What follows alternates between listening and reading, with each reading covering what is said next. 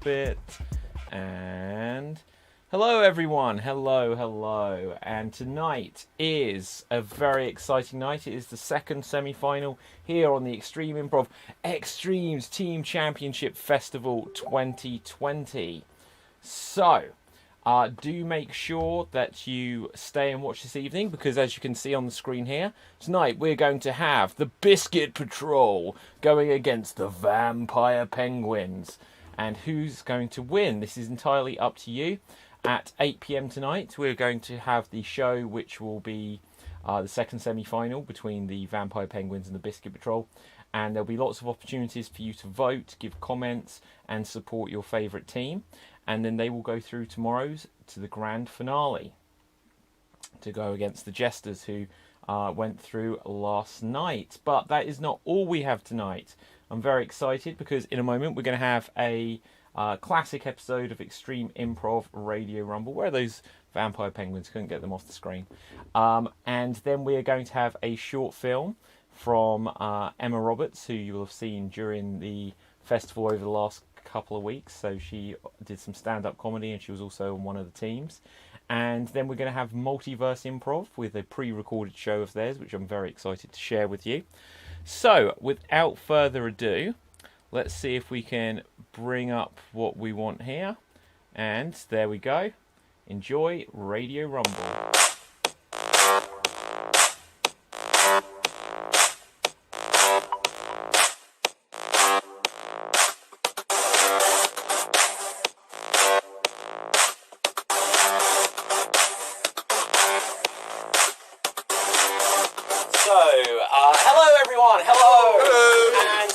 To another exciting episode of the Extreme Improv Podcast. The podcast where we play short-form improv games and try to win the Extreme Improv Podcast Championship Trophy. Ooh. Performing on the show today is myself, David Stansky, and I am joined by... Angus Dustiger. Dave Green. Ione Brown. Ed Colley. See, I thought everyone was going to go for the sing-songy thing after you, Angus, but we just didn't do it. No one followed through. No, yes, and guys. No, and. I heard no musical stuff in there at all. Sorry. Right, okay. Go with it. So, we are going to play lots of games, and the first game we are going to play on the show today is what is known as a traditional alphabet scene. And Ed, you and Dave, I'm going to throw you into a traditional alphabet scene. So Ed, you've been with us a while now. This is your second week on the show. Seasoned practitioner. Dave, you're practically part of the scenery now. One more week, then you can be season 2, Ed. Yeah. Okay, unlike the rest of us who are like, we're basically relics, we've been here so long. Okay, we're going to have a traditional alphabet scene. So for those of you listening or watching who do not know how this works, these guys are going to perform a scene where every time the next performer speaks, the sentence they say has to begin with the next letter of the alphabet. So A followed by B followed by C, and that's how the alphabet goes, David.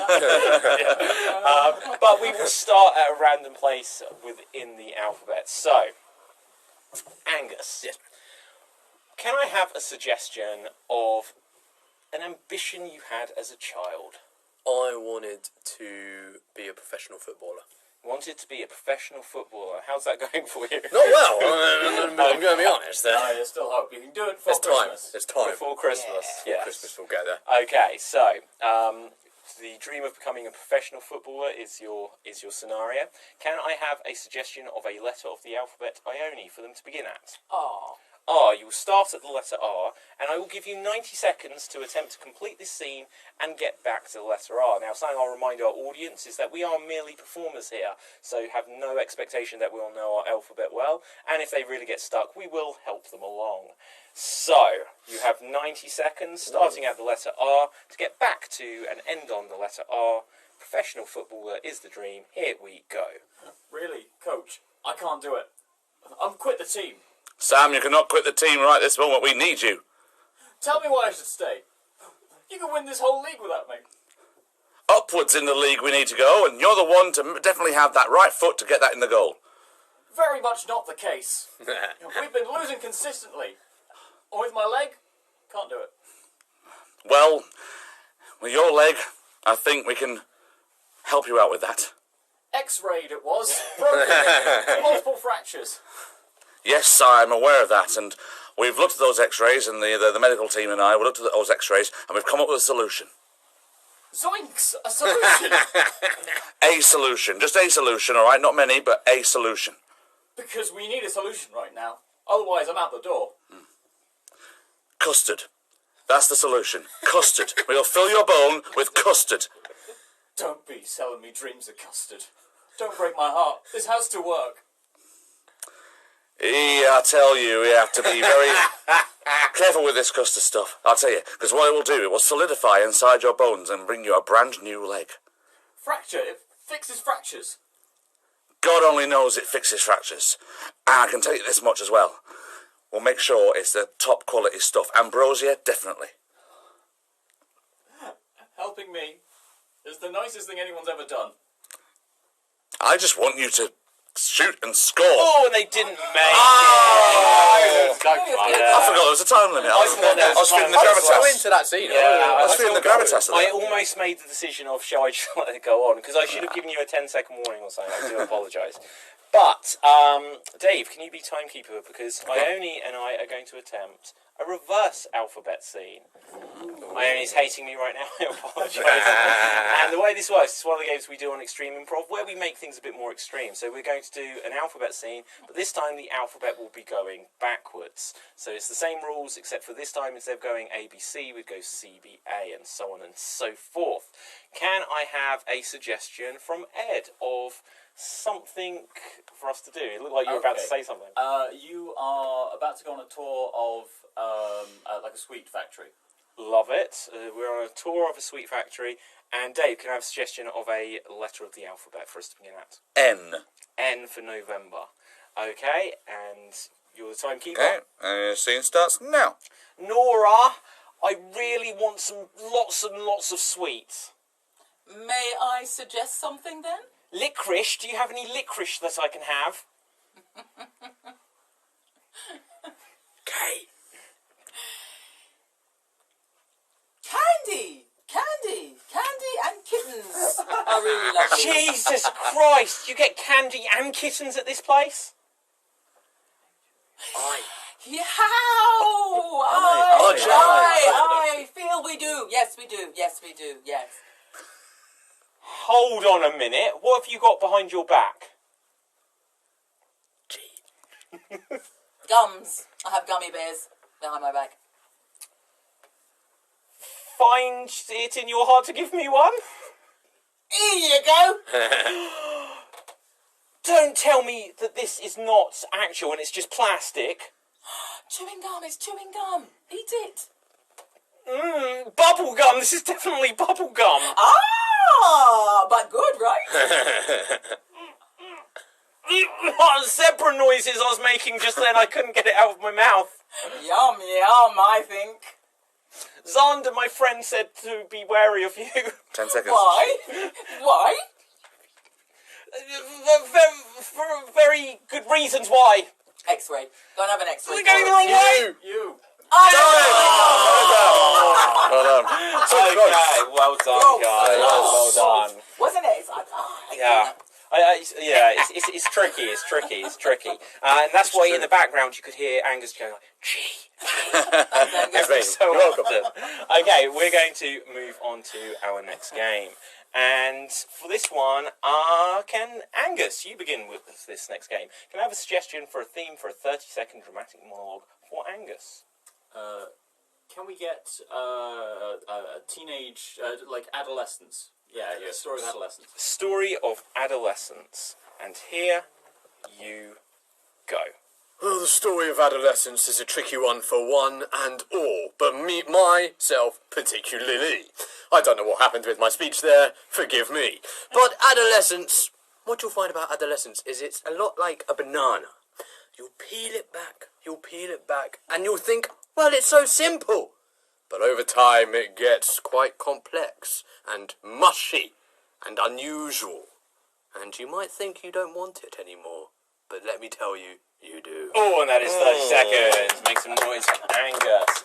Now, this game is called Verbatim. And in this game of Verbatim, Ed, you will now have 30 seconds to recreate Angus's original monologue as precisely as you can. And here you go. Adolescence. Yes, it's really it's not for everyone, but not for me either. I'll tell you, it was particularly complicated for old me. I remember it's a lot like a banana, and what happens is when you peel the banana of time, it becomes more complicated and mushy, and like it then just sort of disintegrates in your hand, and it's not pleasant. And I remember it more than anything. 30 seconds. Okay, Dave, I'm going to ask you once again to be the timekeeper. I will attempt to recreate, in this game of verbatim, I will now attempt to recreate Ed's recreation of Angus's original monologue. So for clarity, I'm not recreating Angus, I've got to try and recreate Ed's performance here. Okay, so over to our timekeeper. Away you go. Adolescence. I remember. It was a long time ago. I can't remember at all. And the banana of adolescence, of the banana of time, and it's been a long life. So adolescence. And time. Sorry, we forgot to introduce Boris Johnson to the podcast. I think I'm Winston Churchill. Well, I'm a Prime Minister either way. Oh, shit. Gosh, yeah, well, like, I was, during yours as well, I was getting, like, things come up, and I was like, oh, I haven't done this yet on today's recording, so I should have paid attention.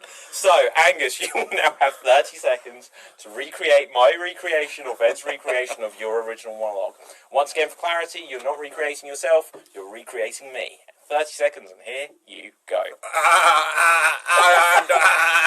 Adolescence is it's not for.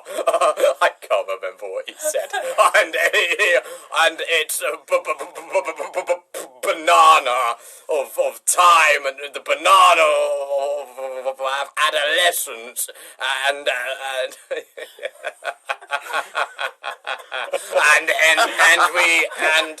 I don't. And that is time. Well done.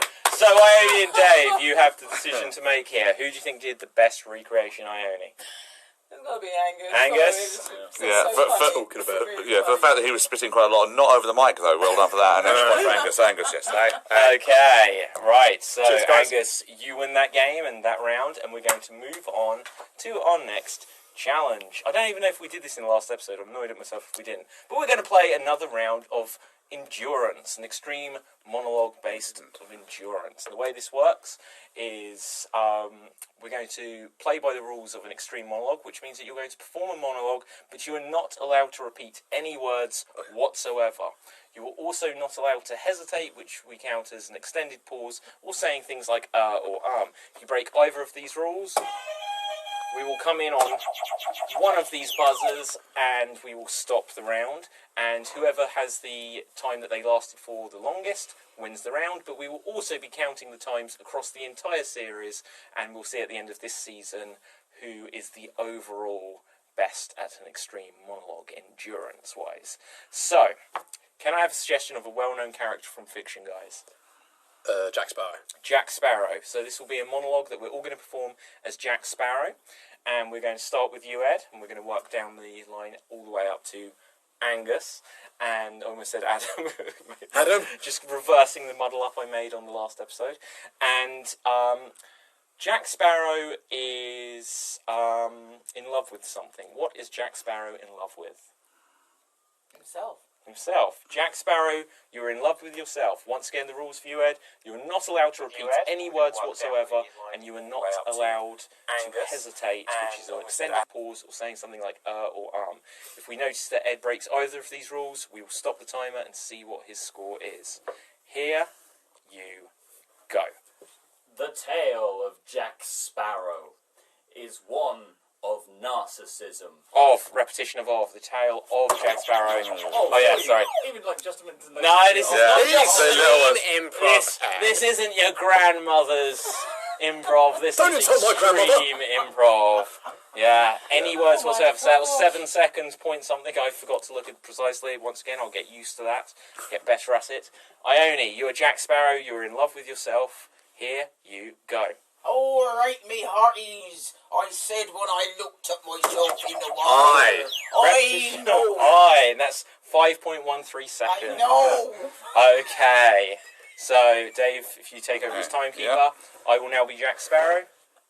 3, 2, 1, go. Well, this morning, I looked my face in the mirror.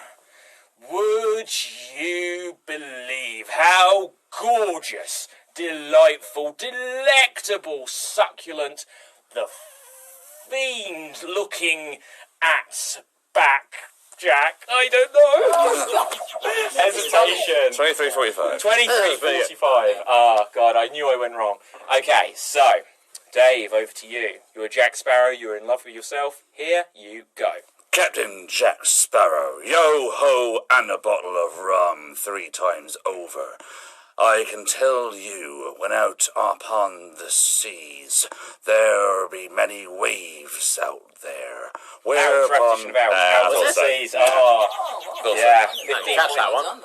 15.25 seconds. So, Angus, you've got 25 odd seconds to beat for whatever I did. Here you go. The thing about loving oneself is tricky. However, it can be done. The way I do it is... The thing about I'm relying on you. I was relying on me too. You can't win, man. Oh, okay. So, Nepotism. that's... Oh, man, what? Oh, I'll leave then. Nah, got to stay. Okay. Right, okay. So, guys, we're going to move on to our next challenge. And our next challenge is a really tricky game called Every Sentence Must. And I'm going to say this is going to be an absolute cluster, but let's all join in. Let's do a big group game together, just because we'll help each other out here. And the way Every Sentence Must works is we're going to perform a scene for you guys, and every time a character speaks, every sentence or every line of dialogue they say must include a word with a particular category in it. So, for example, today we're going to perform a scene set where? In an IKEA. We're in IKEA, and let's say every sentence must include the name of a body part. Every sentence must include the name of a body part. We are in IKEA, and here we go. Would you Betty Eve it? The price of this! Look, I do not want to pay that. I do not. I knows. You could pay an arm and a leg for that. Oh. Hand me that price tag. Outrageous. Can I borrow some of this merchandise? Would you like to see the armchair? I've got a headache. Oi, hear me out, hear me out. Hear me out, man. The thing with IKEA is it's pricey. I needed to know that. Whoa. Oh, you want to toe the line, my friend. Don't give her that lip. Shut your mouth. Look, I just want to hear the tooth. The whole tooth and nothing but the tooth. Wind your neck in, you. Are we ready for some meatballs? Balls. Right, you are really testing me. It's got a Do big, my head in, you are. it's a big truckload out there, we have to tow it in. I browsed that on the internet earlier, and that's against the regulations, I'm afraid, mate. There was... Just a minute. I saw that as well. My ass. Look, there's only one reason we're going to do this, and that's for skin. You bummer. Oh, Guys, come here a moment and let's put our heads together to decide what we're going to buy. the Come here. cheek of it. Or can you believe this? Oh, You're kidding me. mate, Guys, there's no need for this. look, we could be out there living our life, and instead we're in here paying way too much for a couch. We're hearing around, aren't we? We're hearing around the Someone's place. a foot, guys. Someone's a foot. It's a bit cold out there. It's a bit nipple. We need to peck our times more carefully for when we come here. You dick. And scene. There we go. I was waiting for someone to get a dick in there. What did that have to do with IKEA? It was basically just, Somewhere. who can have a good punch? Trying to get flat pick furniture in there, but I couldn't. Oh, Too late. Should have done. Should have done. The sweetest meatballs. What? The sweetest meatballs. I only stopped singing about balls. Okay. Okay, guys. So we're going to move on. Okay. So our next game. What haven't we done today that is on the list of doom? We are going to do a game called. No, in fact, we're gonna start to wrap things up here, guys. I'm looking at the time. We're going to move on to an impression battle tournament. So the way this works is we're going to do impressions for you, and we'll have a little tournament to see who can do the best impressions. And this time we're going to work outwards, inwards. And so Angus and Ed, you will do the first two impressions. Can I have a suggestion of a well-known character from fiction for Angus? Gandalf. Gandalf, okay, and can I have a suggestion of something unusual for Gandalf to be doing? Releasing a rap album. Releasing a rap album. Okay, we're going to make it a running gag on this show that people do not rap when they're instructed to. Or will we? We'll see. Okay, watch last week's episode if you don't understand what I mean.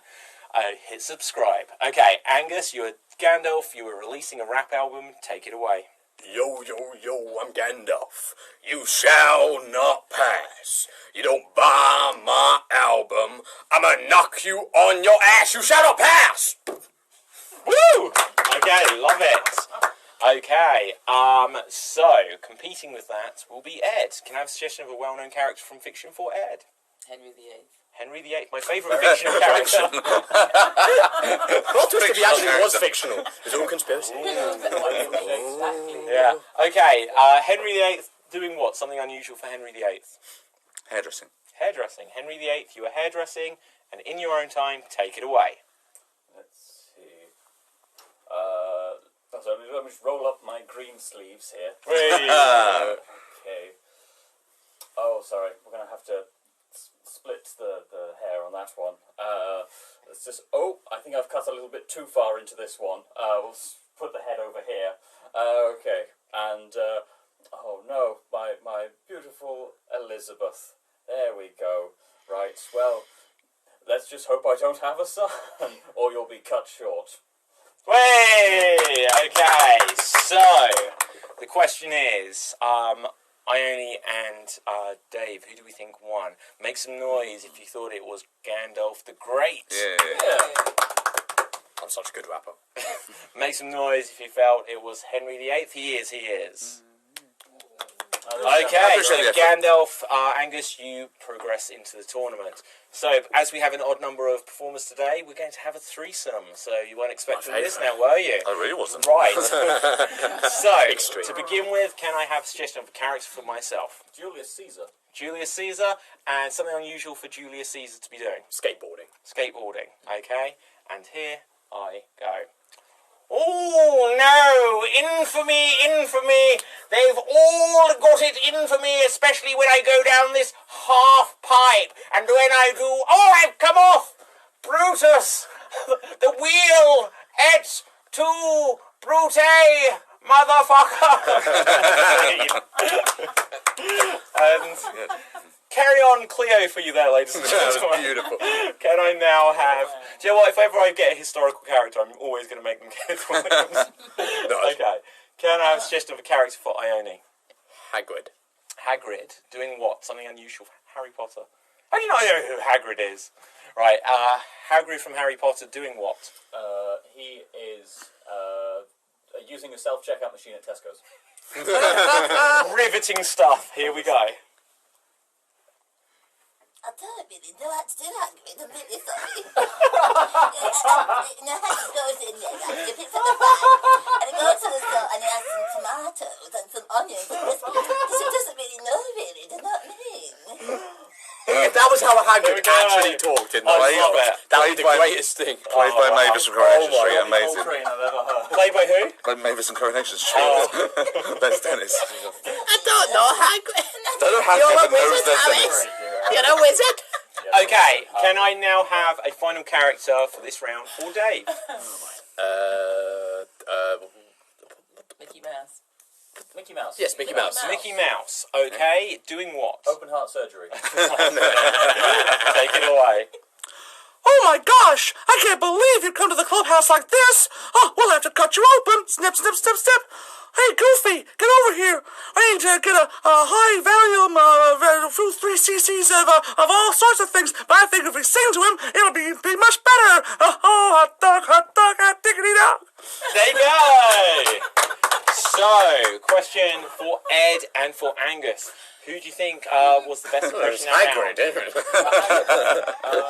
I was going to say, I was quite taken by Mickey Mouse. I'll probably go for Mickey Mouse? I'm going to go Mickey too. Oh, Mickey Mickey was Mouse good. wins. Mickey was good. Okay, so now in the final, we have Angus and we have Dave. Oh my God. So, can I have a suggestion of another fictional character this time for Angus?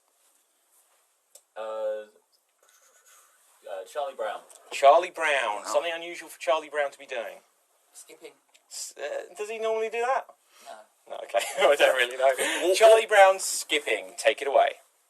Hey ho, I'm Charlie Brown, and I'm skipping my way downtown. Don't look at me, don't give me up around.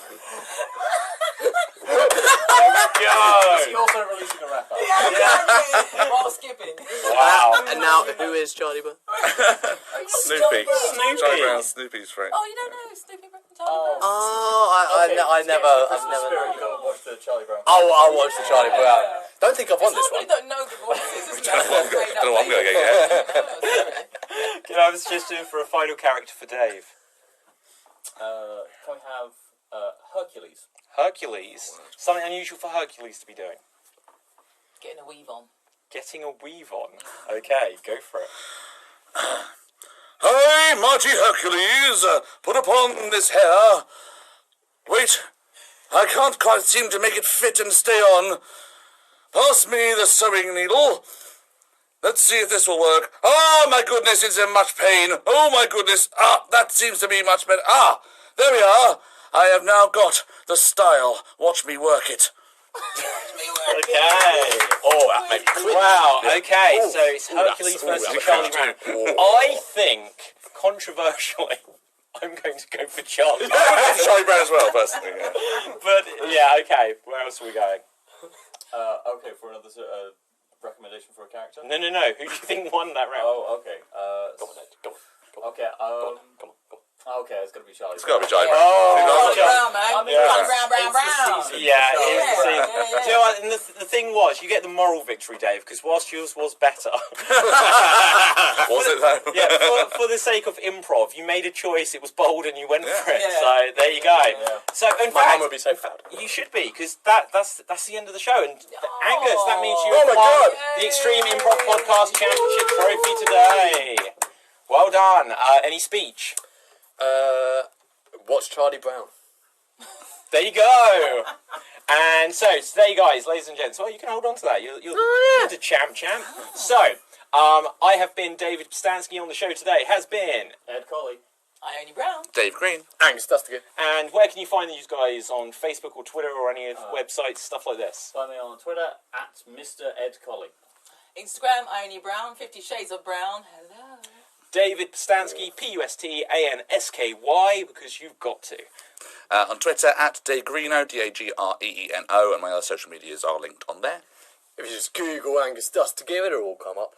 Okay, so for Extreme Improv, go to www.extremeimprov.co.uk. You can find all of our links to social media. We're on Facebook, Twitter, Instagram, TikTok, YouTube. If it exists, we're probably on there. Make sure you subscribe and tell all of your friends about the Extreme Improv podcast. And we are now on Patreon, so we would love anyone to support the show and make us be able to keep going with what we are doing. Until next time, bye, Ziz! Bye!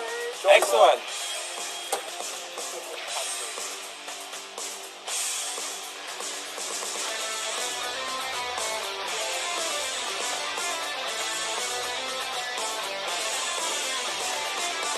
Okay, so we are back. That was a classic episode. When I say classic, it was recorded a year ago. Wow, how time has flown. It may have been November last year, actually. I've got a feeling it may have been early December. But that was basically a year ago. So, what else have we got coming up today? in a couple of minutes, we're going to have a short film, a comedy sketch from Emma Roberts, who you will have seen earlier in the festival. She was performing some amazing stand-up comedy for us during our stand-up show. We also had her on one of the teams. But we're going to have a short film that she's filmed and worked with a performer called Ian. I forget his last name. I'm ever sorry, Ian. I'll look it up and let you know what it was. Well, you'll know what your name was, Ian. But let me just see if I can find it for you. I can't find it right now. It'll come up on the sketch. I do apologise, though. And then in a little while after that, we're going to have Multiverse Improv at 7 p.m. Very excited to have their pre-recorded show for us. So tonight has been a little bit of a pre-recorded festival. And then we're going to have our live show of the Extreme Improv XStreamed Team Championship Festival semi-final round, where the Biscuit Patrol will be against the Vampire Penguins. Only one of those teams can go through to tomorrow's grand finale, where they will go against the Jesters. So without further ado, let me just queue up our next act. Hopefully this will all work and go smoothly. And, okay, fingers crossed. Oh, you had a little bit of a music tune there. That's going to be the preview for it. I am going to get out of your hair and just let the scene go for itself.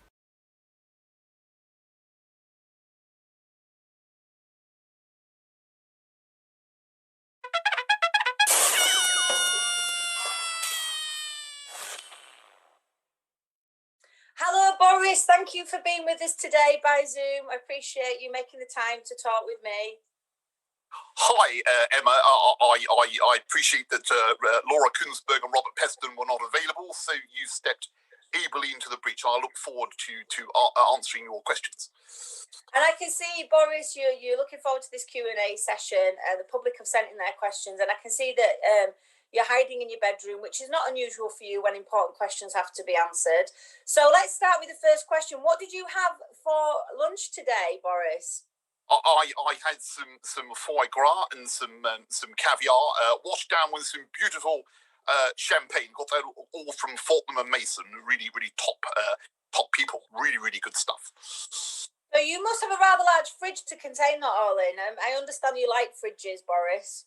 Yes, I like hiding in fridges, hiding away from people. I've got a Beko fridge in my kitchen, and it's guaranteeing me a cool reception every time I walk into the kitchen. So that's really good. That's really good. A bit like what you get from the Labour Party, a cool reception. That's very true. That is very true. Very true. So you like hanging around in fridges and freezers. You like hanging around in bedrooms, and I've heard that while you're in the bedroom, you're a bit of a gamer. So I wondered, what level are you on Call of Duty? Well, as you are well aware, Emma, I was up in the north of England the other day, and I've gone from tier 2 to tier 3 on Call of Duty, and that is with the help of Sir Patrick Vallance and, of course, Chris Whitty. Well, it's good that you've been embracing the food this half term and keeping yourself well fed, isn't it? And obviously, it helped you maintain that curvy figure you've got. And you know, I've got a curvy figure as well, Boris. And I was wondering, what is it that you've done this week to promote the body positivity movement?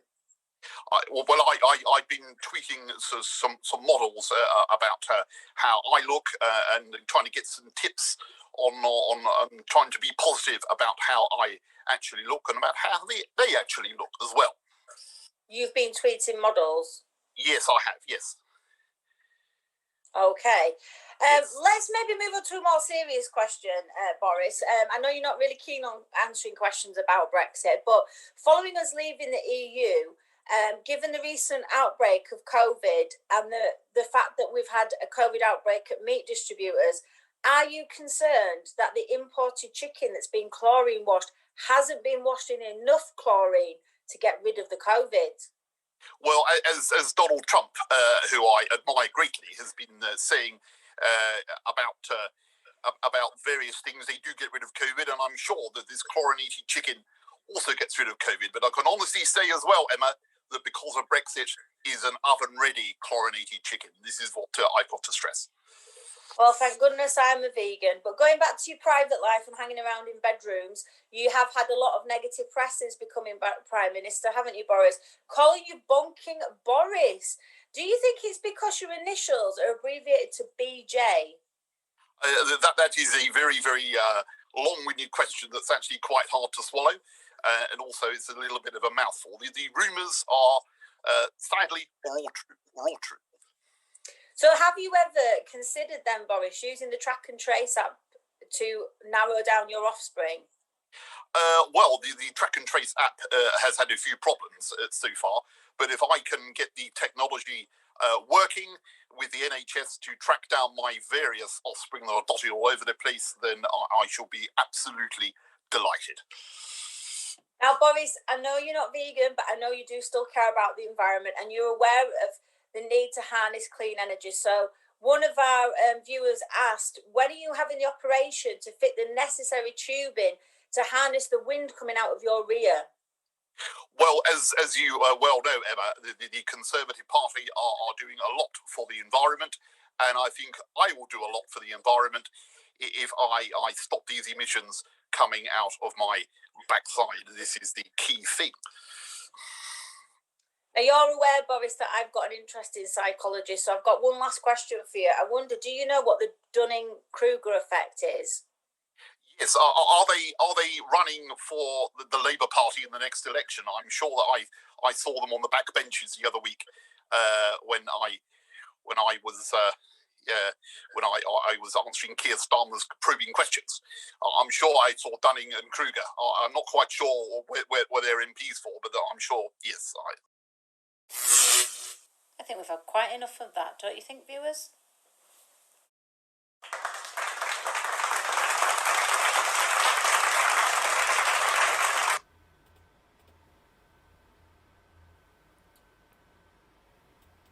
Okay, and well done there. Thank you very much. That was great. I will just give that information again. I'll put it on the screen. I'll read it out for you guys.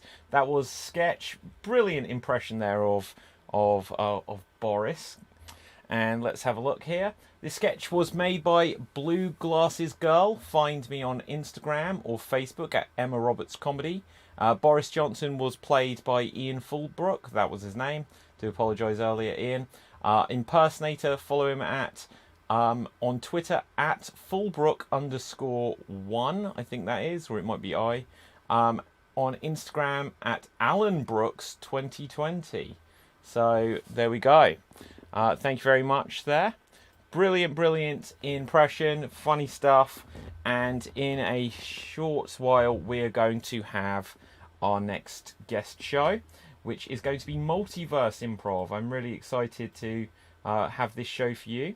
Let me just see if I've got it queued up. I won't jump the gun and play it early, just because we'll have a few minutes. So if any audience at this time have got anything they'd like to ask, I quite enjoyed yesterday when we had like a little Q&A section. I have said that we would do some Q&A stuff at points as well. So let me just actually. I do have a thing which says ask me anything, but at the moment I'll just point your eyes down to our suggestion box. This is weird for me to be on the screen, just me, because I can properly point out there.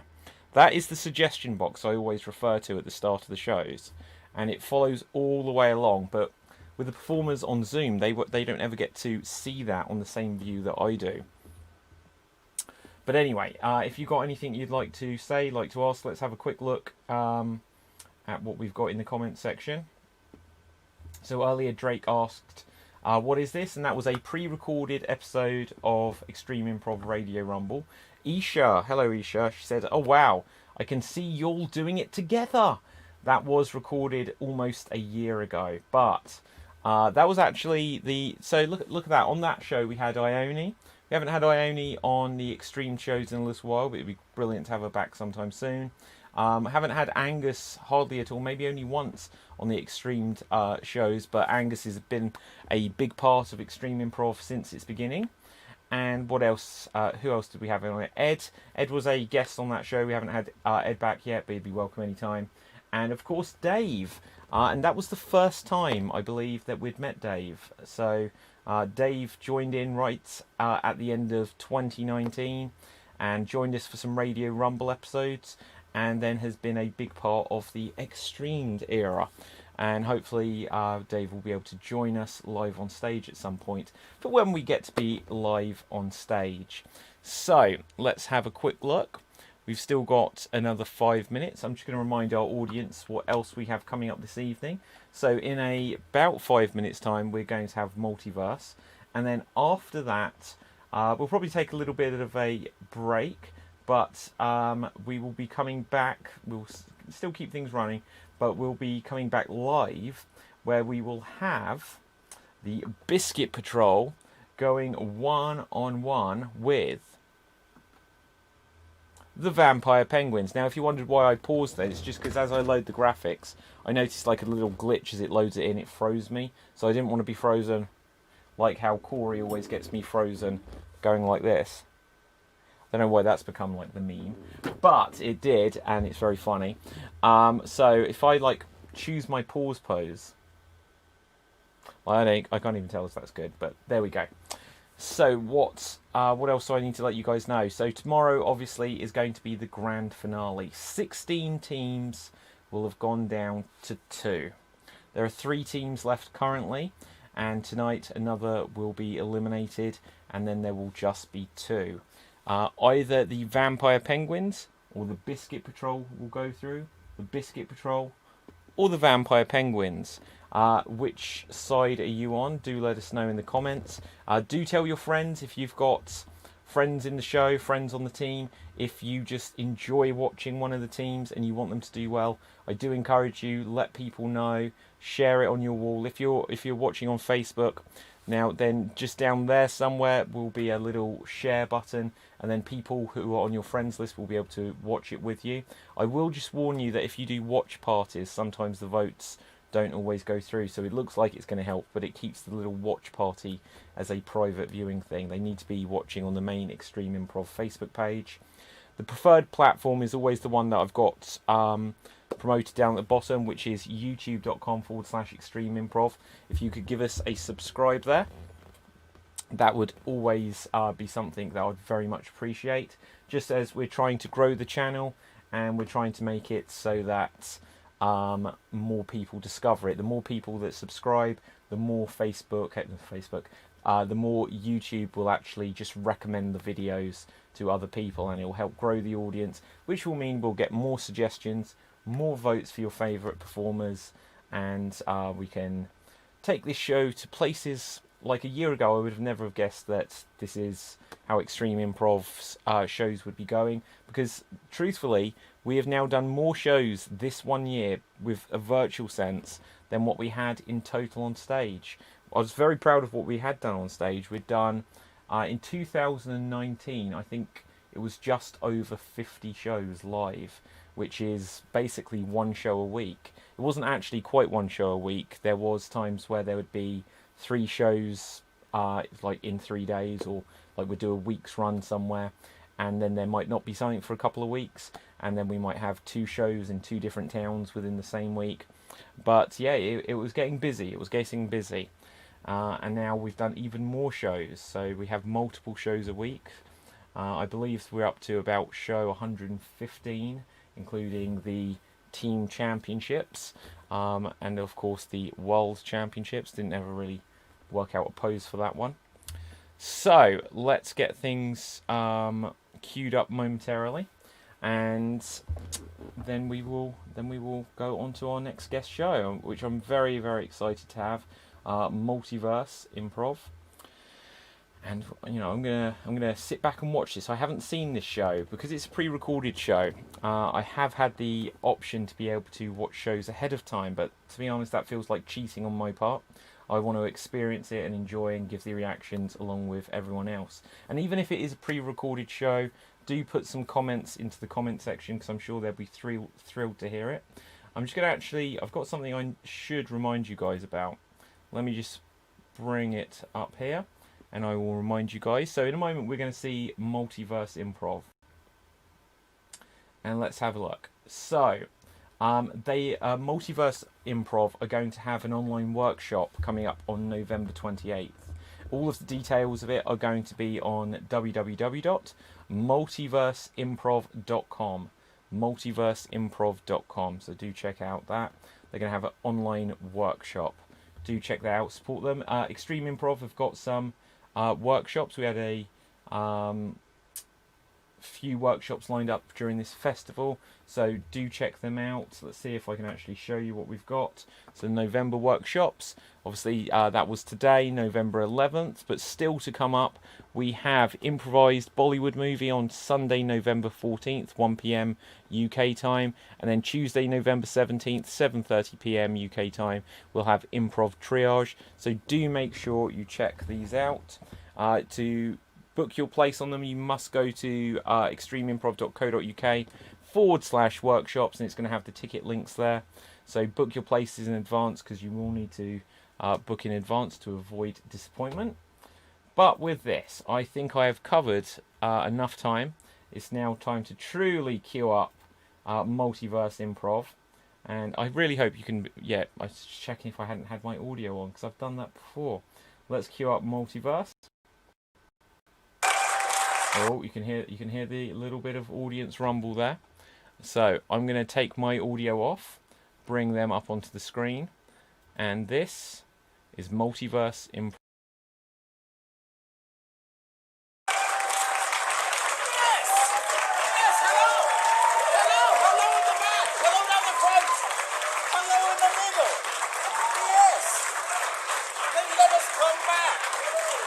That's so kind of them and kind of you. And you're enjoying the swim, give me a cheer.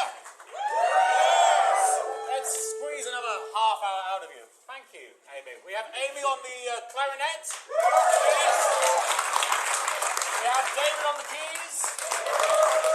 And we have us on everything else.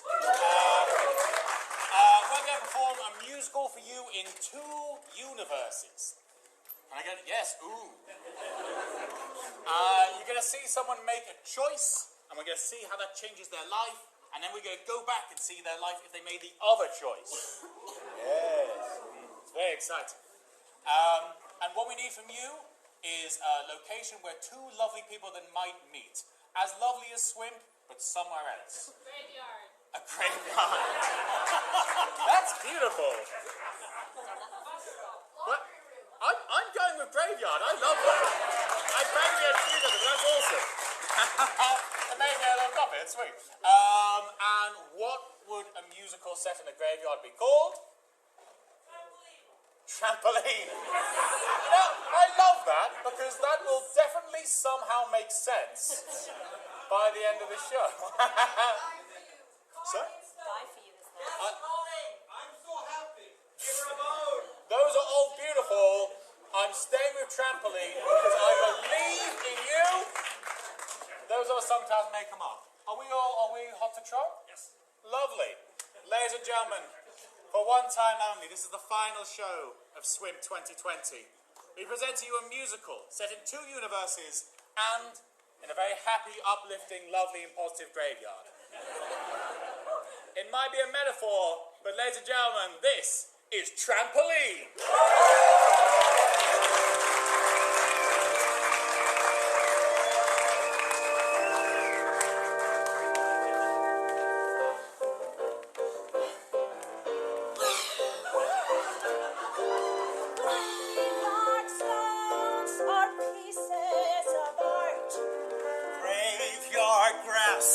Is a portal to my heart. Tombstones tell a story of love. Graveyards is my life. Trampoline, trampoline. You die and you bounce back again. Trampoline, trampoline. You die and you bounce back again.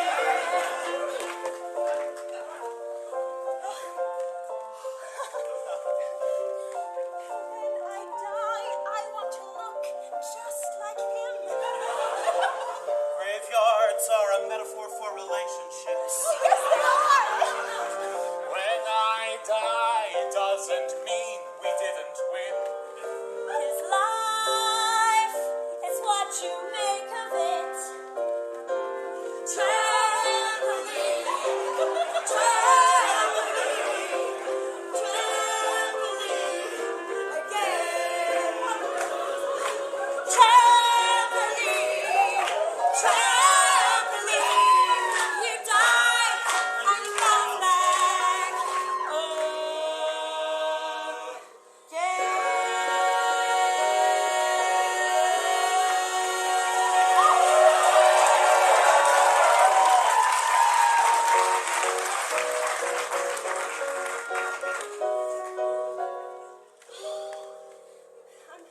I'm so happy you came. I thought you wouldn't show up. I know it's a weird place for a first date, but I just think you should meet my mom. Because you're very special. Lucy, you're gonna make me cry. I mean, there is no greater honor than meeting someone's mother. Would you like a glass of champagne? Would she mind? Oh yeah, she was an alcoholic. Some of the best people are. All right, you ready? Come on then. Not too loud though. Some for me, some for you, some for Mom. To Margaret, this is Christine. She is possibly my future girlfriend. And I know you may not approve of that, but I think if you saw her, you'd change your mind. Margaret. Christine. That's me, right? Yeah. Christine here. Lucy. That's me. That's you, yeah. Lucy is, it's really special. There's no one else I'd come to a graveyard for. Mom, I miss you so. Mom, you went to party and I have so much left to say. Like today. Margaret, your daughter is wonderful. Margaret, you would be so proud. Margaret, I think I might love her. God, did I say that out loud? You love me. It's our first date. Was a little quick. It's a lesbianism great. I love you.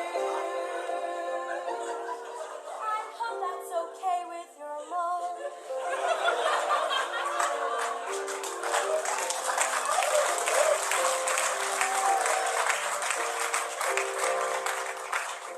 Mom, don't look.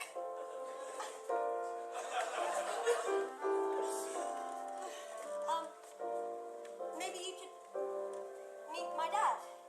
I'd love to meet your dad.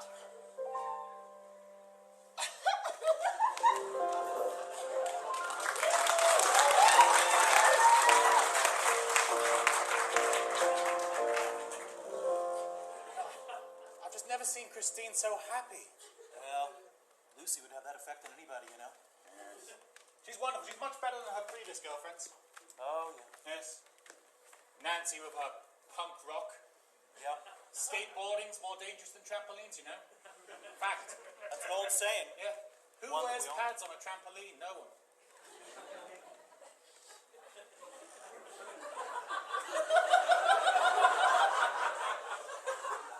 That's right. Yes. That's right. That's you know, Steve. You always make perfect sense. Yes. I'm so glad we work here at the graveyard. I mean, you know, you're great. Well, thanks, Nigel. No, I'm glad you hired me.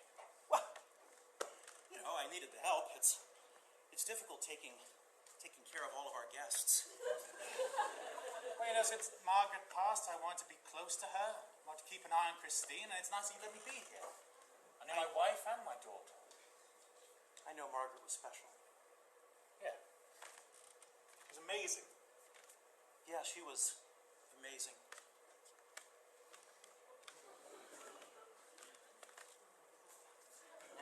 Look at the hologram I keep of her in this room. It's animated so I can see all of her hobbies. That's how we roll here. You know, she played baseball so well.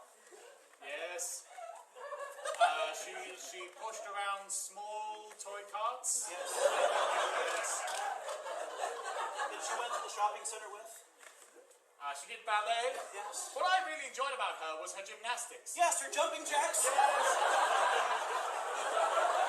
And she was famous for that Margaret flip. Yes, the cartwheel.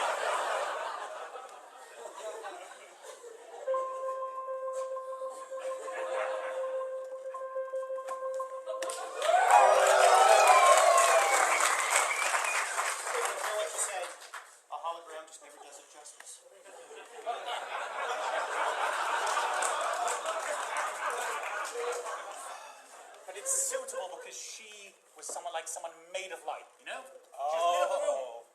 Every party, she'd just hold everyone's attention. She'd tell the funniest stories. So bright. So bright, yes. Well, yes, yes. It's no wonder her daughter is so loving. How bright? Do you mean to you? Well, every time she hugs me, the only thing I can think is, damn, this woman's lovely. You know, if I could take a test, the only thing I confess is that my wife was the brightest. Yes, I've got no regrets about the gorgeous life I spent with my love, Margaret. She was so amazing, I never begged C for another chance. I had enough with my Peggy. That's short for Margaret. That's a reference. Ask your English friends after the show ends. Yes, she was so special.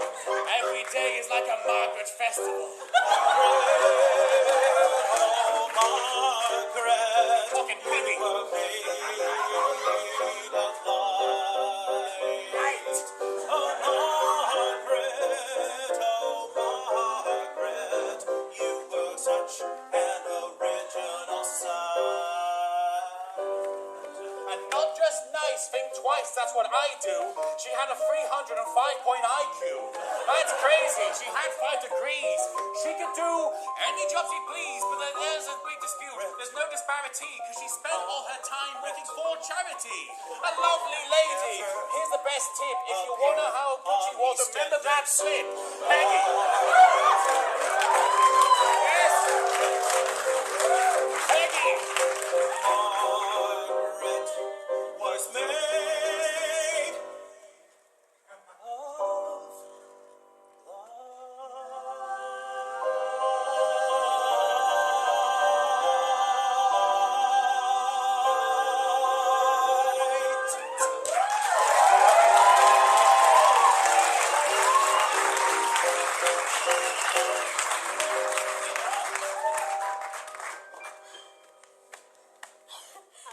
So excited to find you here.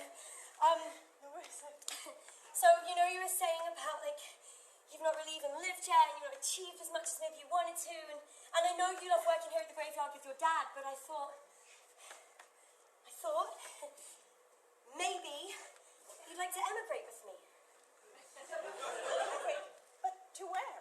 Well, we've been on 3 dates. I think it's time we moved in together, and what better than to discover a whole new country together.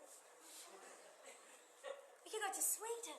I've heard a lot of things about Sweden. Really? Name 5. You can do it in Swedish if you like. Oh, I may. Just because I learned those 5 in Swedish. That's why I love you. You're so impressively clever. Semla. Oh. Surströmming. Yeah. Caviar. Tell me 2 more. Midsommarstång. De små grodorna.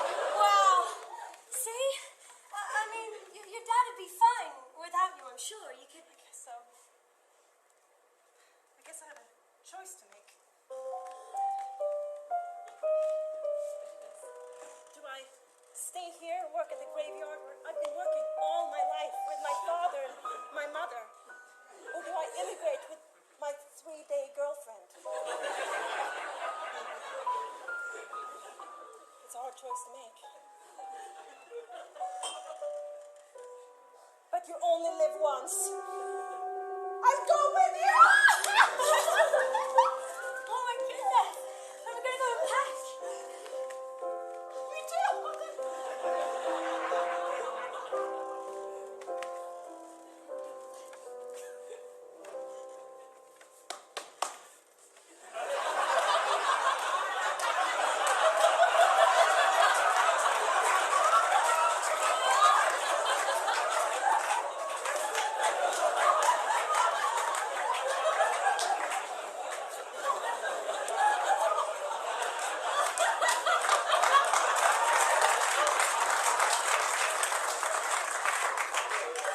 Don't step on that rug.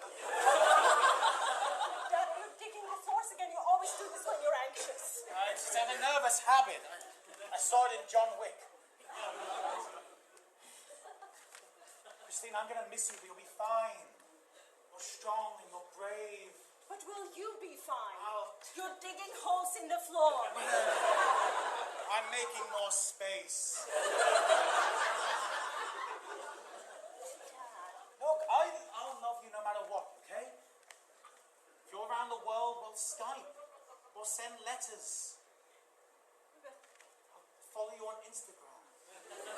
Oh, we'll be fine, and you can visit. We'll come back for Christmas. Of course I will. I just want to make sure that you're okay. Yes, I'll be fine. And that you know that I think about you and Mom often. And Christine is the love of my life. How did you know that you and Mom were meant to be?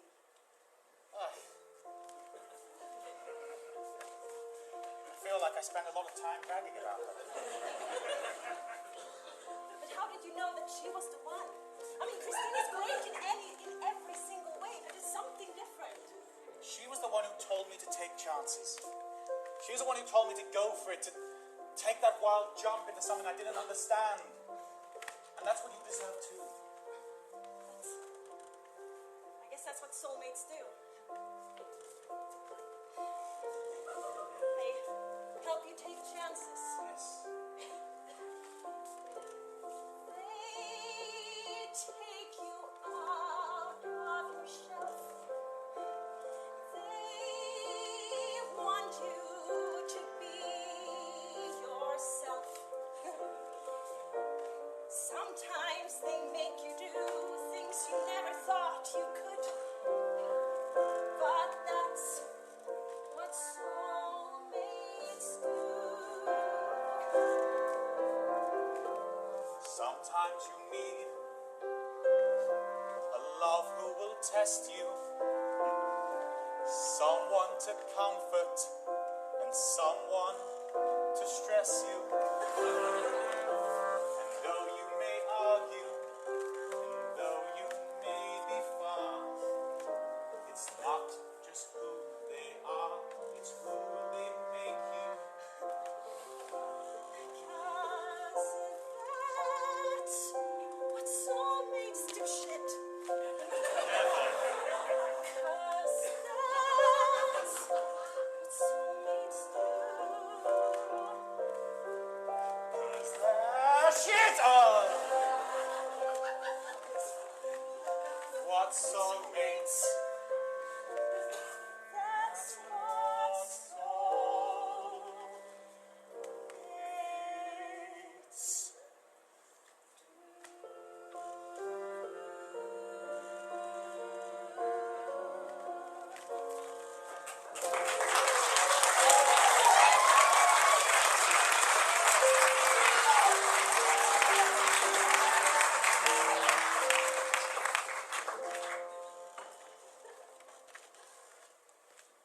Hey, Dad.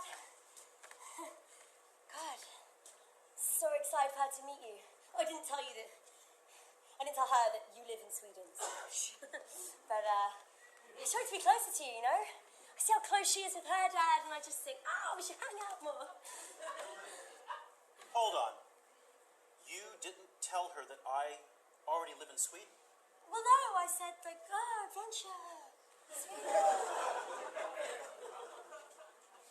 Oh, yeah. Oh, yeah. Adventure, Sweden, sure. That's what brought me here all those years ago, sure. Adventure, Sweden. Oh, Dad, you're always so negative. You know, it was a good thing. I moved here to be closer to you. Do you know what 25 years in Stockholm does to a man?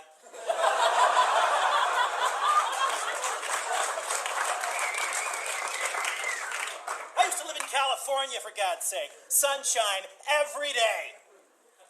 Partial sunshine every night. And now, the days here sometimes are longer. But do they always have sunshine? No. And in the winter, the nights are very much longer. Do they have sunshine? No. And are they warm? Oh, the door's locked. I'm coming back. Just try and be positive, okay? Sure. Bring her in. Hey, babe. Wow, this is an amazing Airbnb. How did you find it? This is so much money. This is such a fancy area. It's Fridhemsplan. No. Welcome to California dreaming. Who's that? This is, don't be mad. This is my dad, Rodney. Didn't expect to see. Is he living with us for this whole trip? We're living with him. Just until we find our own place, but you know, I see a close role with your dad, and I think, that'd be great. All right, where are my manners? I'm glad to see you. I'm glad to see you. Thanks. Welcome to Sweden.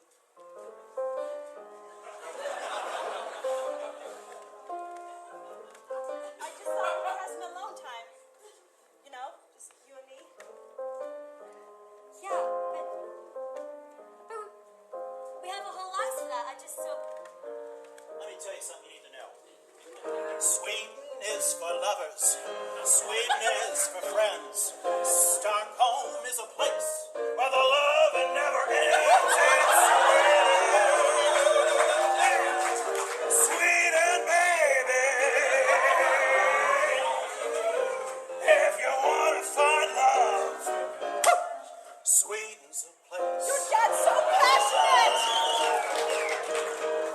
Sweden, it's a place for loving. I guess Sweden is the place for hope. And Sweden is a place for forgiveness. It's the place I forgive. Welcome to Sweden.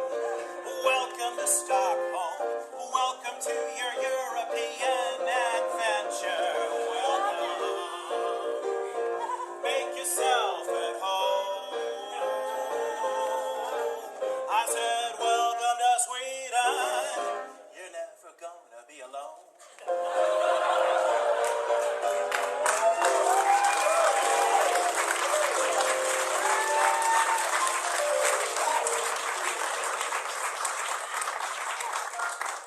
That's very passionate.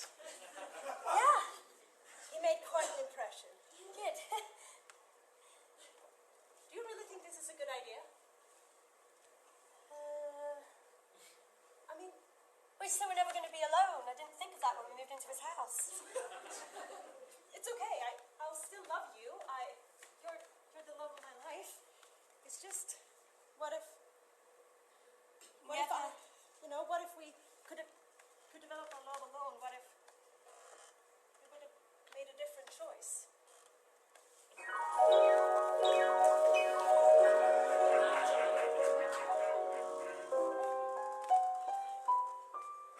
I can stay here working at the graveyard,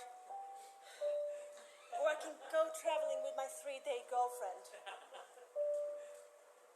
I love you, and I always will. But I think we should stay here and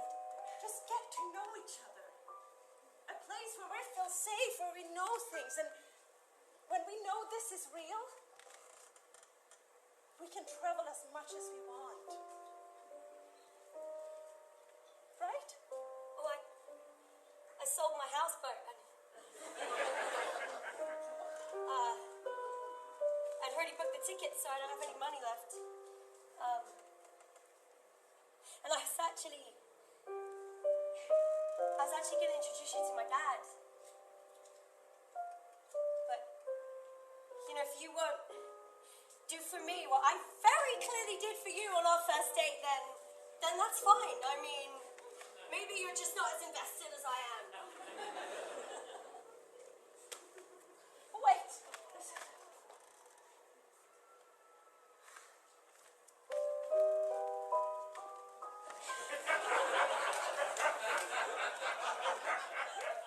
Pretty good haul, Steve. Thanks. It's your third one this week. You know, we don't really need them here in the house. I'm worried about my daughter. She's been... Fill that in, please. It's okay. Set. You know, it's training. It's training. Sure. How good the door? Which door was it? It's a sound echoes. You know, you look more like your mother every day. It's a mildly creepy thing to say, Nigel.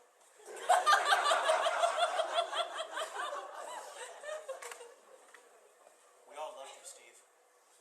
Still pretty ominous. But you're right. We'll figure out if it means anything in the next few minutes.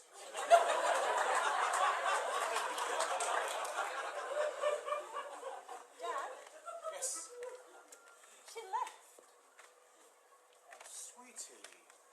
It's okay. It's okay. It's fine. Let me make you some tea. Just another one. There's a lot of fish in the sea. There's a lot of tea here in England. Well, you know, she said she loved you on a first date. I mean, you were pretty forward to introducing her to Mom. You know, who knows what you find out when you stick around. You know, it's not wrong to take things slow, okay? I guess so. And I guess if she is the one for me, she will come back, and that's the will of the universe. Look, following your dreams for someone is one thing. Someone else giving up their dreams for you, that's real love.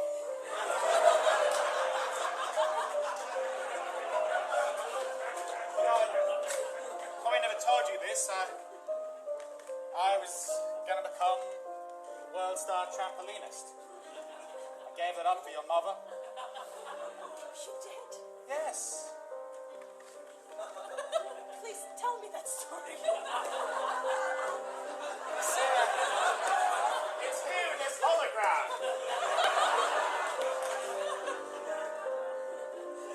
What made it hurt even more is I was the one who taught her that flip. I showed it to her on our first date.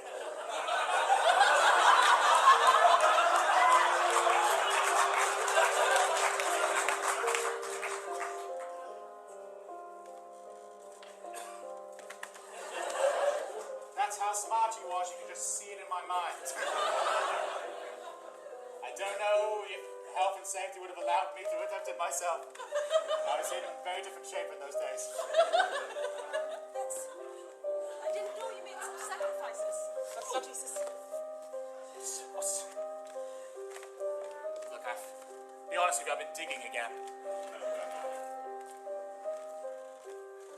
Look, if I traveled the world, I miss what I wanted to do in my life. Spend it with her and spend it with you.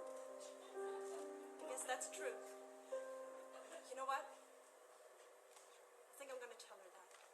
That she needs to do whatever makes her happy, but if she's prepared to give up all her dreams for me, then that's true love. I'm not manipulative in any way. In any way at all. No, you can just state your boundaries clearly. Don't try and convince her. Just be clear on your boundaries and don't be weird and manipulative. Hey, look. I'll show you what I was looking for.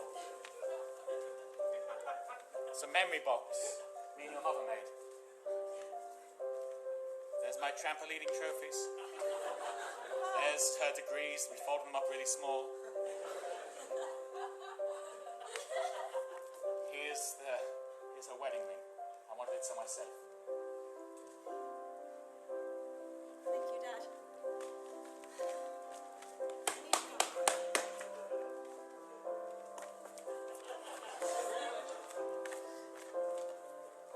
Hi. We haven't met. I'm Lucy. Yes, I've watched you in the graveyard many times. Oh. Oh, because you work I there. work here. You're with my daughter. Yeah, she's not here by any chance, is she? It's just, Well, she just left, but perhaps if you dramatically run after her, you'll have a chance to tell her how you feel. Go, straight out the window, go!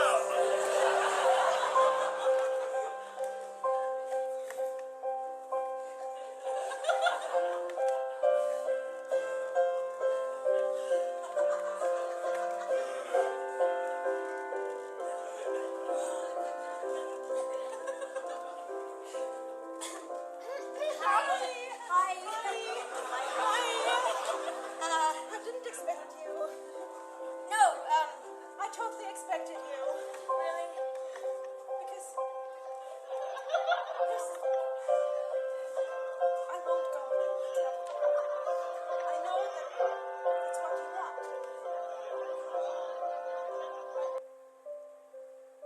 There's also other things that I do think you want as well. God, boundaries are so sexy. Please tell me if you feel offended at any point in my speech to you. Why don't you sing it? Of course. In your life, you need to make a few choices.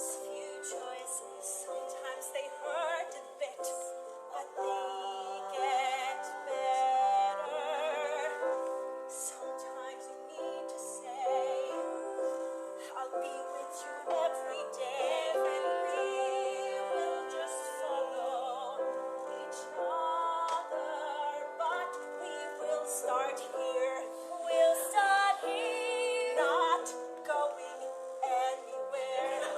We'll start here. I respect your boundaries. Not going anywhere. Let's Start respect yours. Ish. And that'll get better with time. The thing is, I took a job here. Oh, you did? Yeah. It's a trampolining merchandise. I thought I could put it right next to the graveyard because your dad loves trampolining and my dad's offered to come from Sweden and help me run it. Nice. Rodney's a driver, he's wonderful. I didn't know your dad was bisexual too. He runs in the family. This ring is my mother's. Oh God. And I know she would approve. Will you marry me? Yes. Our dads are so cute. I think it kind of makes us sisters, so let's get married first before they do. Good. Breaking up, getting back together. It's about bouncing back, isn't it? It's about up and down and trampolining. Whether circular or rectangular. Now, when all the heartbreak is over, I realize this is what I wanted all along. You have made me the happiest girl in the world. And you've made me the happiest girl right back. And you've made me the happiest man who ever moved from California to Europe. And you've made me the happiest man who ever moved to the US. Let's get on the trampolines! Let's go, Rihanna. Sure.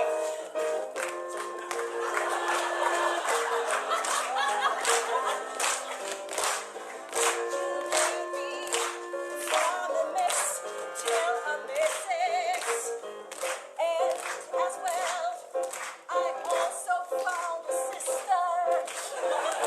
Kinda weird, but I'm okay. 'Cause I'm believing that life is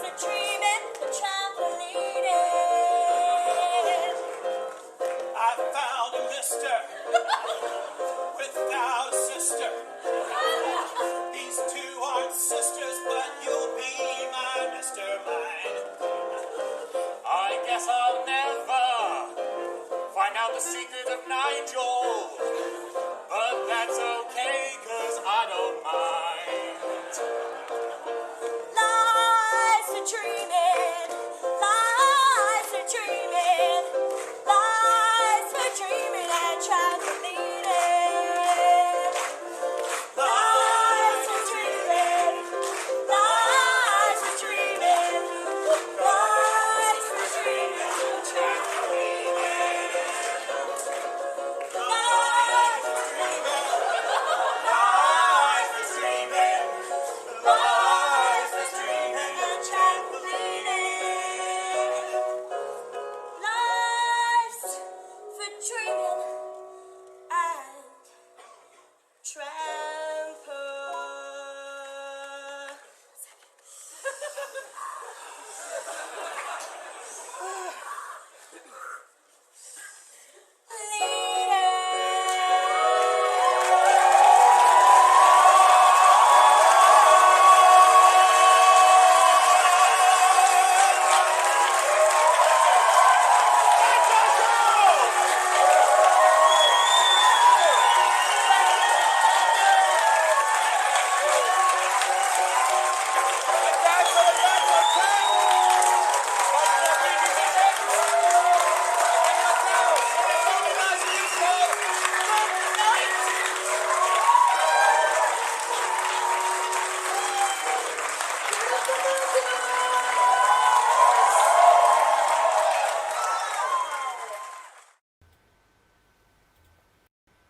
Okay, so there we go. Well done, well done. That was a great show. My applause there for Multiverse Improv. So do check out their website, multiverseimprov.com. I'm going to check it out right now, just so I can tell you a little bit more in depth about what they've got coming up. Because they have a workshop that I will tell you about.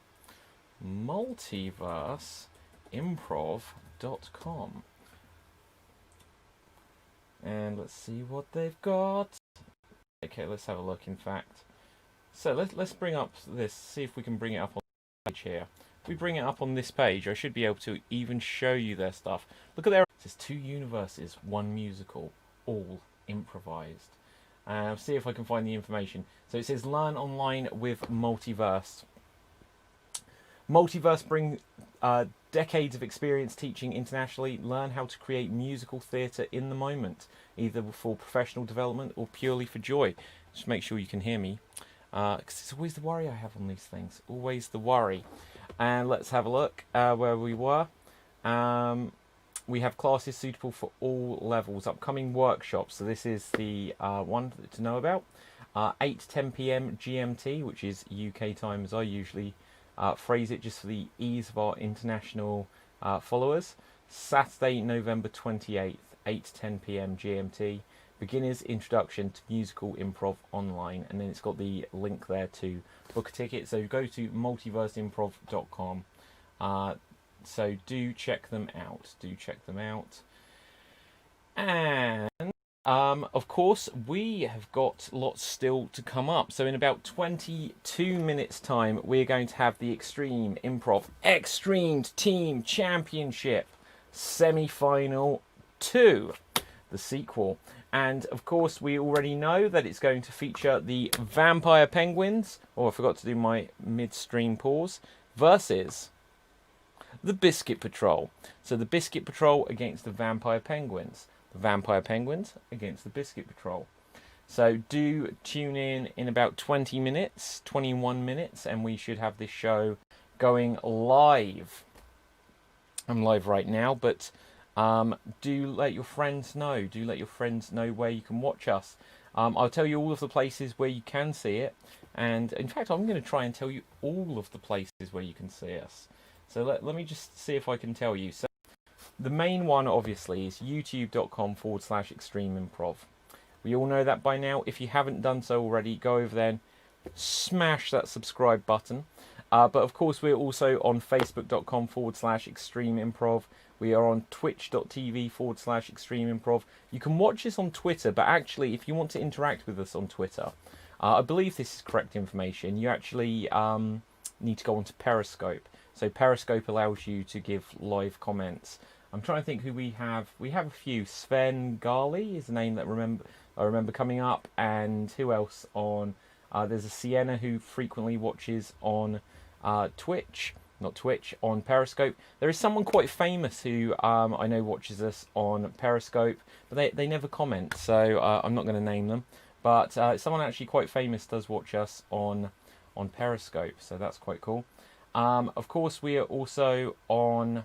We are on Daily Motion. We're on LinkedIn, but I don't know how they work. I beam it out there, so do check out if you're able to. We're on DLive, which I think is a streaming platform which primarily seems to be based out of Turkey, because we seem to get a lot of people who write to us in Turkish. But I love the fact that we're international. I can't understand the word you say. So you might be giving us some brilliant suggestions, and I just can't use it, I'm sorry. VK in Russia. We don't get too many comments in Russian, but I'd welcome it. I'm a bit Russian, as we all know. And anywhere else, you can of course watch us live from our website, www. And then it is extremeimprov.co.uk. I'm just going to take the logos off the screen, because one I keep forgetting to plug. Where is it? Here. Extreme Improv TV. You can get a TV app of Extreme Improv for Amazon Fire TV. And so if you've got a Fire TV stick or a Fire TV Cube, then you can download the Extreme Improv TV app, and you can watch us through that if you so desire. It's all good. There'll be a lot of the archive of shows on there. So check us out on whichever your preferred platform is. My preferred platform, if you want to check us out there, is always going to be YouTube, and that's just because it's the one where we have least glitches, occasional glitches, but least glitches, as is the nature of technology, because there's two things I can always guarantee with these shows. One, there will be technical difficulties, and two, sometimes things won't be fair, and technical difficulties aren't really fair. But YouTube is the best one for us. It's the easiest one, because like last night we had a dance-off game on. Feel a bit warm. We had a dance-off game on, and if we're using music, then YouTube is the easiest one for us to resolve any issues. But do watch us wherever you like. Let's see if we've got any comments, anything coming through. Steve Greenwood, have I missed tonight's show? No. If you are waiting to see the Biscuit Patrol against the Vampire Penguins, you have not missed it yet. That's going to be starting in about 18 minutes time. We've just had some guest shows tonight. Every single night we seem to have like a slightly different theme. Tonight we had some pre-recorded shows. We just saw the Fantastic. We just saw and the third, yes, Assad, I agree. I'll read that in a moment. We just had the Fantastic Multiverse Improv. We had Emma Roberts with a pre-recorded sketch. We had an episode of Extreme Improv Radio Rumble earlier. But our big live show tonight, which will see the Vampire Penguins against the Biscuit Patrol, will be on at 8 PM UK time. So that's 8 PM GMT, Greenwich Mean Time. So check that out in a few minutes. I am just vamping for time, just letting you all know that we're still here, just because I don't want you to come and find like the holding screen. If you saw this screen and you heard some music, you might think it's all done, but we have, in fact, haven't actually begun yet. So let's just see what else we've got in the comments. OMG David sir, big fan. No, I'm not going to start an OnlyFans live stream. I'm not. I don't even really know what it is, except for it's always just made in dodgy jokes. Ooh, what is that? You've written something in a foreign language there, Assad. Is that Hindi? You know, I don't know. But I don't want to read it in case it's something naughty. But everyone, if you're watching on YouTube, do take a moment, hit that subscribe button, just because the more subscribers we've got on YouTube, the more YouTube will actually recommend our shows to other people to discover. And we've got well over 200 shows available to watch on the channel. We've got over 100 episodes of Extreme Improv XStreamed, including the full team championship, including the full world championship from back in August, and all of the weekly shows that we have every Wednesday and Thursday in the evening, UK time, and Friday matinee shows. Every episode of Revenge of the Werewolf, It's got lots of the Extreme Improv podcasts on there, has all of the Extreme Improv Radio Rumble shows, and it has several of our live on stage shows as well. Oh, right, it just says, you do really great work, David, bro. Please read it. Okay, I'm going to trust you, Assad. And if it turns out that you've just given me a fake translation and it's fake news, then on your head be it. Right, so Assad wrote, and I'll try to read it in Hindi. It says, Tum bohot, mast calm, Katra hi, David, Bahai, BHAI, bar, bro, Steve Diz, bro. Hello, shout out to you, Steve, as well. So, let's have a look at what we've got still coming up. We're going to have the Extreme Improv XStreamed Team Championship, Vampire Penguins against the Biscuit Patrol, and the winners of that will go against the Jesters tomorrow in the grand finale. So let's run through who is on each team, in fact. So on the Penguins, the Vampire Penguins, I just need to make a note of this myself. We do have Dave Green. We have Ruth Curtis. We have Samuel O'George. So we have Sam, Ruth, Dave, and we have Sid, and we have Fiona. So Sam, Dave, Ruth, Sid, and Fiona are our Vampire Penguins. On our Biscuit Patrol, we have Shalita, we have Marty, we have Elkie, we have Pablo, and we have someone else. Shalita, okay, hang on, I just need to check. I don't want to announce the wrong person. We have Ewan Henderson, actor. Ewan, I didn't forget you. We have Ewan Henderson, actor. Subscribe to him on YouTube, by the way. Okay, let's vamp sometime together. Yeah, hi David. Let's have a good show again, says Sandra O'George. Oh, George. Sandra, just for that, I am going to give you the official on-screen Oh George. So, there you go. Oh George for you. Let's have a look. Ha ha ha ha, epic, says Assad.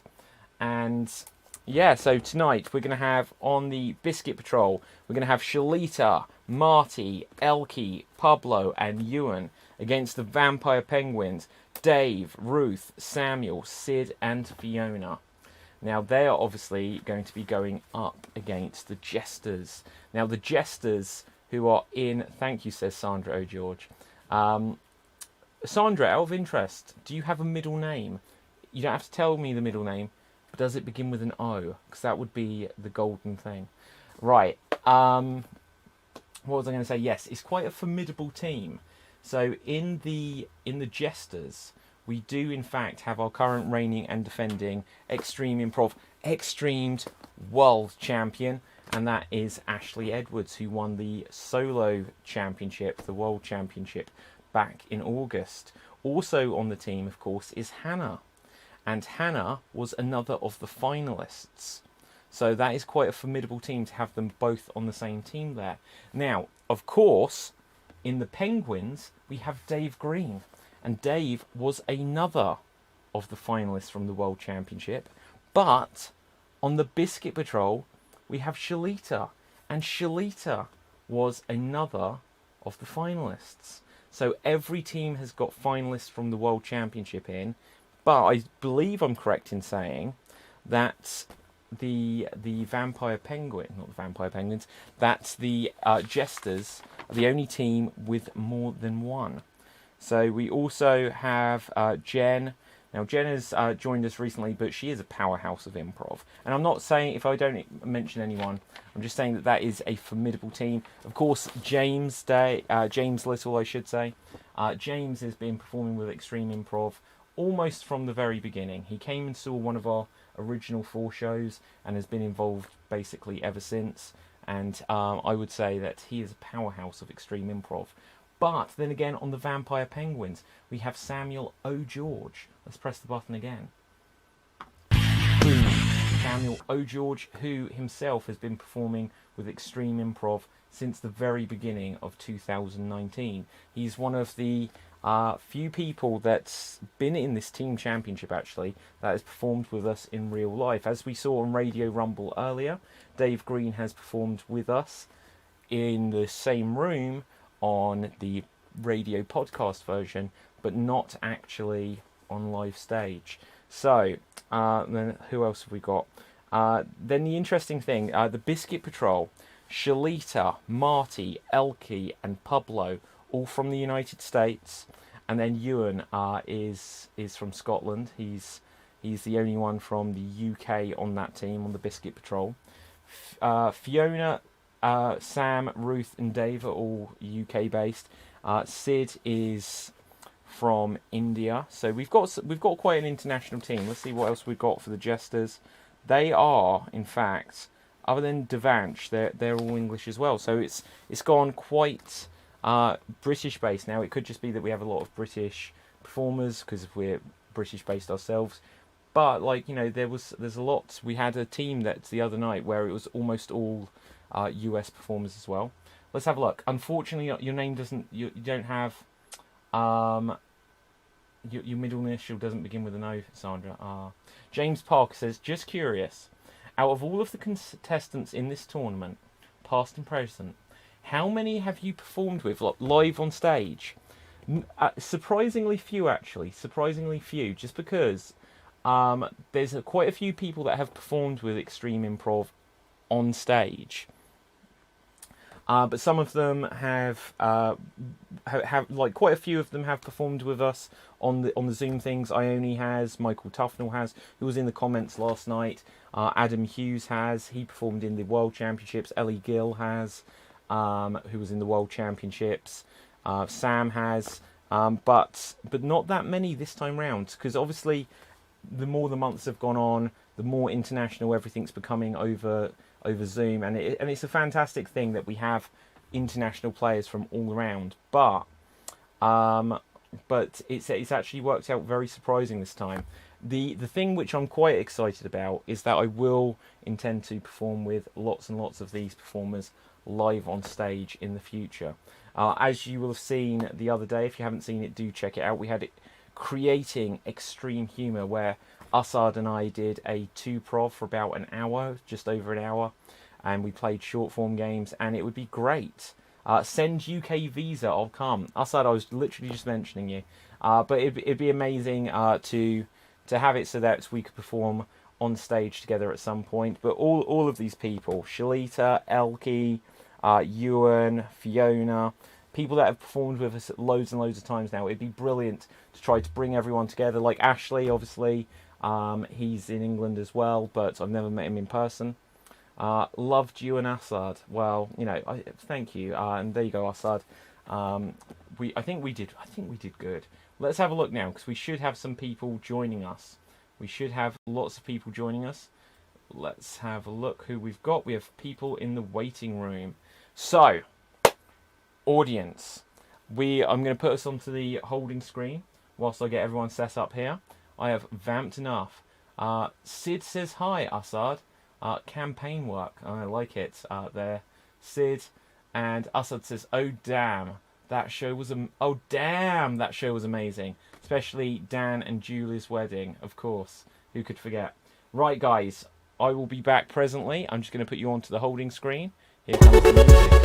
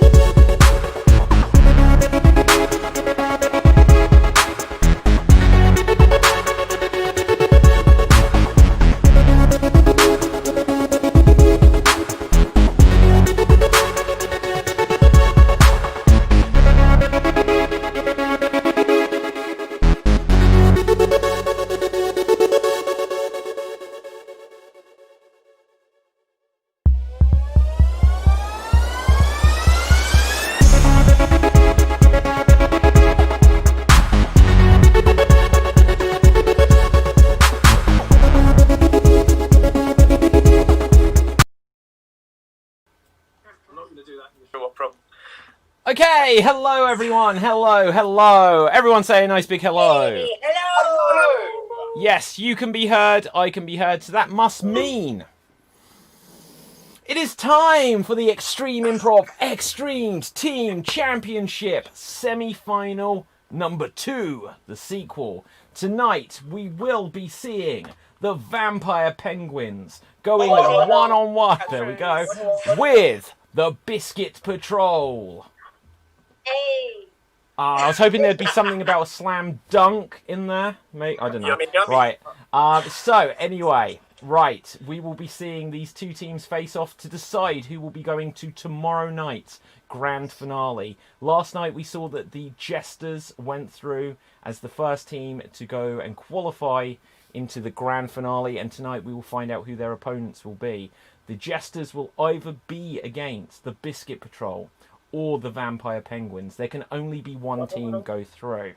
We're going to have lots of fun with the games tonight. Audience, you've been quite active into the comment section already, which is fantastic. Do give us an active and busy comment section throughout the show. But first things first, as always, I need to direct your eyes down to the bottom of the screen. There you'll see it says suggestion box. Currently in the suggestion box it says support the show. Subscribe at www.youtube.com/extreme improv. So if you do that, that would help the show a lot, just because the more people subscribe to it, the more YouTube will recommend the show to other people, which will mean that we get more viewers who will give us more suggestions and more votes for these teams. So I'm going to change what we're looking for in the suggestion box to inspire our opening game. Please, audience, could you type into the suggestions, into the comment section, a suggestion of a word. Audience, please give us a suggestion of a word, and we will use it to inspire our opening game. Now, whilst you're doing that, let's meet the performers on our teams. First of all, let's meet the Biscuit Patrol, starting with Pablo. Say hello to the people. Hola, David, and everybody watching. My name is Pablo. I am the benign ruler of South Cucaracha and Central America. Welcome. Now, speaking of things that are benign, Marty, say hello to the people. Hello, people from Seattle, Washington. How you doing? I'm doing good, but let's now find out how Ewan is doing. Hello, I'm Ewan, and I'm on Biscuit Patrol. I'm very proud of my Biscuit brothers and sisters. Please vote for us tonight. I hope you enjoy the show. Okay, I am also hoping Shalita will enjoy the show. Say hello to the people. Hi, everyone. I'm Shalita. I'm from Chattanooga, Tennessee, and I'm so excited to be here today. Okay, and we are also very excited, as always, to have Elkie. Say hello to the people. What up, Biscuit Patrol? I'm here. I'm from New York, but I'm in Florida right now. Amazing. It's everywhere. And when you said, what up, Biscuit, for a second I thought it was just, what up, bitches? But now let's meet the Vampire Penguins, starting with Ruth. Say hello to the people. Oh, waddle, waddle. Yes, hi, everybody. I am currently in Banbury in the UK, and it's dark outside here and not very nice. But it's now, speaking of things that aren't very nice, Dave, you knew it was going to be you. Yes, I did. Hello, everybody. Yes, I am Dave. I've just discovered that my cousin Natalie's daughter is watching this. She's quite young, so watch your language, everyone, all right? Yeah. Also, happy birthday, cousin Natalie. Happy birthday. Happy birthday, Natalie. Speaking of Natalie, Sam, you're looking quite natty tonight. Very kind of you to say, David. I'm glad you noticed. Hello, everyone. Samuel O'George from London, England. Vampire Penguins, waddle, waddle. Waddle, waddle. I just need to check. Elkie, are you here? Because it says you're trying to come into the meeting. No, she's here. I'm having difficulties with this phone, so I might switch to this one just in case. So I wanted to have this as backup. Okay, do you want me to let you in as that one as well? Please. Okay. Double Elkie. We may have a Gemini scene for the first time on an Extreme show tonight. So, speaking of people where there may be two of them, Fiona, say hello to the people. Hello, my name is Fiona. I am from London, the UK. I did have a twin, but then she died. So we don't know which one is the good twin and which one's the bad. Ooh. Now, speaking of the bad twin, Sid, say hello to the people. There he is. Hey guys, Sid from India. Biscuit Patrol this. Oh! Them's fighting words. And with this, let's go over to the comments section, see what we've got. We've got lots of suggestions of words.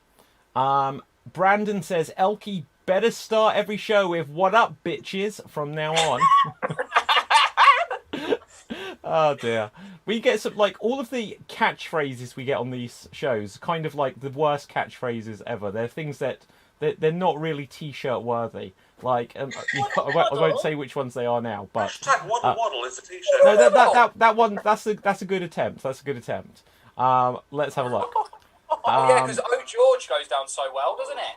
It does. Like, that's what I mean. So not that there's anything wrong with it, but it's one of the most repeated phrases, along with Ewan Henderson actor on YouTube, and it's just like out of context of this show. Out of context of this show, what does any of this mean? There we go. Yabba dabba dog shit. Yabba dabba dog shit. You're right, Elkie. That's another one.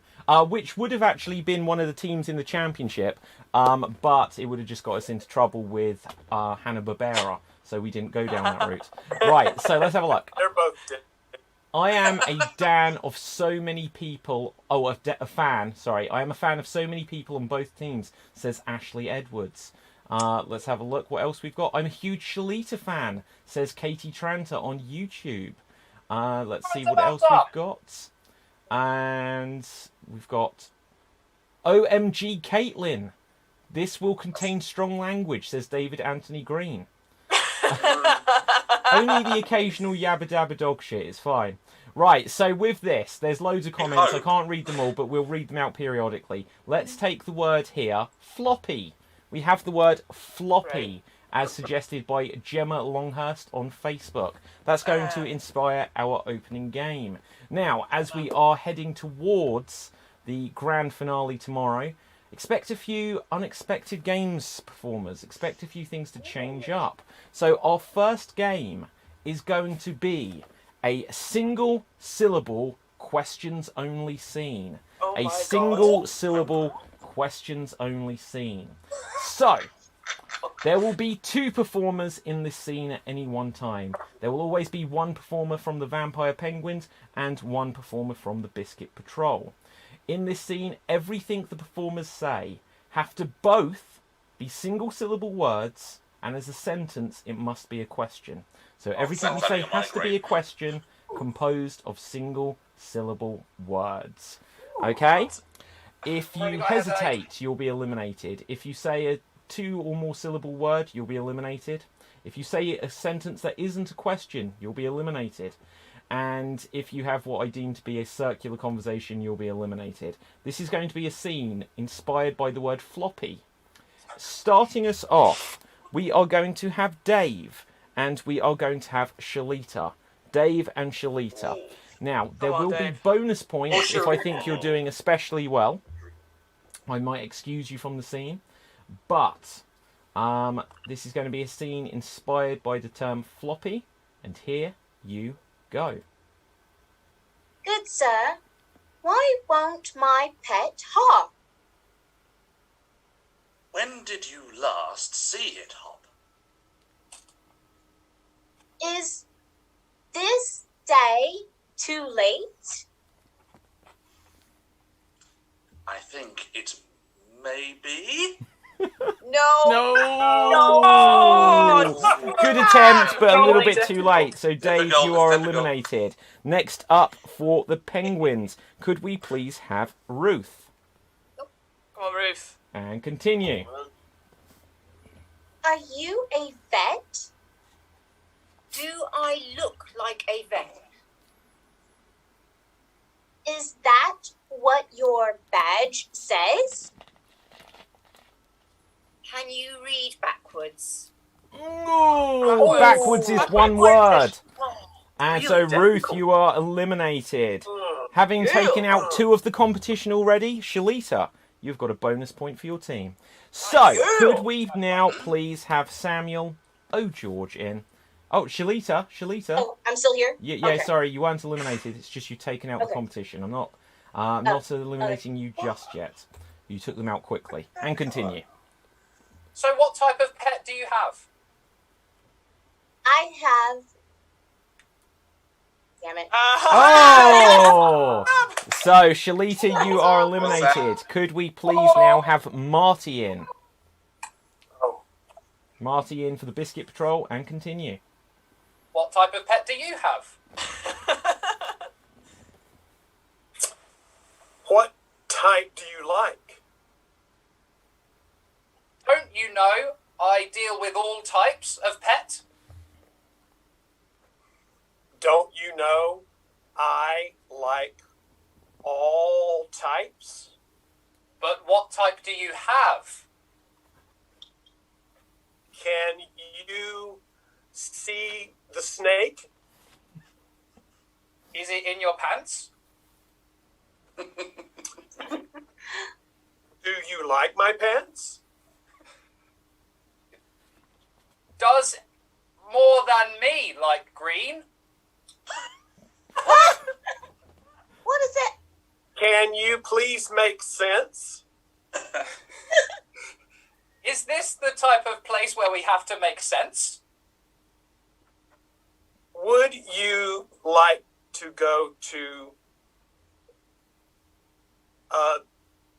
Hesitation.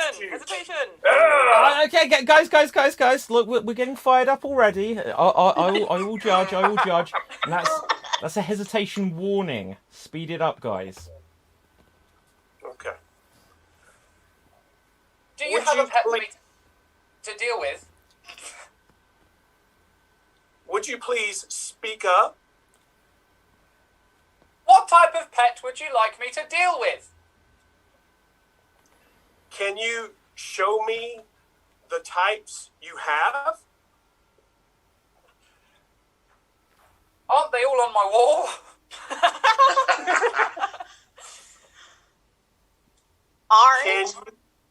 Aren't?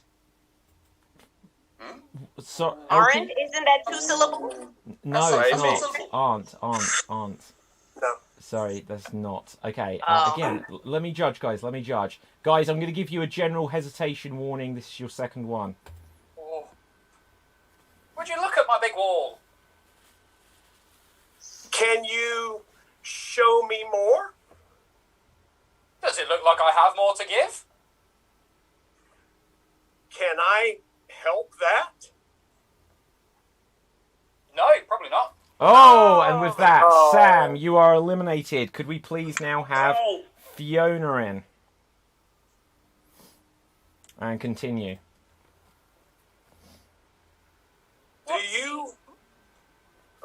Do you have a pet? What seems to be the issue? Oh, and I with knew that, it. I was Fiona, going to you're say problem. eliminated. I was going to say problem. Ah. Okay, Sid, the last in. Marty, you've got a bonus point for your team. Okay, and Sid, continue. How do you do, sir?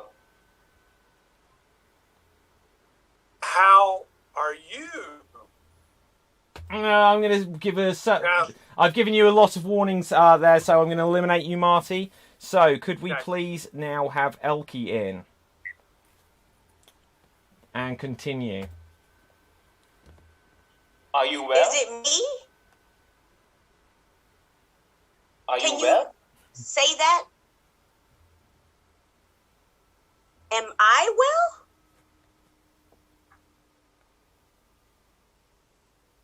Did you just shake your head? What snake do you want?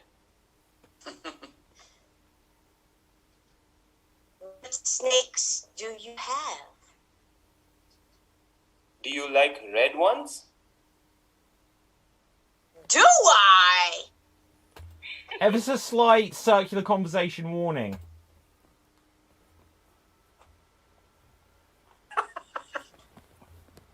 Can you speak now? Where did you find it?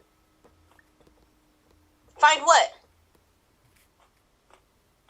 Where did you find the snake? Don't you sell the snakes? Can't you see it here? Can't. What? Did I hear you right? Can you pay? Can I pee? Of course. Oh, of course. Oh, Elkie, you're eliminated. Can we please now have Pablo in? Wait, of course is 2 words, isn't it? Yeah, but it was an answer. Question. Say what? Everybody was. It's not a question. Oh yeah. There we go. Okay, Pablo, and here you go. Do you see my hand? can you speak loud? Do you hear? Who can't you see? Is the sky blue? Why should I care? Well, do you have more skies? Are you good?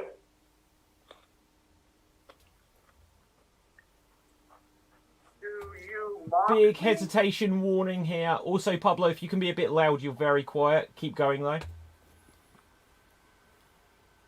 Do you mock me? Should I? You should not. Oh, that is not. Also, Pablo, just so you can try and troubleshoot it, I think when you brought your mic up, you actually went quieter somehow. So if you could just check that.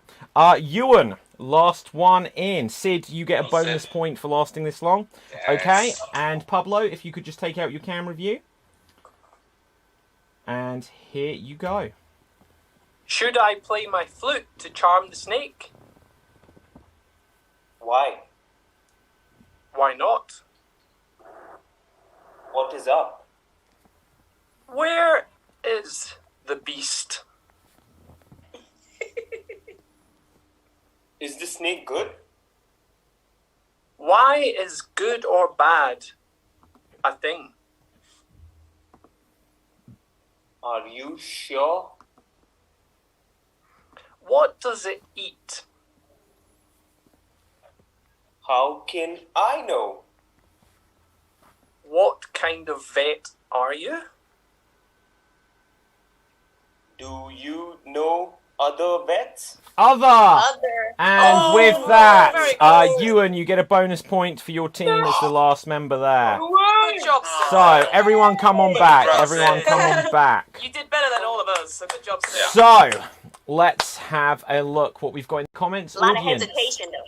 you will notice that I've changed what I'm looking for in the suggestion box. Could you please now give us suggestions of famous movies? Could you give us suggestions of famous movies? Is the snake's name Floppy? Yep. I don't know. Yes. I guess that was the connection to the term floppy. Made sense to me. This is such a hard game, says Ashley Edwards. Well, Ashley, wait until you see what I've got planned for tomorrow. Right. I have nothing planned, guys. That's just an empty thing. Right, okay, so let's see what else we got. Pablo is very quiet. That's his strategy, says Devanch. I think I fixed it. Can you hear me now? Yeah, we can hear you now. Loud and... You're glad hearing me then. Well, loud, but not quite clear, but it's still loud. Right, so, we'll keep going. Let's see what else we've got. Okay, nail-biting semi-final, says Isha. The way Sam O'George keeps hopping around, it makes me think he is busting for a piss. Right.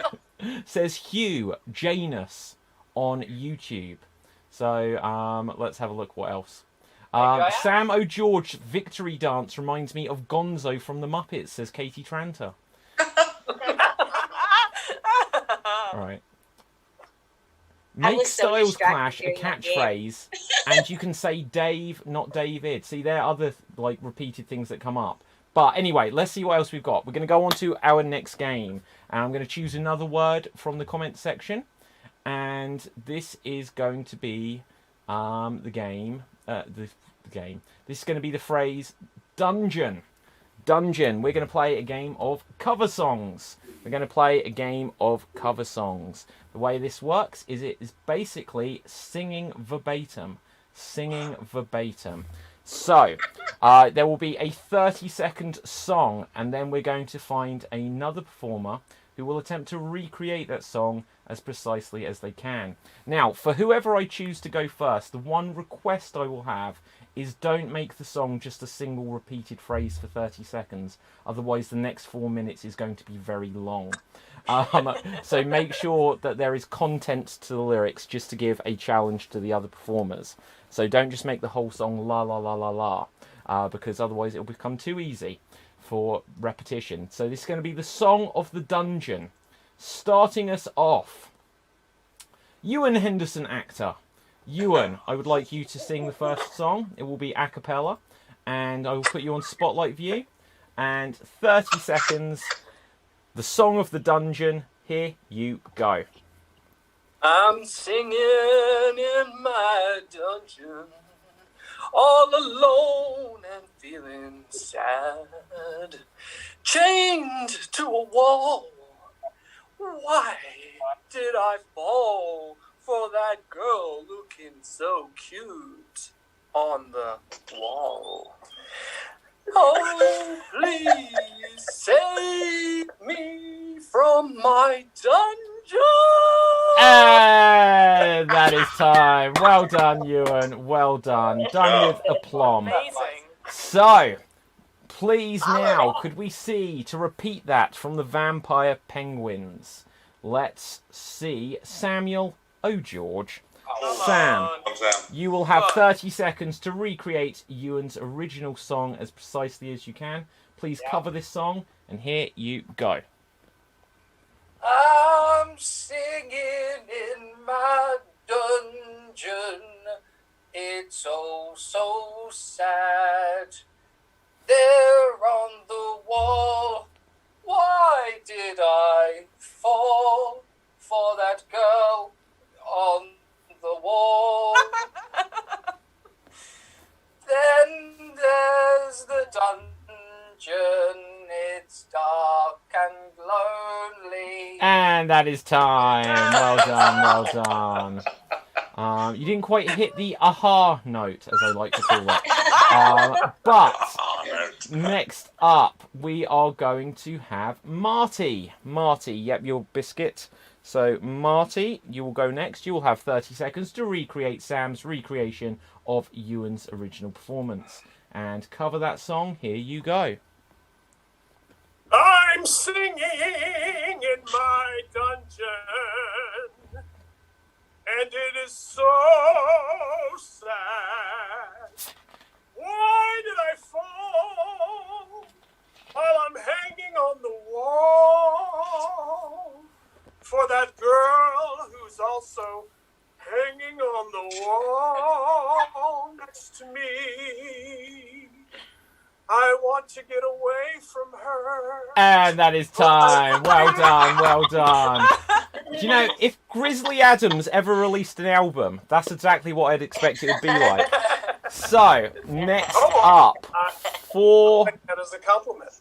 For the Vampire Penguins, could we please have Fiona? Fiona, you will go next. And here you go. Oh, my dungeon, so lonely. Why did I fall whilst I'm on the wall for the girl who's also on the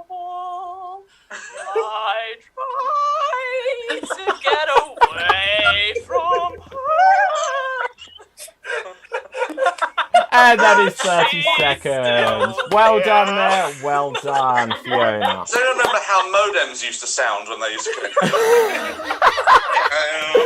Songs off the modem. Right, so now, audience. That's what it was, right? That's what... Audience, Ewan Henderson actor is going to take us full circle. So in a moment, Ewan, you will have 30 seconds to cover Fiona's cover of Marty's cover of Sam's cover of your original song. Just for clarity, you are not recreating anyone else's song other than Fiona's. And here, Ewan Henderson. Here I am in the dungeon. It's so lonely, and I'm on the wall, and I fell for someone on the wall. We're all on the wall, and it got really hard.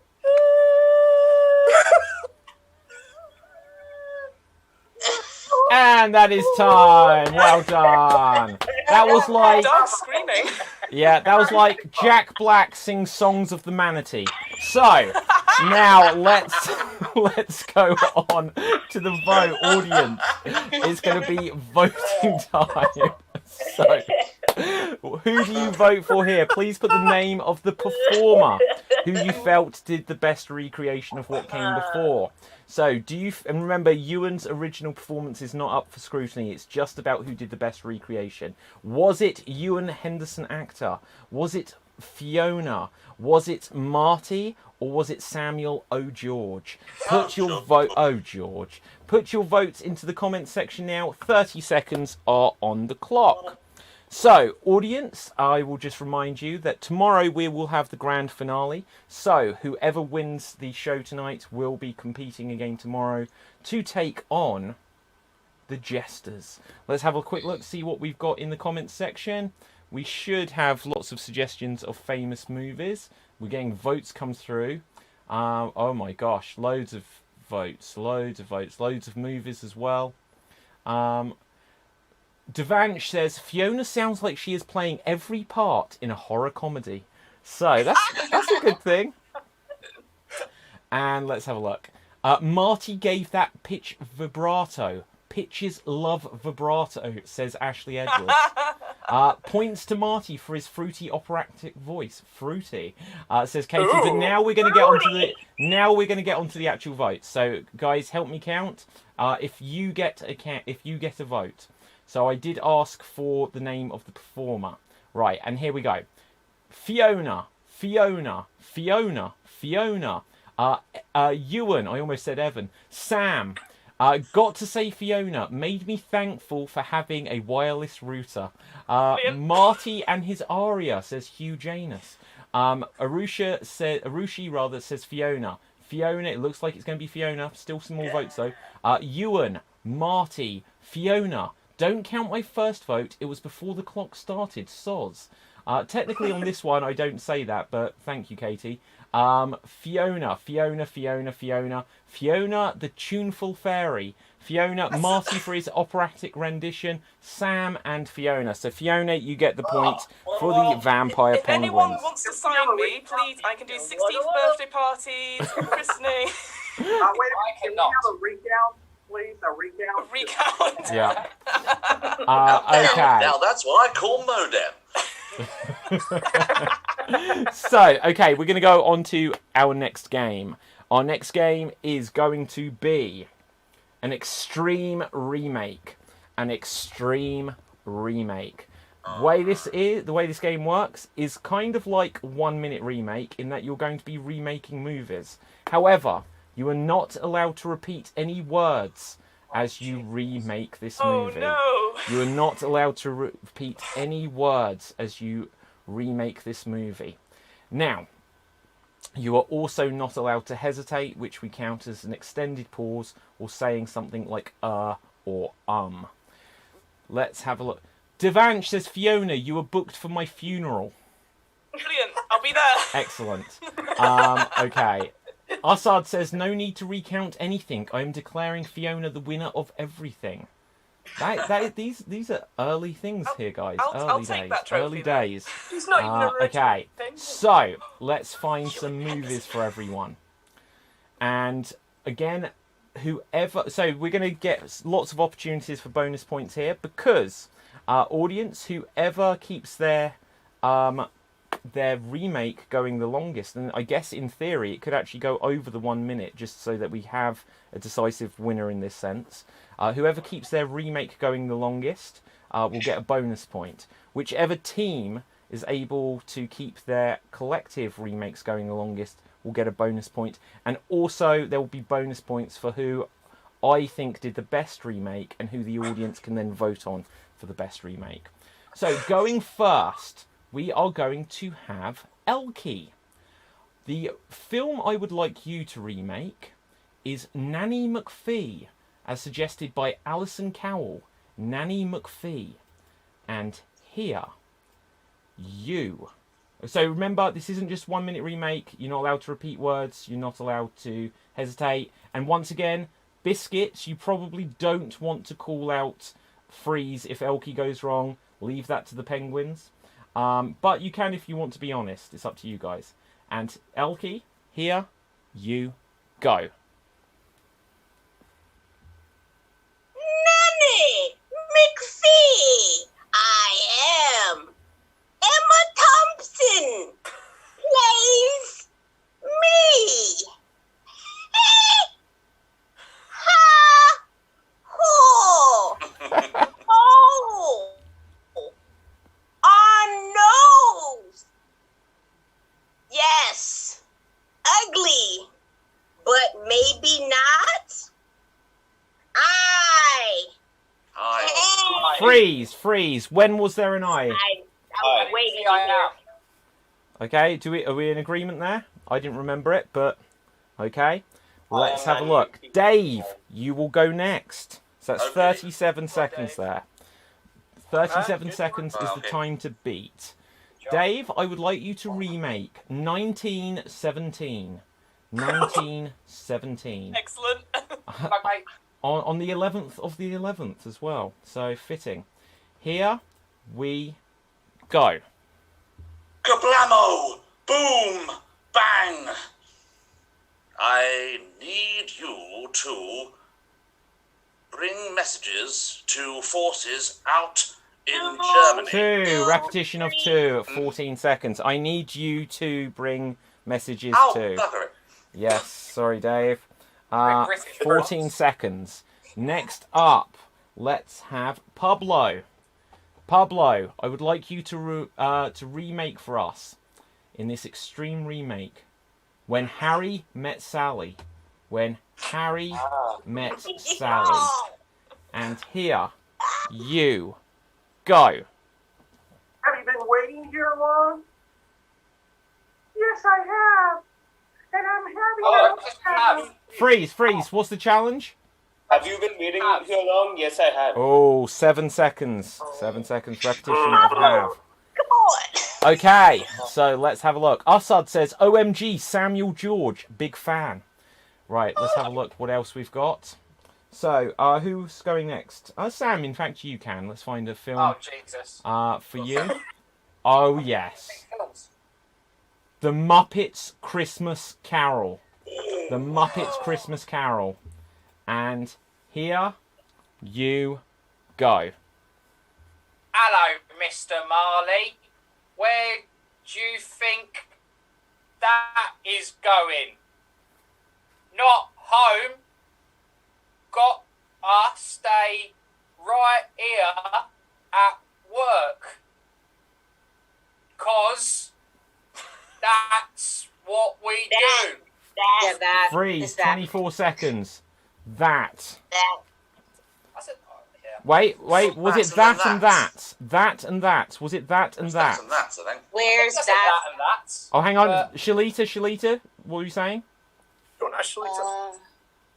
I don't know anymore. I thought it was that. I thought he said it twice, but I don't know. I thought it was that and that. I might be wrong. I will say you can continue. None of us were paying attention. Okay. Sam, Okay, so remember everyone, everything Sam has already said still carries over. Sam, continue. Oh, hi, Scrooge. Don't be so mean. That's not very... Oh! It came back to bite you. Okay, so that makes that 38 seconds, though, which puts you in the lead. Nice work, Sam. So, next up, we are going to have Marty. I don't know what that film is. We're not taking it. Let's have a look. We are going to have... Marty, please remake for us Spice World the movie. Spice World the I'm looking movie. forward to this. Okay, and here you go. Baby, ginger, scary, sporty, posh, Spice Girls, singing, riding in the bus, dancing, looking sexy, touring around countries, concerts, hijinks, crazy stuff going on. You know? On. Freeze. Okay. On. Okay. 48 seconds. When did he say on? Things are on the bus and then Yes. going on. Okay. Well done. 48 seconds, Marty. You are in the lead. Next up, we are going to come to Ruth. Come on, Ruth. Ruth, let's find a film. I would like you to remake for us Stand By Me. Stand By Me. Just remind me of the rules. What are the rules? Okay, so this is an extreme remake. So it is a combination of an extreme monologue and a 1-minute remake. So you are remaking the movie Stand By Me. And so you're not just describing it, you're playing the parts, but you are not allowed to repeat any words whatsoever. You are not allowed to hesitate. Okay? So, Ruth, Stand By Me, and here you go. We need to find where they have put it all. What do you mean?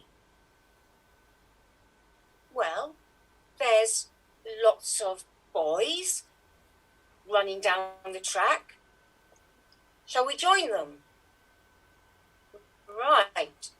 If you say so, let's go. Out of breath now.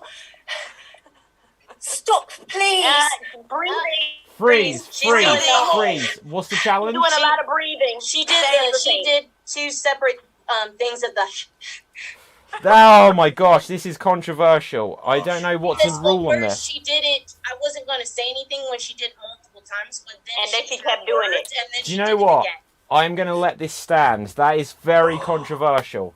But I will let it stand just because the panting took up time. It bridged a gap which otherwise would have been a pause. So I will let it stand. But that's never come up before. We have had repetitions of ha ha ha, so it's a similar thing. It's a non-word. Right, so. But you said we can call it. You said that we could call it before. Yeah. I want to be on the record to say that I love the panting. Yeah. You love what? I felt like I was there, Ruth. No, please. All right, okay. So next up, we're going to have Shalita. Oh no. I would like you to remake for us Grease. The movie Grease. And here you go. Oh my god, it's summer and I like boys. They're cute, sexy, slicked back hair, maybe beach. This girl's getting laid. Ooh. Look at him, though. Pants so tight. Panting, palpitations, heart racing, singing, happening, music, ears burning, ringing, dance moves, feet tapping. They're joining. This is great. Freeze. 53 seconds. What's the challenge? This. There was a she said this girl way back, and she just said this. Okay, fair enough. Well done. That was excellent. That was excellent. Very good. Very good. Minute, right? Let's. It was 53. 53. Sid. You will go next. Come on, Sid.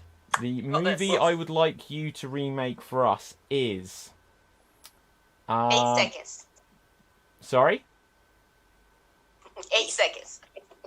Okay, the movie I would like you to remake is Baby's Day Out. Baby's Day Out. Oh, that's a good one. I love this movie. Right. It's like Home Alone, but with a baby. It's great. Anyway, so here, except for it's not in the house, it's out. Right, anyway, so Sid, Baby's Day Out, and here you go. What? Where are all babies? Always going out of my way, creating troubling times. Universe, help me. Who took every baby's in? Babies. Freeze. We had baby and babies. Yes. He said. He said where are all the babies, and then he said with the plural this most recent time too. Plural twice. He said it at the end. Okay, I didn't pick up on that, but any disputes of that? I don't remember. Okay, I will let it stand. Wow, okay, so Ewan, Henderson... Watch the VT. What's the VT? We're going to have to watch the VT again. I'm going to have to see that again. Whoever's watching on YouTube, scroll back. Wait, let's go back now. All right, yeah. Yeah. So, do you know what? There is a function to do a replay, but it might just crash everything because it eats up a lot. It was so let's have a look. That's why. Who's going next? I've lost track. Ewan. Okay. I would like you to remake for us District 9. District 9. Film. And here you go. District 9. Violence. Urban decay. Hopelessness. Desolation. 10. Neighbor. Wonderful. Spectacular. Clean. Succulent meat. Dinner. Penguin. Ice. Icicles. Monkey. Lovers. Forever. And banana cake. Hammock. Cuckoo baby. Freeze. From topic. Sorry? Freeze. There was a slight hesitation, a slight pause there. I thought when he was doing a bit of the wiggle of the shoulder. That was a dance. That was atmosphere. That wasn't enough of a pause for me. Incorrect challenge, Ewan. Remember everything you said before carries over and continue. Don't wiggle again. Wiggle. Disallowed. Painting. Armies. General salute. Pablo. Picasso. Dictator. Topical. Film. Indigenous. Hesitation. Yeah, I agree. So. He said on in District 13, that's all I'm saying. But also, deviation from the film. I don't think I've seen this film. Whilst that may be true, that is not one of the rules of an extreme monologue. Because Extreme Monologue is Extreme Monologue and 1 Minute Remake. If you don't know the thing, you just make up something, is the rule. So, okay, let's have a look. Who hasn't had a go? Fiona. Wait, what was my time? What was my time? Oh, hang on, I'm going to have to do math now.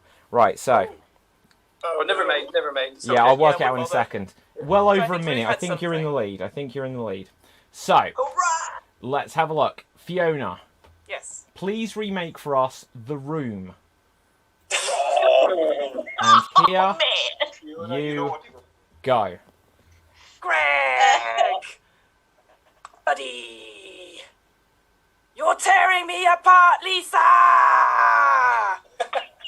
My hair is so long and black. Squishy. Stilky. Wait! Outside this place. Sunlight! Ah! Friend? Ah! Freeze. What's the challenge? You said ah. I said Lisa. No, Lisa. The scream wasn't repeated. Incorrect challenge. Okay. Fiona, continue this. Remember, everything she said before carries over. Go. Gregory! Mate! Together we are here! Beyond! Freeze. Freeze, She what's said the challenge? R twice. Because you said, Lisa, you are tearing me apart, and then she said R just now. Aha, okay, correct challenge. So, audience, I'm going to tally this up, but I would like you to vote. I'm going to ask the performers to remind you before we vote. Pablo, you had a different wig on. For a second, I didn't know who you were. I thought it was Boris Johnson. Right. So, okay. Audience, I want you to vote for which performer did the best remakes. You can put the name of the performer or the movie they remade. So let's just quickly go over them. What did you remake, Shalita? I did the Tell Me More Grease. Dave? Very good. Tell Me More musical. Dave?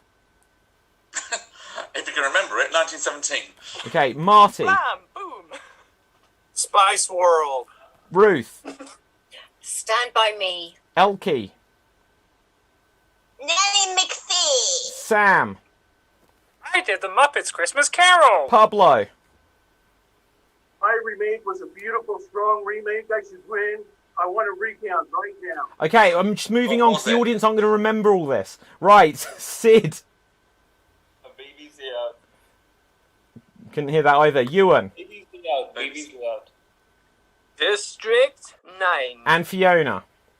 The Room! Okay, audience, you've heard them. There are 30 seconds on the clock. 30 seconds are on the clock. Please vote for which remake you felt was your favourite. I'm just going to count up what we had in terms of who did the longest. I can confidently say that the team that did the longest overall was the Biscuits. And also, the individual that did the longest was Ewan. So 2 points there for the Biscuits.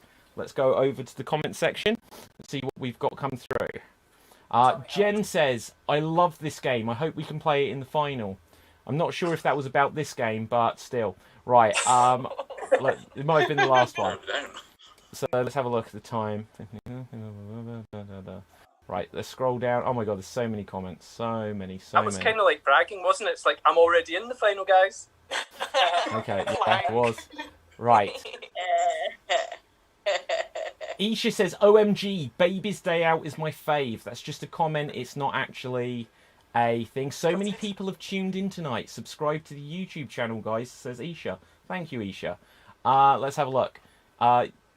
So, what do we got? What do we got?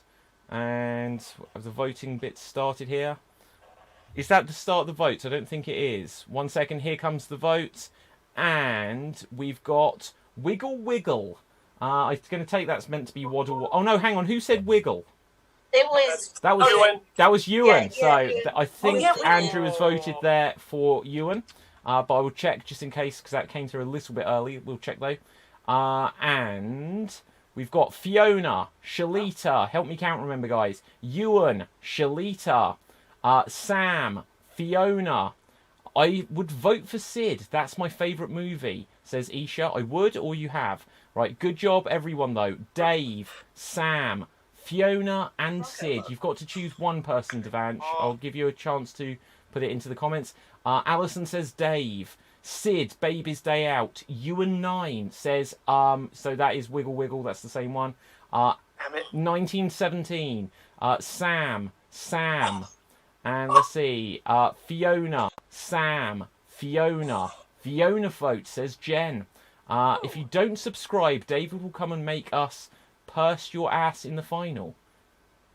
I'm not getting involved in any of that. That's not right. a vote. Right, anyway, Shalita. I choose Fiona then, says Devanch. How many did you have? Okay, so, Sid, how many did you have? You can't just go like 10. Okay, I think it's bonus point to Fiona there. But my favourite was Shalita's, so bonus point to the Biscuit Patrol. Right, audience, we're going to go on to our next game, which is going to be a random alphabet scene. Random alphabet scenes. So, the way this works... the way this works, audience, is we're going to have scenes with 2 players in. There will be one performer from the Vampire Penguins, one performer from the... I almost said Biscuit Penguins. Just because before we were talking about how you can pick up a penguin and it is a biscuit. The Biscuit Patrol. In each scene. One from each team in each scene. And every time they start a new line of dialogue, it must begin with a letter of the alphabet that hasn't been used to start a line of dialogue before. And just so that they just don't go A, B, C, D or C, B, A, the order of the alphabet must come in what I deem to be a random order. If I notice a pattern, and I can judge that I notice other patterns, which could come up coincidentally, but have never done so far, then I will say that is the end of the scene. Whoever makes a mistake first will lose for their team, and the other team will get a point. If the scene lasts 2 minutes, then there will be a bonus point for each team. So, starting off, I'd ask the audience for suggestions of animals. I'm going to change what we're looking for. Can I ask a question? Yes, certainly. I'm so sorry. So, if the other person said a letter, that's off the books. We can't use that letter once they've used it, right? Yes. If they've used A, you can't use A to start a sentence. Okay? So, there will also only be 2 minutes on the time. Let's have a look here. Audience, I've now asked for suggestions of professions. Please put some professions into the comment section and we'll use it for a joke game coming up soon. Let's have a look what we've got. Okay, so this scene is going to be between Pablo and Sam. Pablo and Sam. And your scene is going to be themed around bats. It's going to be themed around bats. This is a random alphabet scene. Everyone listen very, very quickly once more if you aren't familiar with the game. Every time a new line of dialogue is started by the next player, so every time a new line is said, not a new sentence, a new line of dialogue, it must begin with a letter of the alphabet that hasn't been used to start a line of dialogue before. Okay? And you're not allowed to go A, B, C or C, B, A in a recognisable pattern. It has to be what I deem to be random. I will be the judge of this, so don't everyone shout out. 2 minutes on the clock about a bat, and here you go. Have you seen the bats? I have. Oh! H-I. H-I. That is a recognisable pattern. So, Sam, 1 in. Waddle. Okay, I did try to make it very clear there, so I do apologise, but everyone else, learn from this. Learn from this. We had a similar thing last night, and I did let us go again, but I made sure tonight I was extra clear. Shalita, you've jumped up, so you can stay here now. And so Shalita, and let's choose someone for you to go against. Shalita and Ruth. Shalita and Ruth. Okay, Pablo, if you could take out your camera view. This is going to be a scene inspired by jellyfish. A scene inspired by jellyfish. And here you go. Oh, I've been stung. Girl, we're gonna have to pee on you. You pee on me? Very well. You want to pee on yourself? That could be easier. But what if we poured vinegar on you? You think vinegar works as well as pee? Surely it's better than pee. Jellyfish stings really, really hurt. We could find a doctor. Doctors are over there. Oh, I think we've had D. Have we not had D? Yeah. I said D in the beginning. Yes, absolutely. Okay, so bonus point to the Biscuit Patrol. I am also going to give one note. If everyone comes back 1 second, I'm going to give a note. So a couple of things just to help people with this game. So in that scene, we had a ba ba ba ba ba. I would spell with a UH. So be warned that's of that. what I was doing it as. Okay, yeah, and also Ruth, when you were in pain, I had no idea what that sentence was. So if it's just I don't know what that was. So that might mean I end up choosing something just as my best guess. So be warned of that, performers. Next up, let's have Elkie and Dave. Elkie and Come Dave. on, Green. Come on, Green. Right, okay, let's choose an animal for you. Hey, Reed. And let's have the animal a gecko. This will be inspired by a gecko. And here you go. Gecko, eh? Nice. Very nice. Slithery. About as slithery as your finger.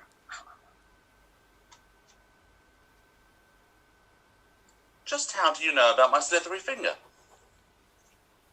Wouldn't you like to know? Your mama told me. X-rays have told me that my finger is not slithery. There are bones Wouldn't in you there. like to know WX, X-rays? Wouldn't you like to know? Oh, okay, Elkie, bonus point to the Biscuits. Yay! So, I'm losing track of who we haven't had. Fiona and Marty. Have you done it, Marty? Fiona and Marty.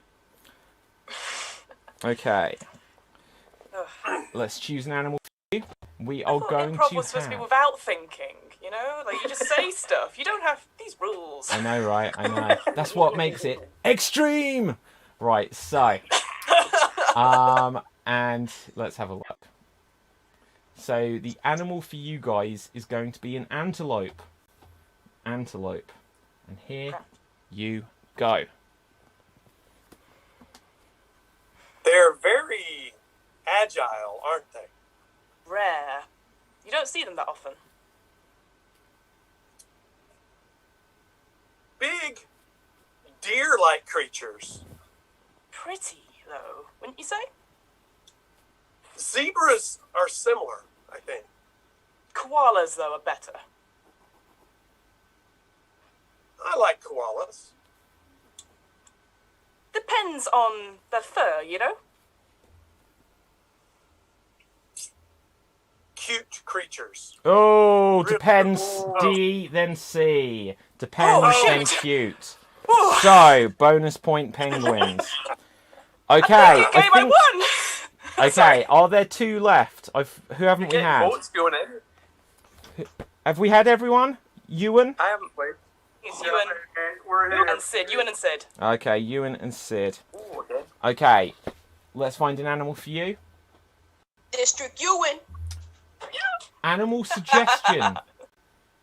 Penguin. Oh, so the animal Sid. is, as suggested by Isha, is penguin. So if Marty and Pablo can take out their camera view. And here you go. Vampire penguins are the best team right now, don't you think? Creepy little creatures. Have you not seen them before? Xylophones are for sale, cheaper than penguins. Actually, I can buy them in the supermarket as well. Queer thing, buying them in the supermarket. Every supermarket has them. Happy New Year to you, my friend. We've had H. We have had H. Oh, shit. So Yes, bonus Sid! point penguins. Well done. Everyone come back. Everyone come back. It's a tricky game. But like I said, we're making things a little bit more challenging as we reach the grand finale. We had a mix-up of some games yesterday, and we'll still have some more tomorrow. Just put an extra challenge and test on everyone. So, here's the thing though. On Extremed, I don't know if people have taken this game and played it elsewhere, but no pairing have ever gone all the way through the alphabet yet. We've come close. I think we may have got to about 20 letters. We've definitely got to 18. I'll have to check the records, but we've never gone all the way through yet. Next up, we are going to play a game of Cross the Road. We are going to play Cross the Road. Oh, I like it. Cross the Road. So, and the way this works is it's a joke-telling game following the rhythm of the old "Why did the chicken cross the road to get to the other side" format. So this will be "Why did the blank cross the road," followed by your punchline, but the word blank will be replaced by a profession. So it'll be "Why did the name of profession cross the road," followed by your punchline. If you have a joke, give me a wave just so that we don't all come in over the top of each other. And we'll go through a few. Why did the sumo wrestler cross the road? If you have a joke, give me a wave. Elkie. Why did the sumo wrestler cross the road? Oh, 'cause he looked weird, bitchy, delicious. That was an Austin Powers reference. Okay. Shalita. Why did the sumo wrestler cross the road to bounce his opponent out of the ring? Very good. Marty. Why did the sumo wrestler cross the road? To get his diaper changed. Okay. Dave. Why did the sumo wrestler cross the road? Because there was someone across the road that could help him grapple with his issues. Very good. Shalita. Why did the sumo wrestler cross the road? We assumed that's where the match was. Sumoed. Right. Sid. Why did the sumo wrestler cross the road? Because he wanted to lose some weight, so walking.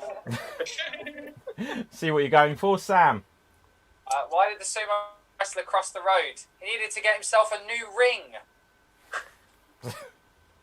Okay. A wrestling ring. Like they perform in. It's a ring. We get it.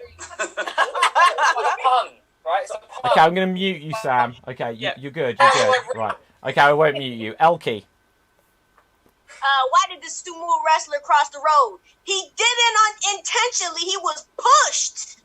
Very good. Dave.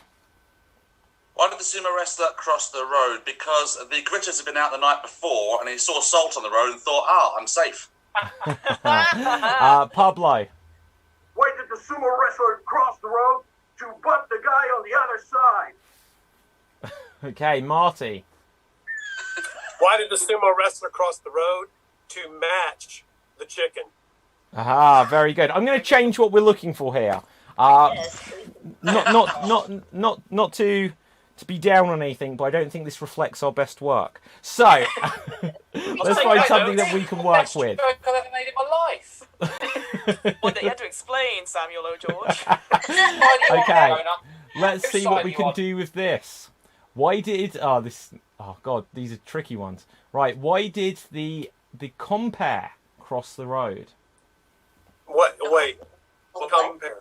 Ewan. Why did the compare cross the road? Just to check out if the other side was any better. Sorry. Okay, hang on. So, What's a compare? What is a Explain compare? what it is. MC. Sort of. Yeah. If so, we could say, why did the MC cross the road?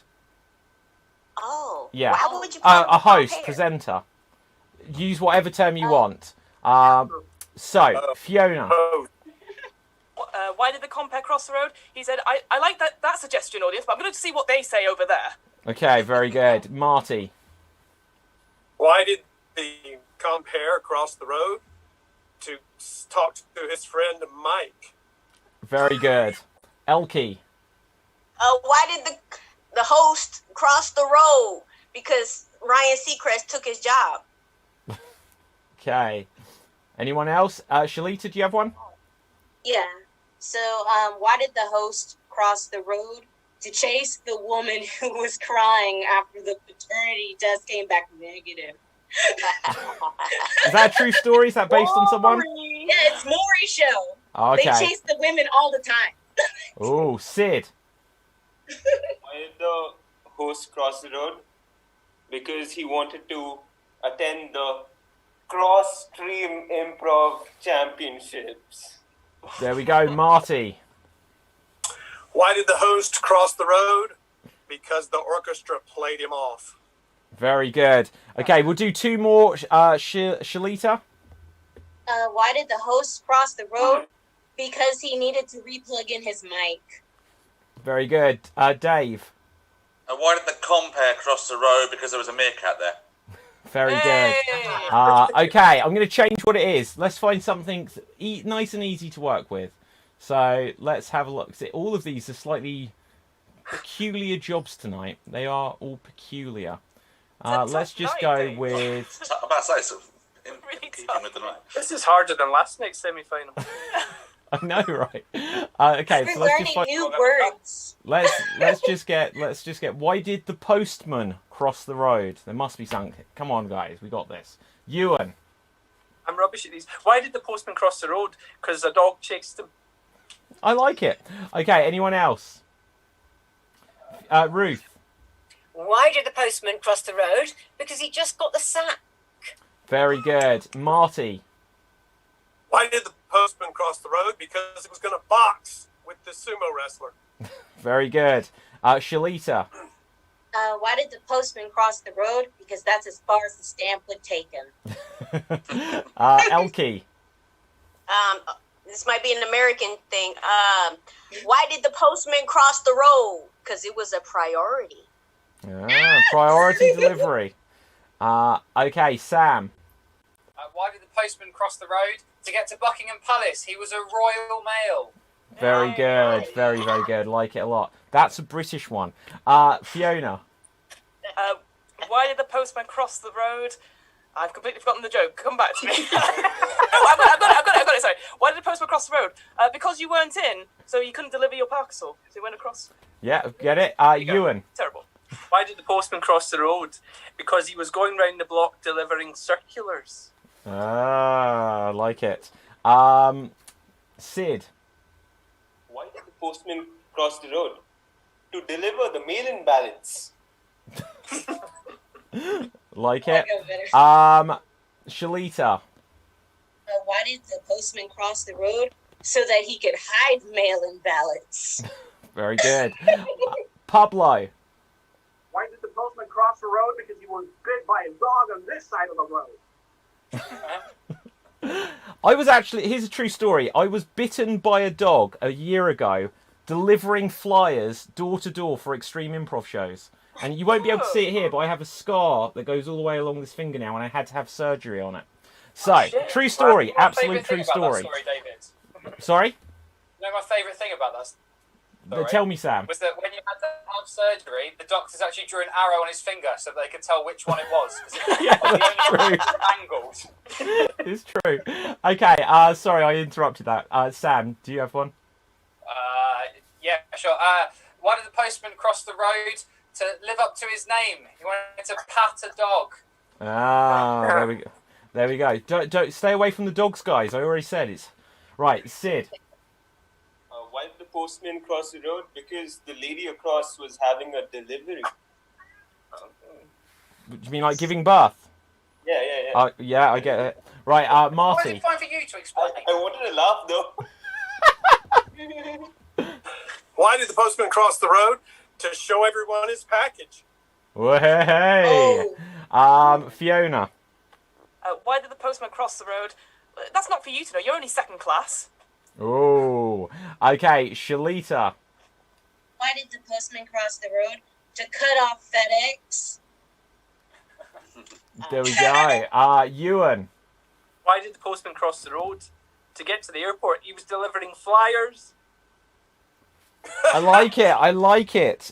Brings back painful memories. So, Dave. Why did the postman cross the road? Because someone was in his way, and the woman that was in his way just refused to go, and then he decided, all right, I'll let her get away across. Okay, and with that, well done. Well done. Well I done. got one. Okay, Sid, go on. Why did the postman cross the road? Because he wanted to use the latrine. The what? The latrine. It's the latrine. Oh, I like it. I like it. That was worth it. That was worth it. So, okay, let's see what we've got. Audience. Who do you think came up with the best jokes? This time, I want to know which team you thought came up with the best jokes. Either Biscuit Patrol or Vampire Penguins. I'll put 30 seconds on the clock, so vote for which team you felt did the best jokes. I'll give bonus points for which one I felt did the best jokes as well overall. So let's have a quick look. Just to remind you who is on each team. For the Biscuit Patrol, we have Shalita, Marty, Pablo, Elkie and Ewan. For the Penguins, we have Fiona, Sam, Sid, Ruth and Dave. And 30 seconds on the clock begin. Let's see if we've got any audience suggested jokes, and we do. Okay, so why did the sumo wrestler cross the road? He didn't. Someone pushed him, says Devanch. Why did the sumo wrestler cross the road? Because he... I don't know, but these came in earlier, I guess. So, because he took up way too much space for the other pedestrians, says James Parker. Why did the host cross the road? Because he was chasing David standing at the other side. What did I do? Al says, why did the compere cross the road? Because nobody understood his job. I don't blame him. Why didn't the crosspair? Why didn't the compere cross the road? Because Sinead O'Connor was on the other side and nothing compares to her. Very good, very good. Very good. Devanch said that one wins. Audience, you're winning that round. Right, Devanch says, why did the MC cross the road? Because he was booed off the sidewalk. Booed? Booed? I don't quite understand it. Booed? Booed? I think it's like the being booed is the past tense of someone booed. Yeah, booed. Oh no, I get that bit, but what's the... Oh, he was booed off. Okay, but they put a hyphen in. Okay, I don't know. Right. So anyway, why did the post? Now it just looks like I can't read the word booed. Right. There was a hyphen in it. Why did the postman cross the road? Because Donald Trump was chasing him to steal the pending votes, says Devanch. Al writes a monologue for us. Thanks, Al. Why did the postman cross the road? Because his job is to deliver letters, and not only to one side of the street. He'd been in trouble for that, and he needed this job. He had 3 kids and a dog to provide for. I like it. Very good. Why did the postman cross the road? Because he was going to email rather than going door to door. Says Arushi. Sandra O'George says, why did the postman cross the road? To put his stamp on the other side. Ashley Edwards says, why did the postman cross the road? Because if he worked for Hermes, he would just launch the package from the other side. Yeah. Okay, and here comes the votes. Okay, ready, guys? Yep. And Biscuits, Vampire Penguins for me, says Ashley. Jane says penguins. Biddy says penguins. Sienna says penguins. Vampire Penguins says Arushi. Devanch says penguin. Nina says vampires. Penguins. Biscuit Patrol. Just says Hugh Janus. Janie says penguins. Vampire penguins. Vampire penguins. Wow. Penguins, vampire penguins. So penguins, runaway victory there.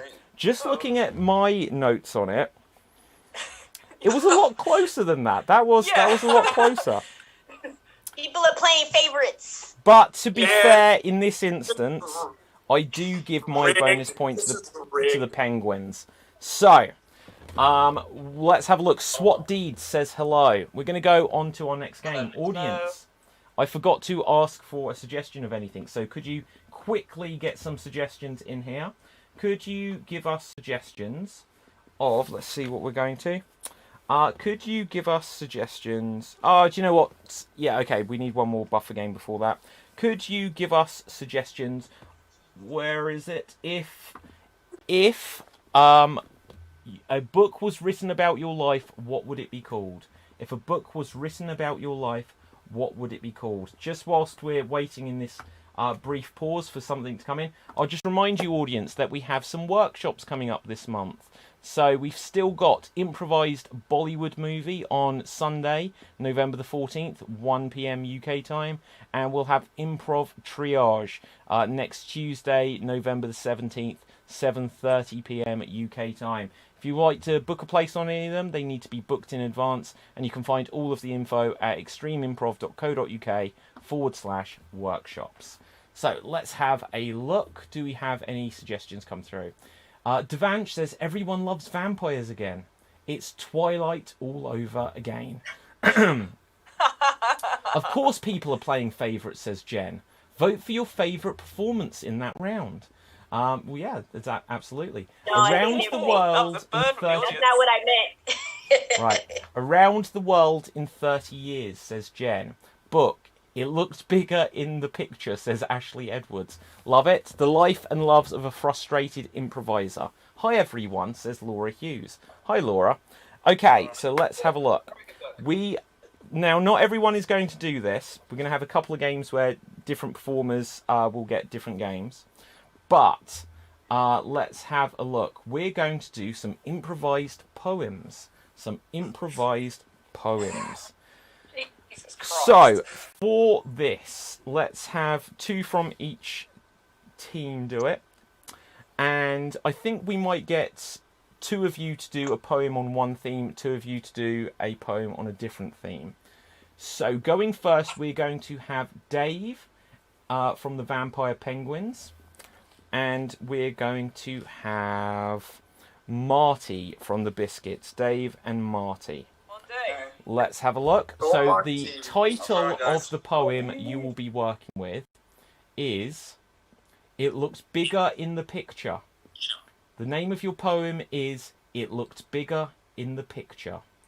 Okay, Marty, you can go first. So probably about 1 minute maximum. It can be a lot shorter. If you hit the minute and you haven't quite wrapped it up, I'll give you like a wave but let you finish, okay? And here you go. Impro poem. It looked bigger in the picture. Bigger than the frame. Bigger than anything. Bigger than my name. All people thought it was small, but then it got large. I thought it was tiny, but it was bigger than my mom, Marge. It got so big, we couldn't contain it. We had to run away. So we did that, but then we came back. Another beautiful day. So it was bigger than the picture, but there was nothing to be afraid of because it wasn't anything scary. It was just a peaceful, peaceful dove. Oh, well done. Very nice. Lovely stuff. So, next up, Dave. Same theme here. Let's hear how you interpret the title for your poem, It Looked Bigger in the Picture. And here you go. The note was brief. She writ her sheath, looked into my eyes, and, much to her surprise, the image was small. She said, "Is that all?" I said, "I'm a winner. I hope that showed you on Tinder. The fact that you see what appears to be a difference in size might surprise many, but the fact is, I'm in a rut, and you may think it's only a small willy, but you must remember it is quite chilly.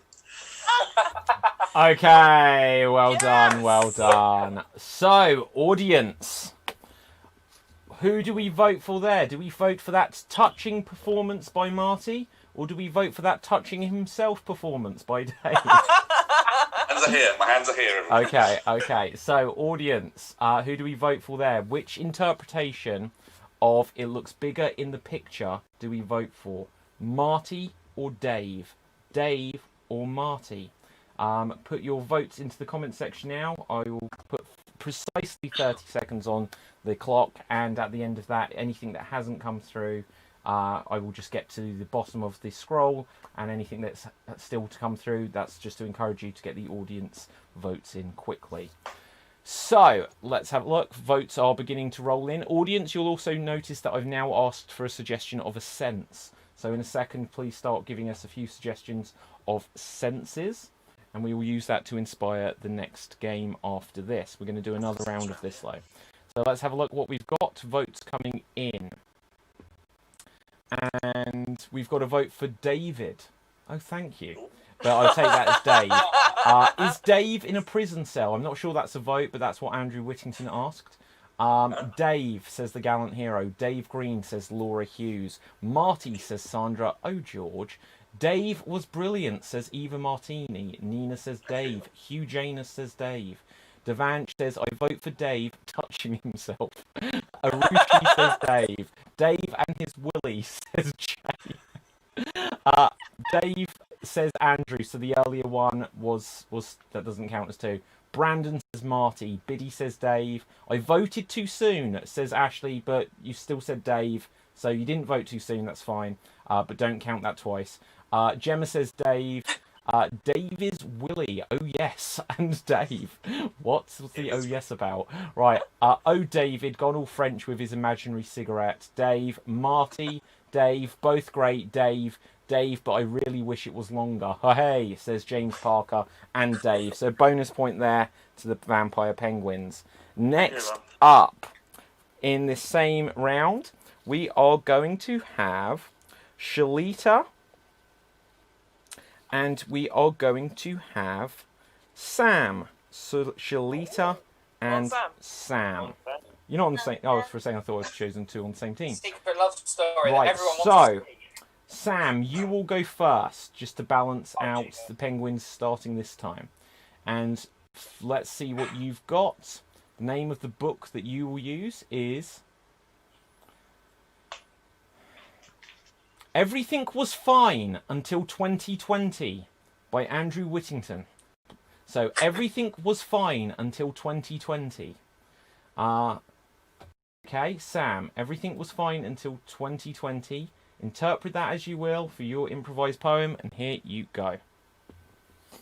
Before, we had fun and laughs aplenty, but then came around the year 2020.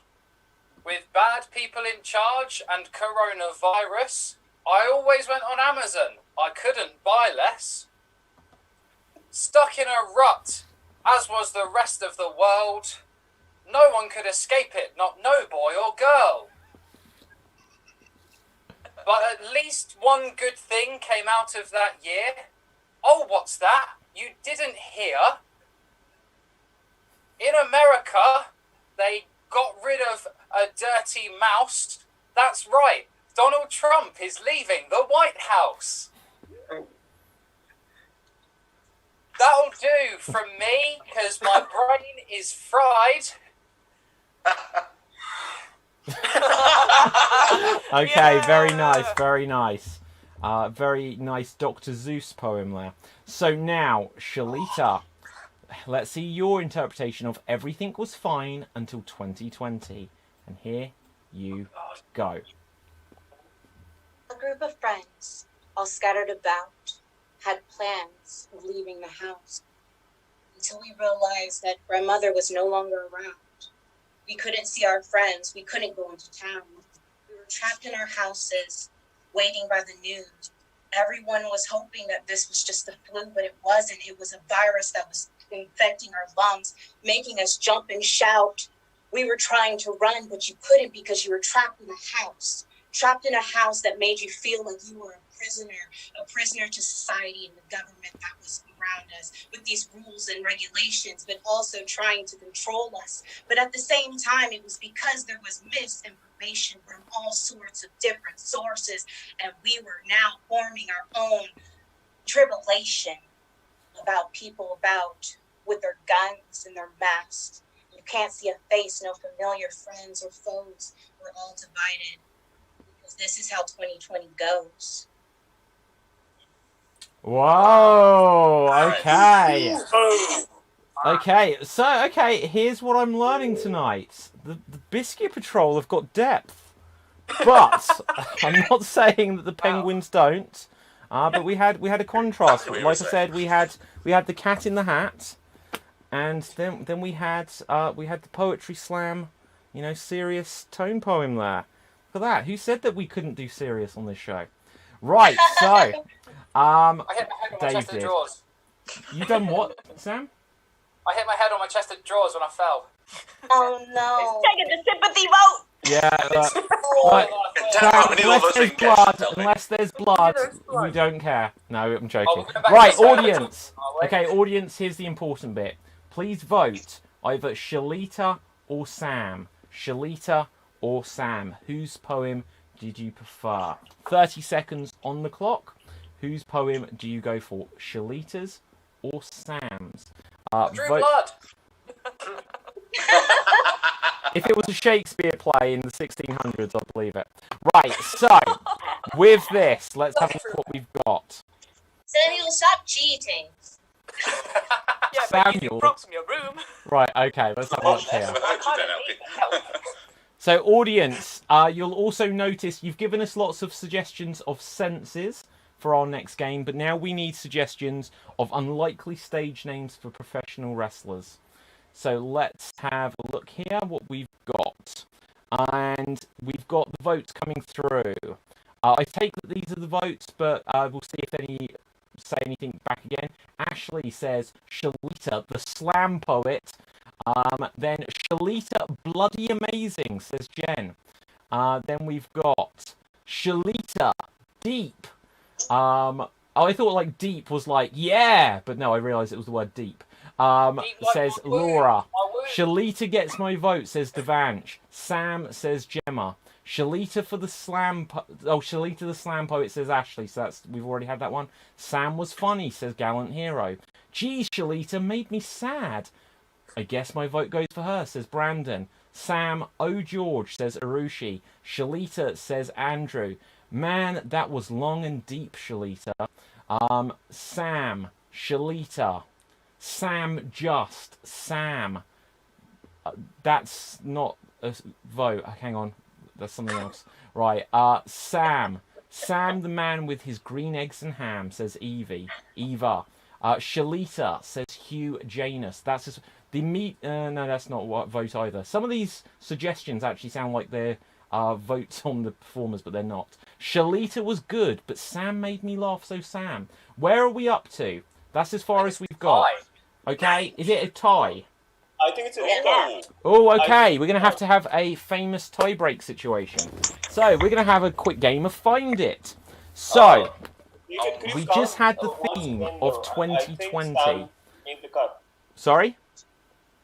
Would it be cool if you could count once again? Because I think Sam made the cut. I think he's the one.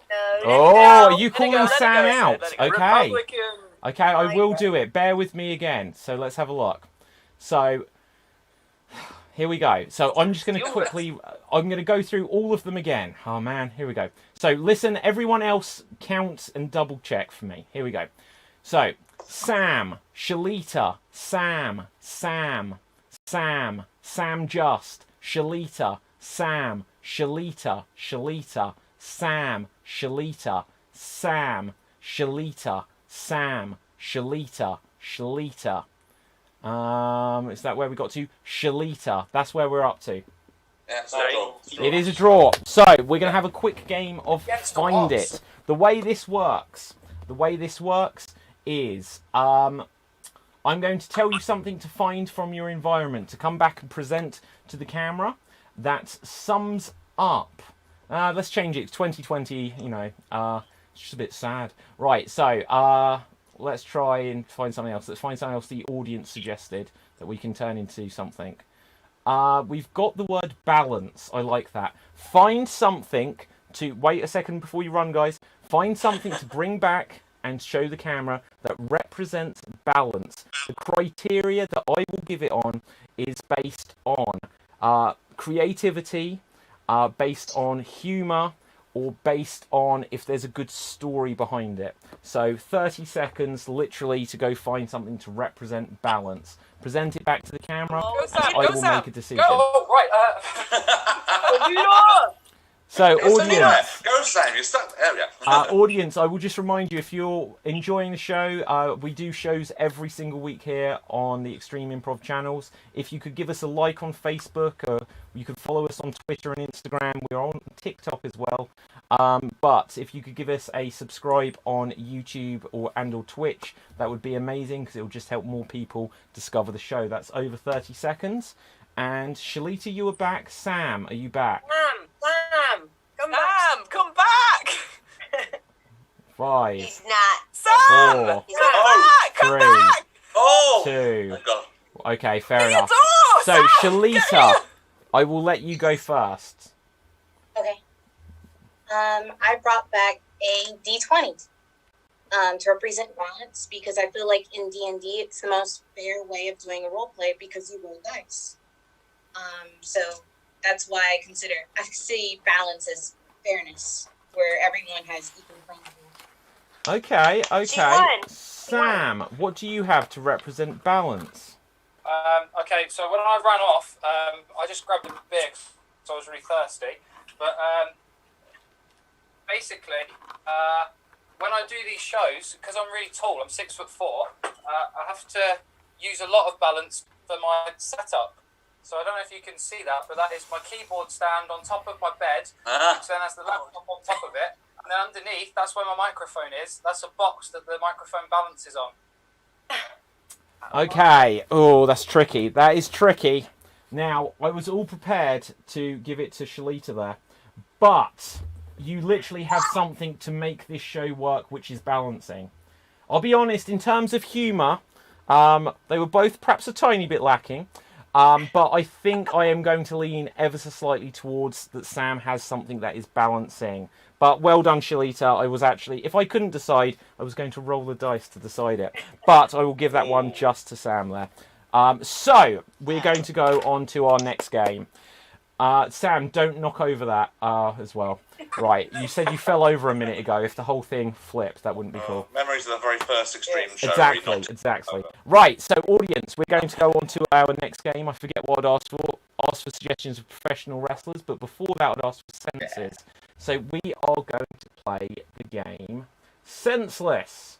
We are going to play the game Senseless. And we're going to play the version of it where our performers are going to be assigned a sense that they have to use as creatively as they can in the scene.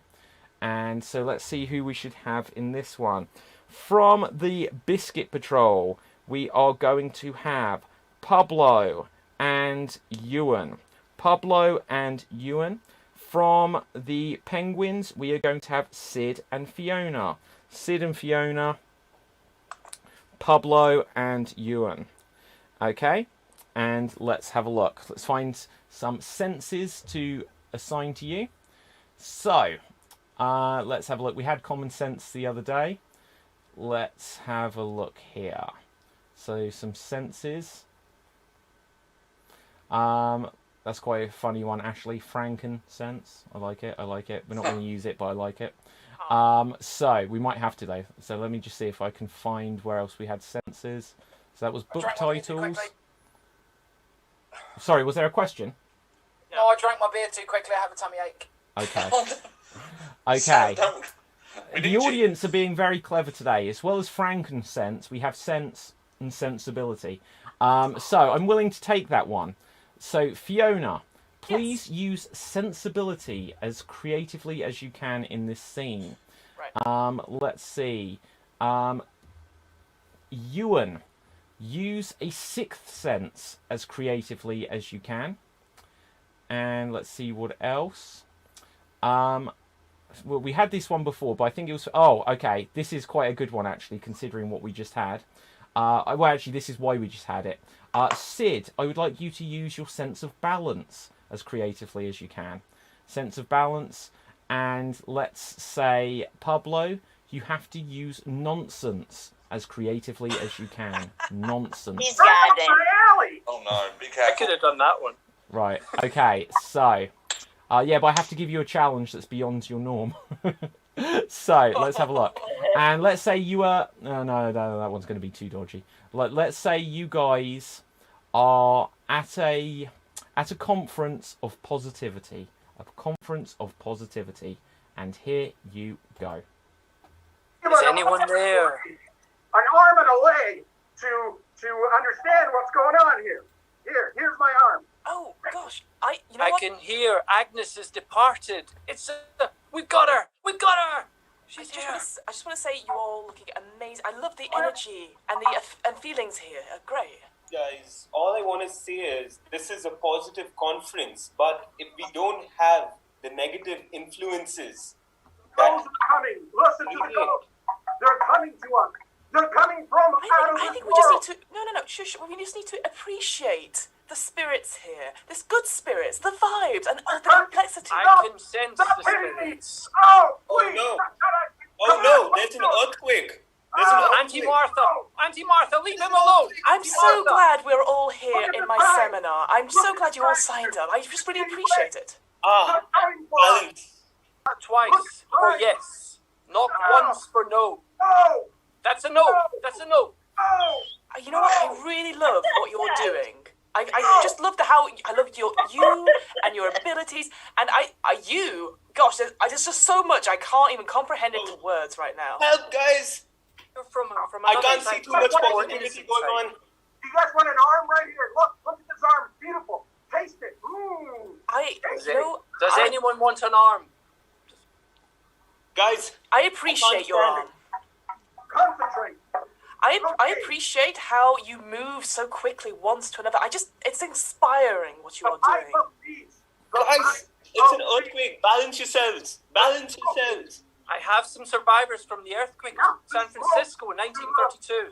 To the ghosts that are coming from the world of pi divided by 2 multiplied by the square root of... I want to appreciate these complex things here. I can't see anything. Everybody there? Everybody there? Come on. Let me just get this straight. We're all here to be positive, and one person is shifting from one to another. I'm a medium. I positively encountered a spirit. And I appreciate that. You're from a more innocent time, and a lot of dead in that time that I can try. They're surrounding you. Guys, from the earthquake, a lot of people didn't manage to balance and survive. But we managed to do so, and that's great. We maintain a balance in the universe. I can communicate with them. I see dead people. Right here, look. We're getting a message. That finger. I appreciate how you can do that with your fingers. I wish I could do something like that. Just the complexity in that. Even this arm, it's gold. Look. It's an amazing arm. You have to buy it. Only £3.50. Only $2,500. I appreciate your selling technique. Yeah. Ow! Death of a salesman. Death of a salesman. We have Willie Loman here. Guys, I can channel I know it. there are troubling times, but we just need to breathe and balance our emotions. And scene. Well done. Well done. Okay. Excellent stuff. Excellent stuff. So, audience, who do you think made the best creative use of the sense they were assigned? Do you feel it was Sid? In which case, vote for Sid. Do you feel it was Pablo? Vote for Pablo. If you think it was Fiona, vote Fiona. And if you feel it was Ewan Henderson, actor, subscribe to him on YouTube. But then vote for Ewan. So, put your votes into the comment section. 30 seconds on the clock. We've got a couple more games before our finale, so we're going to have to rattle through things now. But let's have a quick look. I will also remind our audience that we have tomorrow nights before the grand finale, we're going to have Improbotics, we're going to have Improbotics. You'll know Sarah Davies, who was in the championship earlier, in the championship. She works with a group called Improbotics, and they've got a very high-tech show where they do lots of funky, fun things to, well, it's got to be seen to be believed. It involves artificial intelligence, so do check that. Right, okay, 30 seconds have gone. Let's see what we've got for the votes. And let's see, here we go. Pablo is completely insane. I love it, says Al. So remember to count these votes. Sid says Arushi, wow, this game. I'm going to vote for Vampire Penguin, says Ashley. I like chaos, but organised chaos. Fiona wins for me. Ewan says Sandra George. Oh, George. Andrew says Sid. Jane says Sid. Jim Redpath says Vampire Penguin. Penguins? The Penguins? Biddy says Sid. Janie says Sid.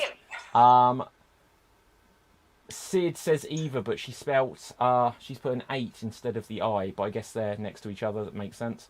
That was all nonsense, so I'm voting for nonsense, which was Pablo, says Swat Deeds. Brandon says Ewan. Maxine says Fiona. Hugh says Fiona. I'm so relaxed. Fiona says Sophie J. Penguins says Jen, and that's where we're up to. So I think the Sid, you get the bragging rights, but point to the Penguins there. There are 3 teams in this game, says Al. Penguins, Biscuits, and Pablo. Oh dear. The only extreme improv watermelon to make it this far. So let's have a look what else we've got. What we're going to do now, we are going to have a game of Wrestlers. We're going to play Wrestlers, and in this we are going to have, well, I like things to be 4 players in this game, so let's choose a couple again.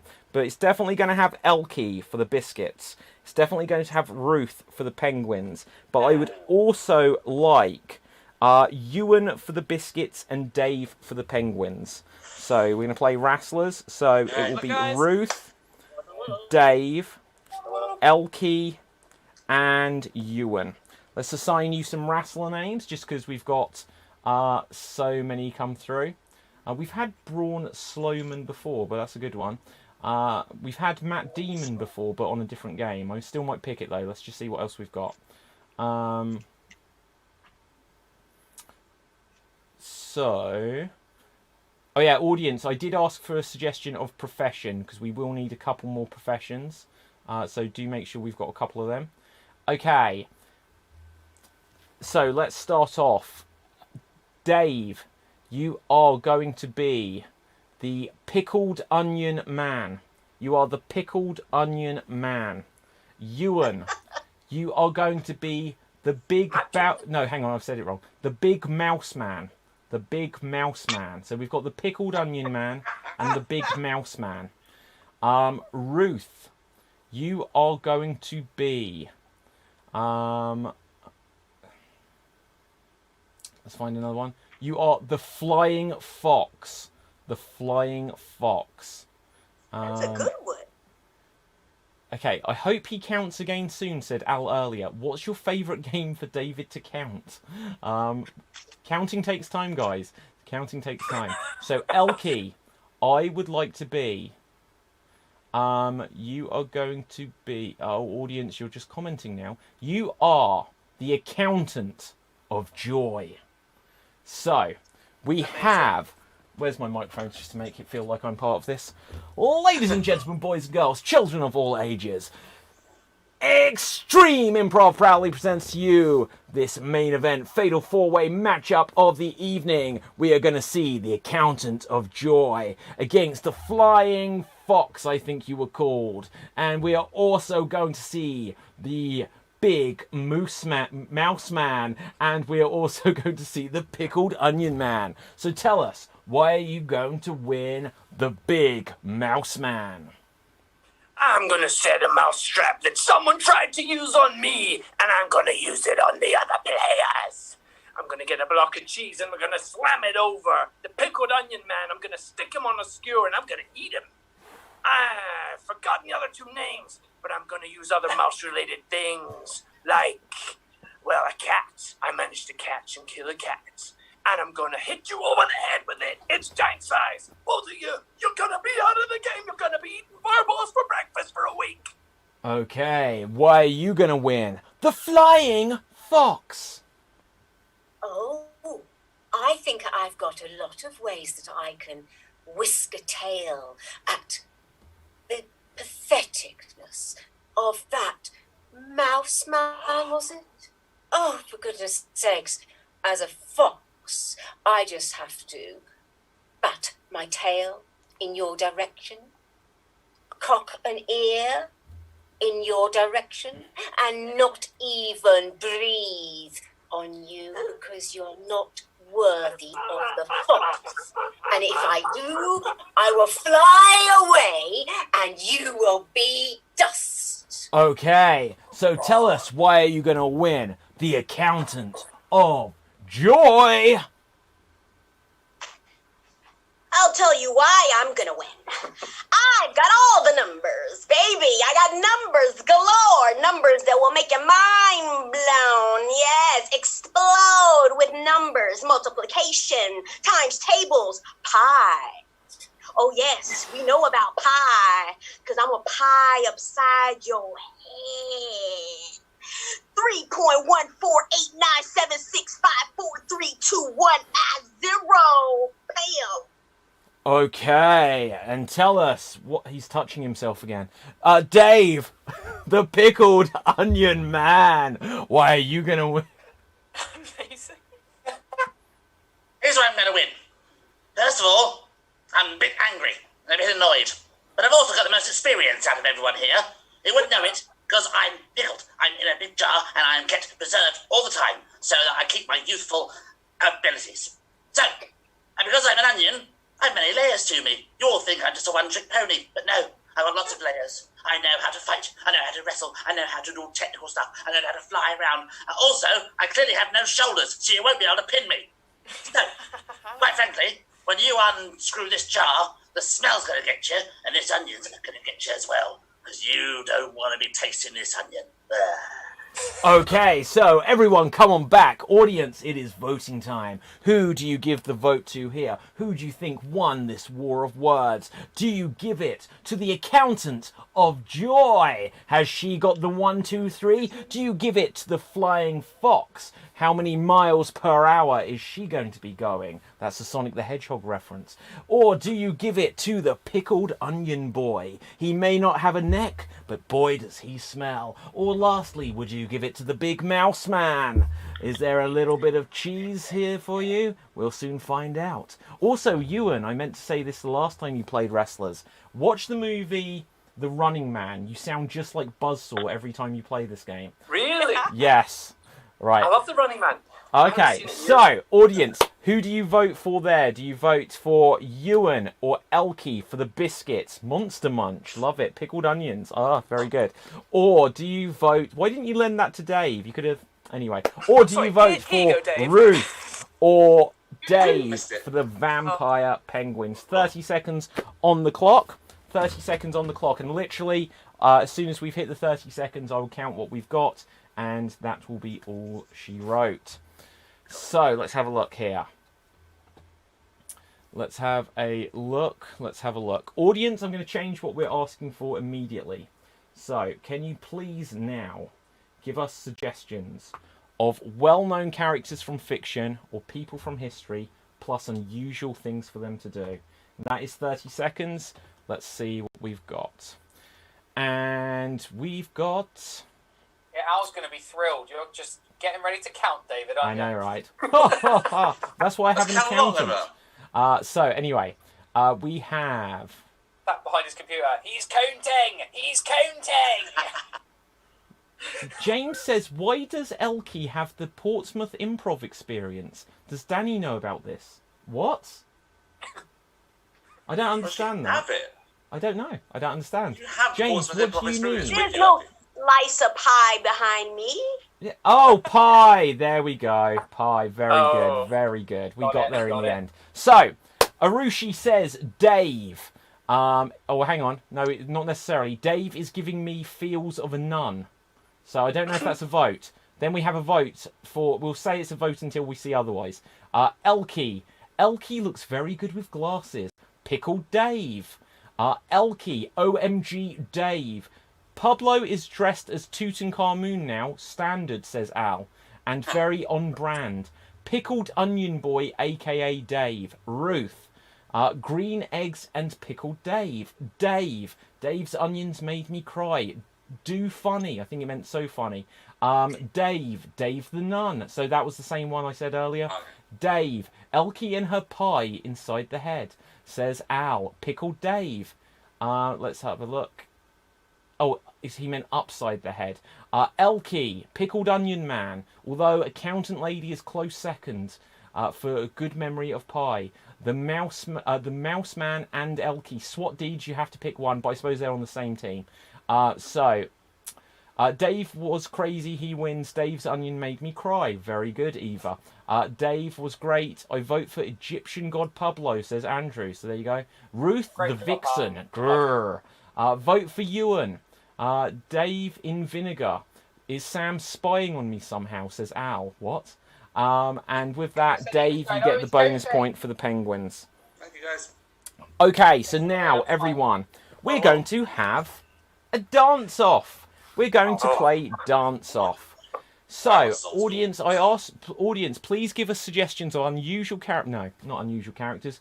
Well-known characters from fiction, well-known people from history, plus unusual things for them to be doing. We will use it for the finale game.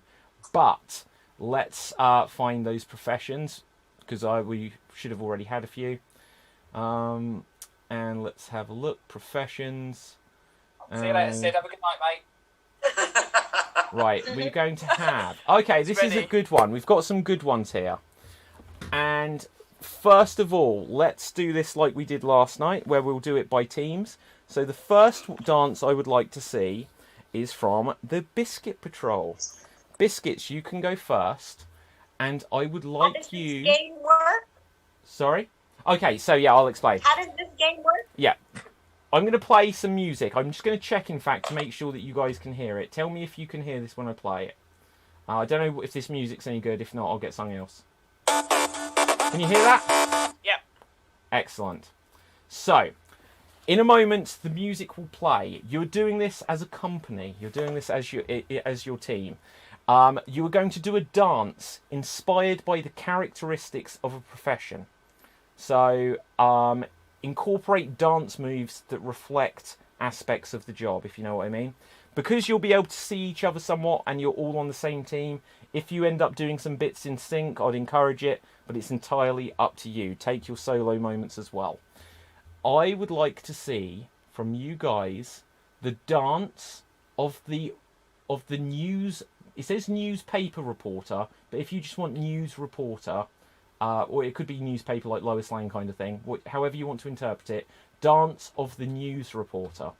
Okay? I'm going to take myself off of the camera so you guys can dance. I'll only give you about a minute to go. And here, dance of the news reporter, begin.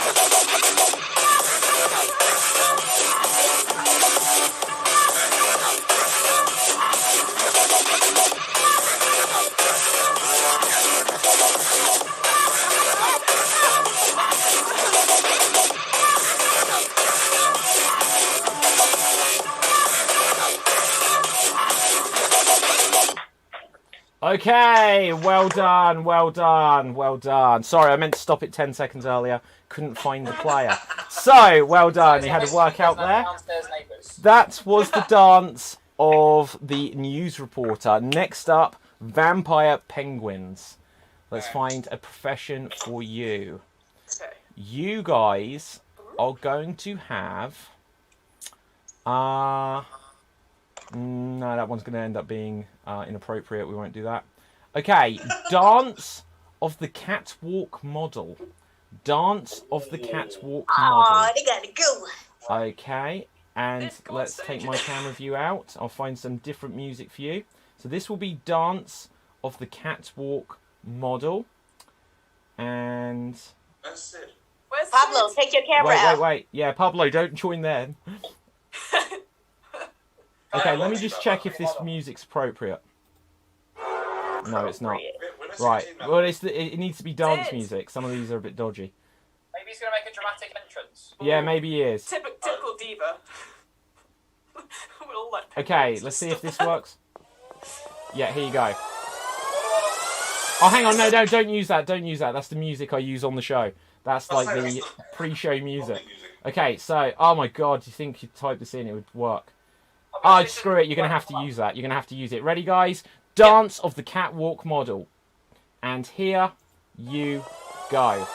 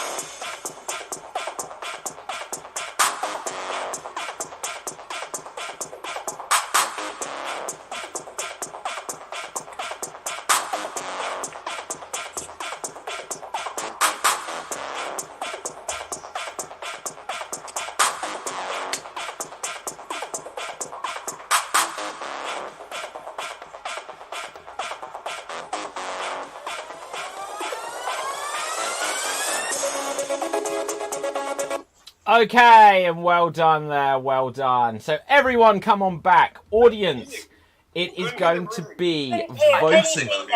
Couldn't hear any music at all then. Well, why didn't you say? Could any of you hear We the were music? acting! Could none of you hear the music?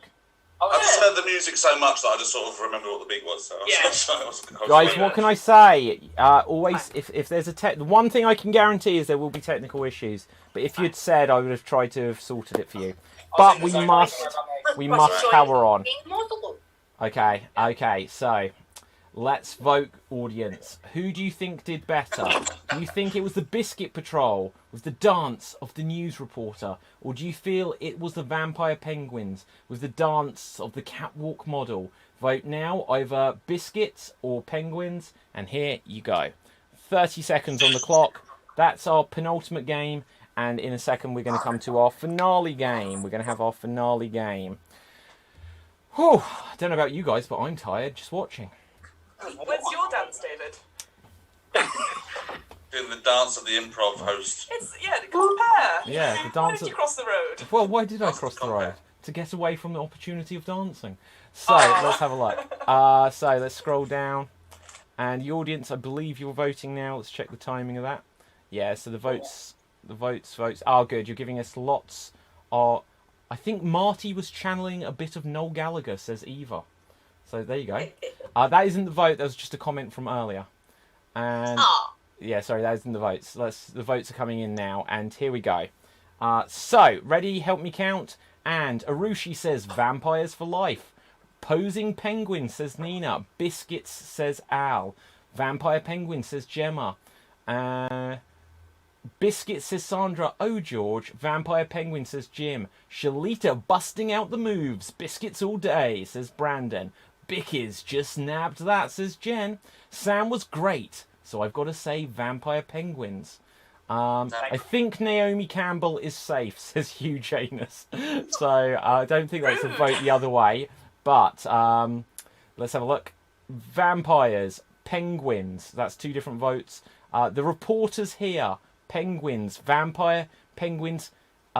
Titivated me, says Ashley Edwards. Penguins is where we're up to. So penguins again. So bonus point, vampire penguins. So let's have a look. The other ones coming through are a little bit late, but there's only another one. 2 more for penguins. It doesn't make a difference at this stage.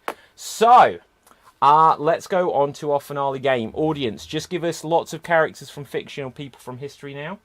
And let's have a look. Going first, we are going to have Pablo and Sid.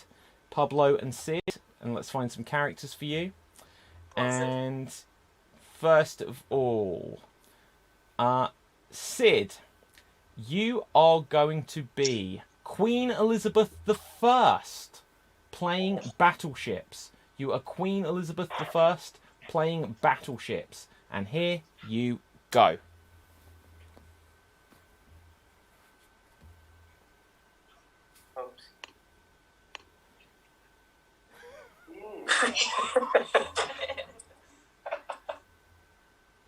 I haven't seen or played Battleship, but if I were to.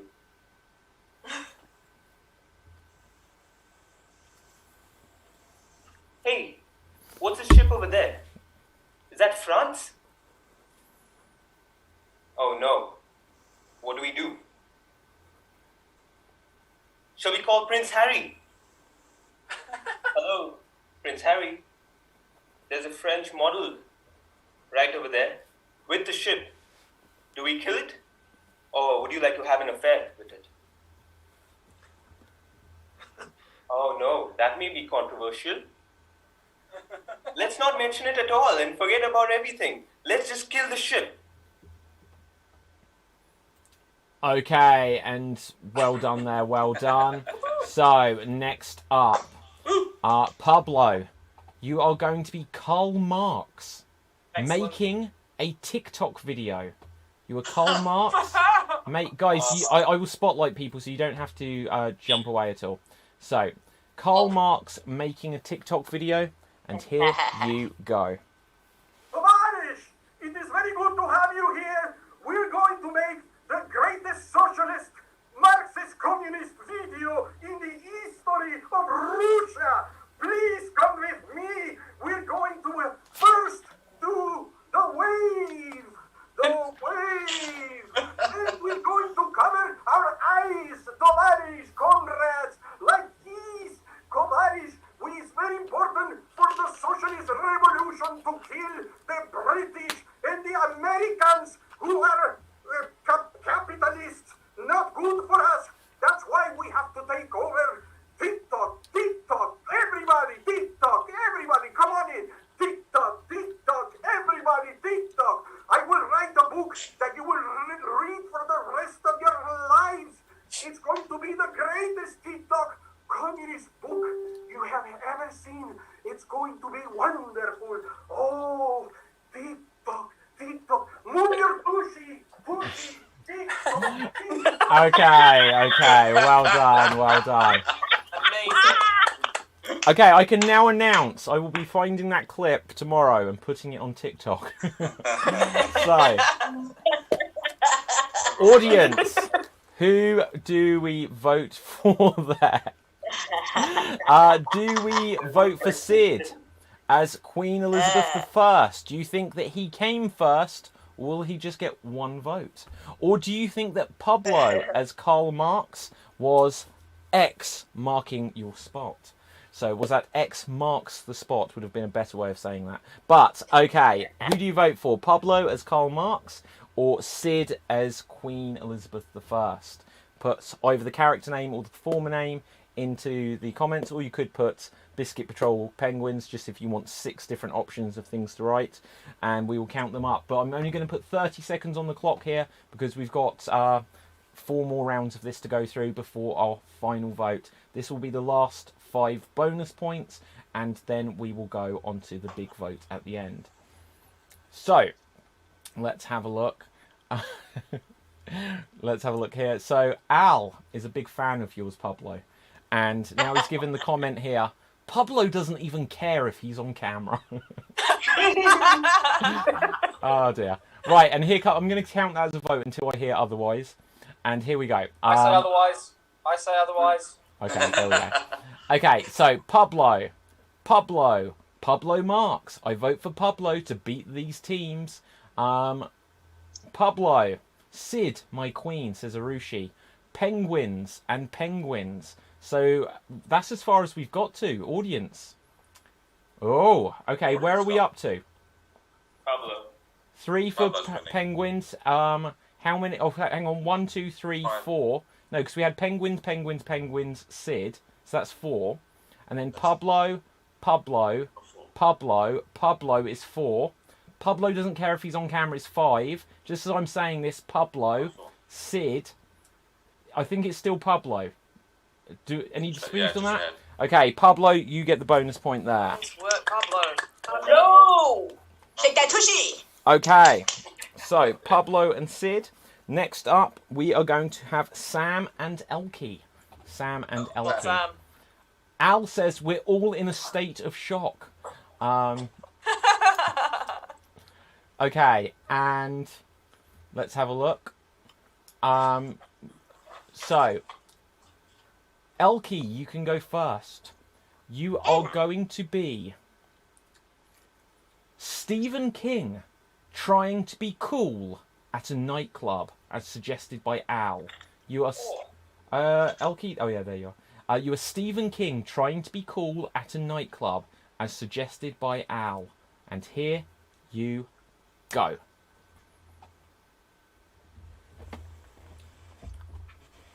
You know, I wrote Carrie. Yeah, it's about the girl that was bullied and you know, the cool kids, you know, like me, threw pig's blood on her. It's creepy. You don't like that one? All right. I wrote Christine about the killer car. Everybody loves cars, right? Cars are vroom, vroom. No, I wrote Sleepwalkers about some cats that no, okay. You know what? I make a cameo in all my movies, like Hitchcock. You don't find that cool either. You know what? I wrote the Langoliers. The Langoliers, yeah. You didn't like that one either, shit. All right. You know what? My name is Stephen King, and King is kind of a cool last name, right? No? Okay, I'll go. Okay, well done, well done, well done. I really like the Langoliers. I watched it recently. So. That's why no one thinks you're cool. Oh. Wow. You're going next. Sam, it costs us points. Be quiet. Hey, let's find a character for you, Sam. Uh-oh. So. It'll be the entire cast of the Wizard of Oz. I think you're cool, David. I think you're a great guy. I love you. Right, so let's find a character for you. You are going to be Rihanna, stealing Mary Poppins' umbrella. You are Rihanna, stealing Mary Poppins' umbrella. When the sun shines, we'll shine together. Told you I'll be here forever. You can stand under Mary's umbrella. You can stand under her umbrella. Penguin, penguin, penguin, penguin. Talks, talks, talks. You can stand under her umbrella. Let's fly away into the night. It's okay, there is no fright. Just fly with me. Mary likes to fly away. And under her umbrella, Ella. What's going on? You can stand under her umbrella, Ella. Ow. There you go for that sympathy book. And there we go. Well done, well done. All the dancing, amazing. Wow, Sam practicing his dad dancing for future reference. So, audience. Do you think I'll ever be a dad? For the hope of humanity, we pray not. So, okay. I'm joking, Sam. I'm joking. I just mean there are some people that shouldn't breed. I'm joking. Right, so, I'm joking. I'm literally joking. So, who do we vote for? Was Elkie the king of the ring here? If so, vote for Elkie or Stephen King? Or is Sam in need of an SOS call after putting his back out there? In which case, vote Sam or Rihanna. Put your votes into the comments section now. Sam or Elkie? Stephen King or Rihanna? Vote now. So, 30 seconds on the clock. Let's see what comments we've got coming through here. Elkie is king, says Ashley. I think that's an early comment. Once again, we'll see if there's a vote come through. Let's have a look. Again, and then, what was that? I think that was for the last one. That was about the Queen. I thought that was King, Queen reference, but no, it was about the Queen from the last one. And here we go. Votes coming in now. Let's take the clock off. And Sam, Elkie for her Stephen King knowledge. Also, King absolutely is a cool last name, says Brandon King. Sam.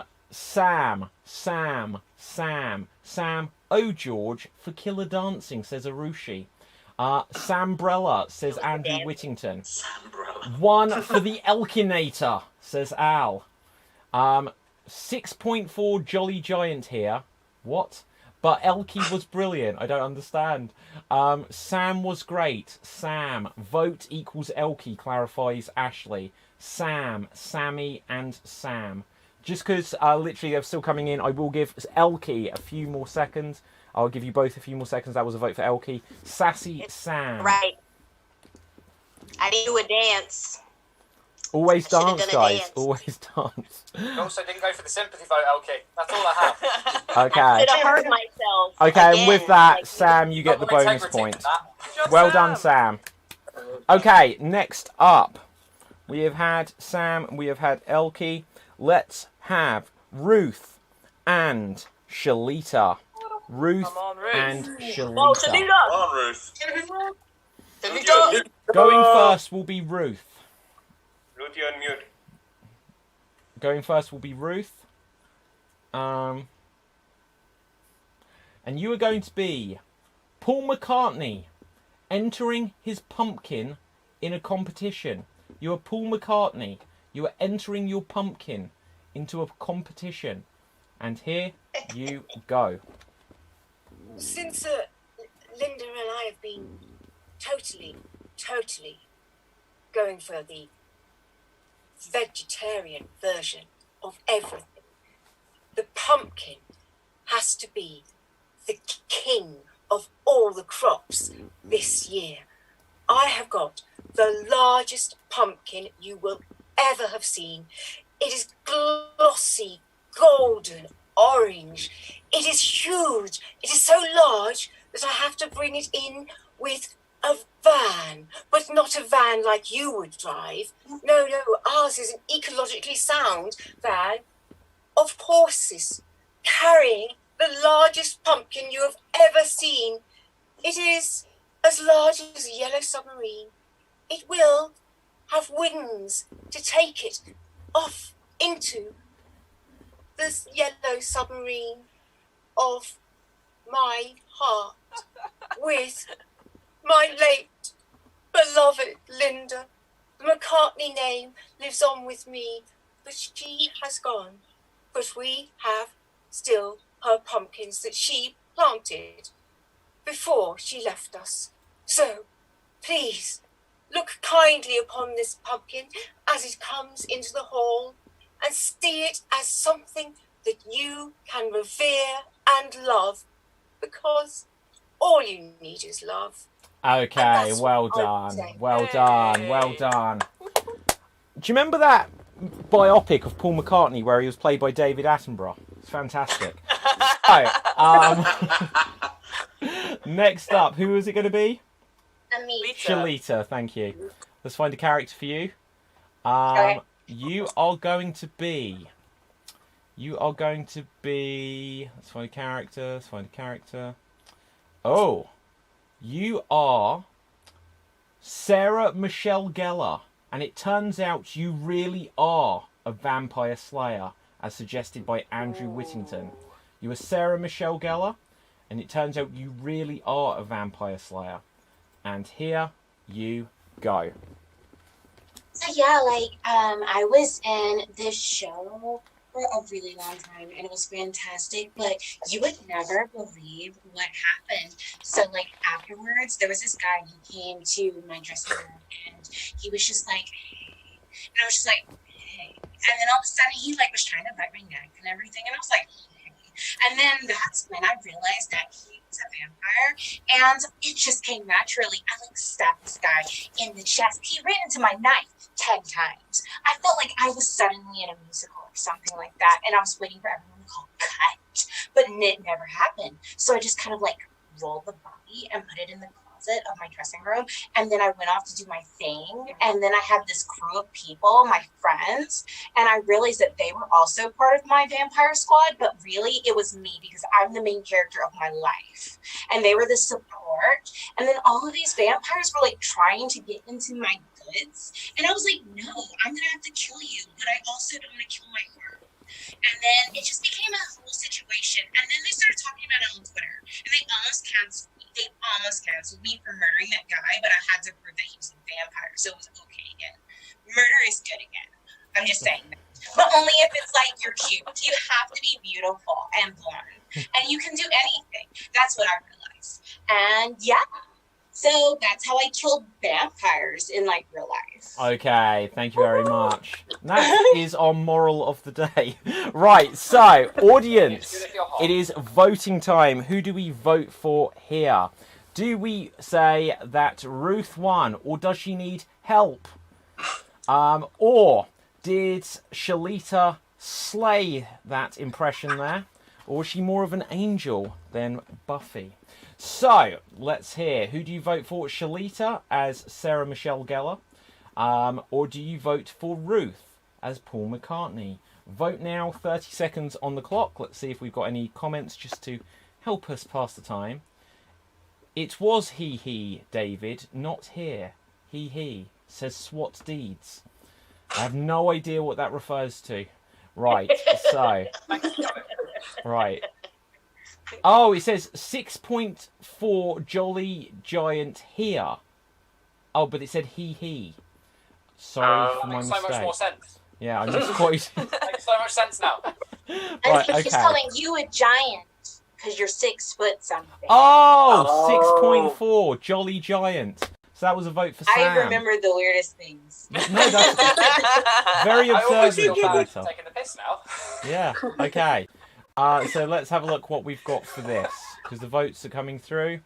I am helping you, Ruth, says Arushi. Shalita ran into my vote, then she ran into my vote one time, says Ashley. Shalita, for such meta levels of the quote, it just became a whole situation. Dead, says Al. This is hard, but Ruth, just. I never support killing vampires. Vlad totally against it, but was a small exception for Shalita. So that was SWAT deeds. Jim says Ruth. Brandon says vote for Shalita before you run into her knife 10 times. Do you know what? There was just the thing where you said when they shouted cut, I thought you were going to get... Anyway. Ruth gets a vote from Jane. Biddy says Ruth. Shalita says Andrew. Sienna says Ruth. Rooting for Ruth, says Eva. Ruth flew away with my vote, says Hugh Janus. Hey Samuel, says Rebecca. Oh, hey Bex. Ruth for me. How are we doing there? 11 to Ruth. Oh, okay. So, wow. Interesting stuff. Vote goes there. Yes, it is. So David. What? Right, who haven't we had? We haven't had Fiona and Ewan. Fiona. Oh, bring it. And Ewan. Fiona. Yeah. Fiona and Ewan. Catchphrase. Come on, Ewan. Let's have a look there. If you beat me, Fiona, I'm going to kill you on Werewolf next time. As if you get to be werewolf. I'm going to edit that clip so it misses out the bit about werewolf. Right, so, Ewan. You are Rod Hull stuffing a turkey. You are Rod Hull stuffing a turkey. Do you know what? I do have a puppet of Emu somewhere To about the here. Americans watching, he's a very British children's. Yeah, I know. This is From the 70s and 80s. Oh, he's gone. Okay. Gone Oh my to- god, if he's got... I'm going to give him a few seconds. If he comes back with I'm Emu... just getting a turkey. Oh no! I could beat with props. Okay, here you go. Oops, left the timer on. Ooh, Rod Hall stuffings, turkey, yeah! Christmas, isn't Christmas a great time, boys and girls? Aren't we all happy at this time of year? I think we are. Do you know what's in this turf? Meow. Do you know? Right, stuffing. I mean, what do you do with Rod Hall? Oh, you naughty boy! You naughty boy! Stop it! You're going off now. Come on now, behave. Okay, here we go. You're there. Stop it! I don't know what else does he do. Oh. Somebody's at the door. Was that program? Who's at the door? Was that it? Yeah, that was it. Well done. Well done. Nice work, Ewan. Really good. Okay, so next up, Fiona. Yes. You are Dr. Doom, training to be an actual doctor. You are Dr. Doom, training to be an actual doctor. And here you go. Sorry, I'm late. Okay, so... Is this... Okay, oh, surgery straight... Okay, I'll put the... Okay. Oh, I know I have to keep it on. I have to keep you... It contains all the... It contains all... I can't explain. Okay. Scalpel. Nurse, don't make me do the Doom thing. Thank you. Okay. Scalpel.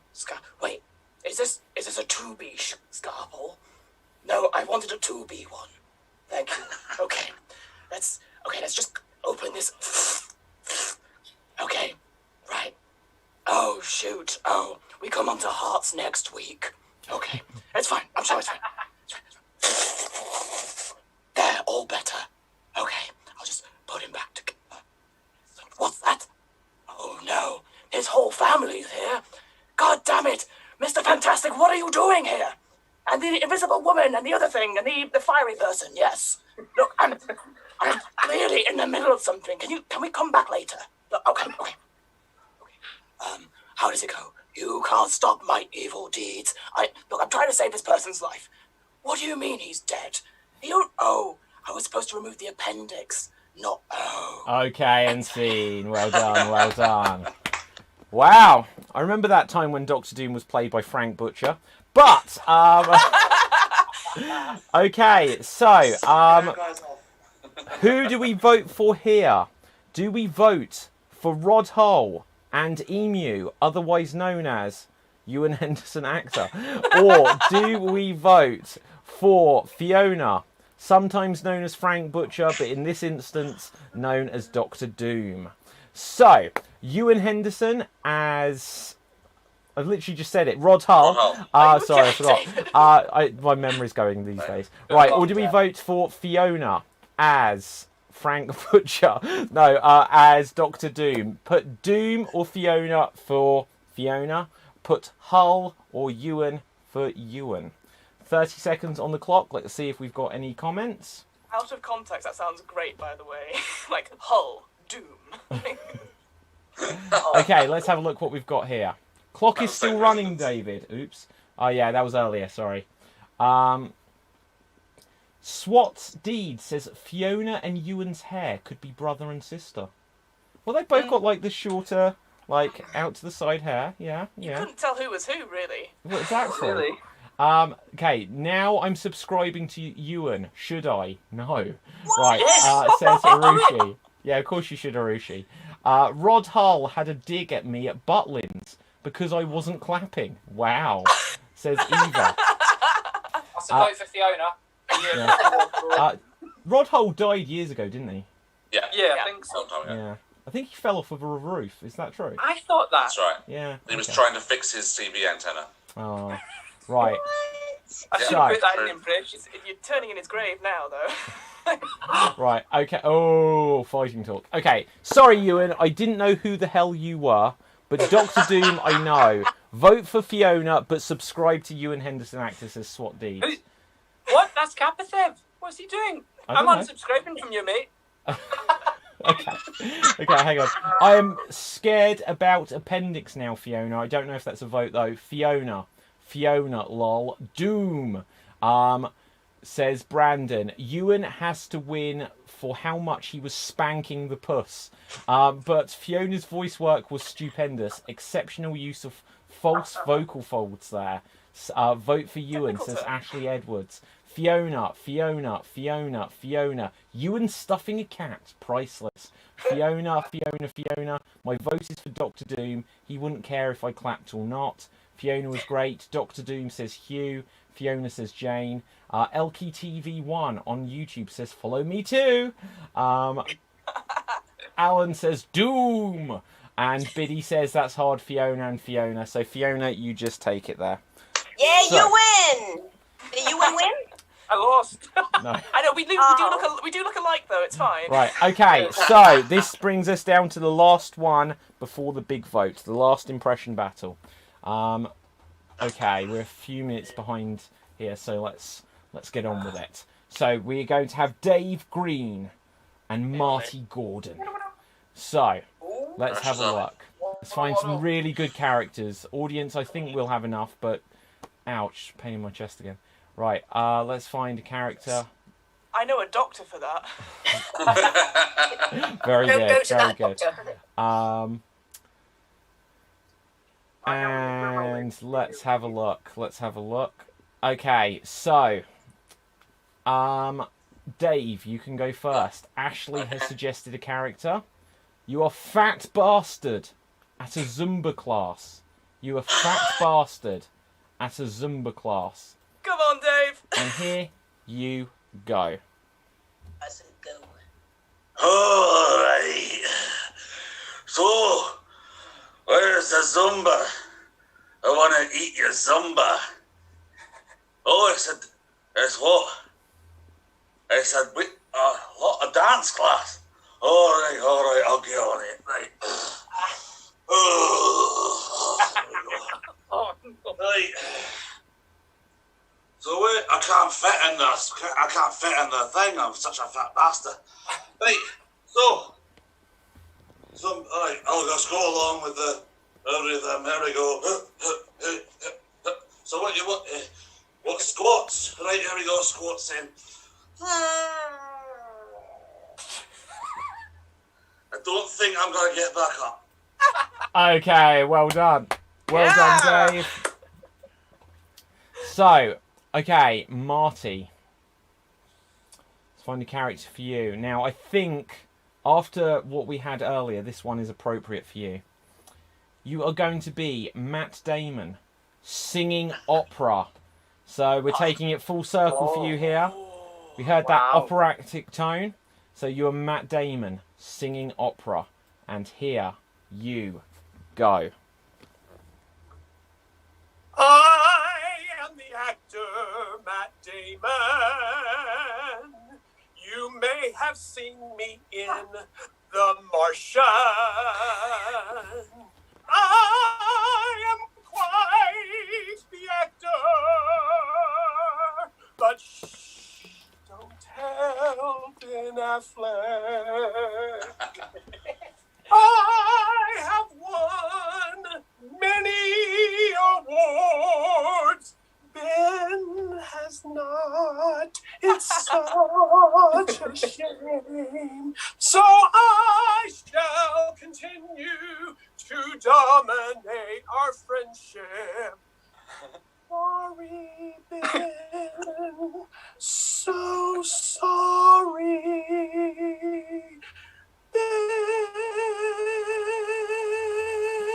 Okay, and well done, well done. My big hope after tonight is this is where Marty was discovered. Right, so, audience, who do we vote for then? Was it Matt Damon, or did he have a voice of an angel?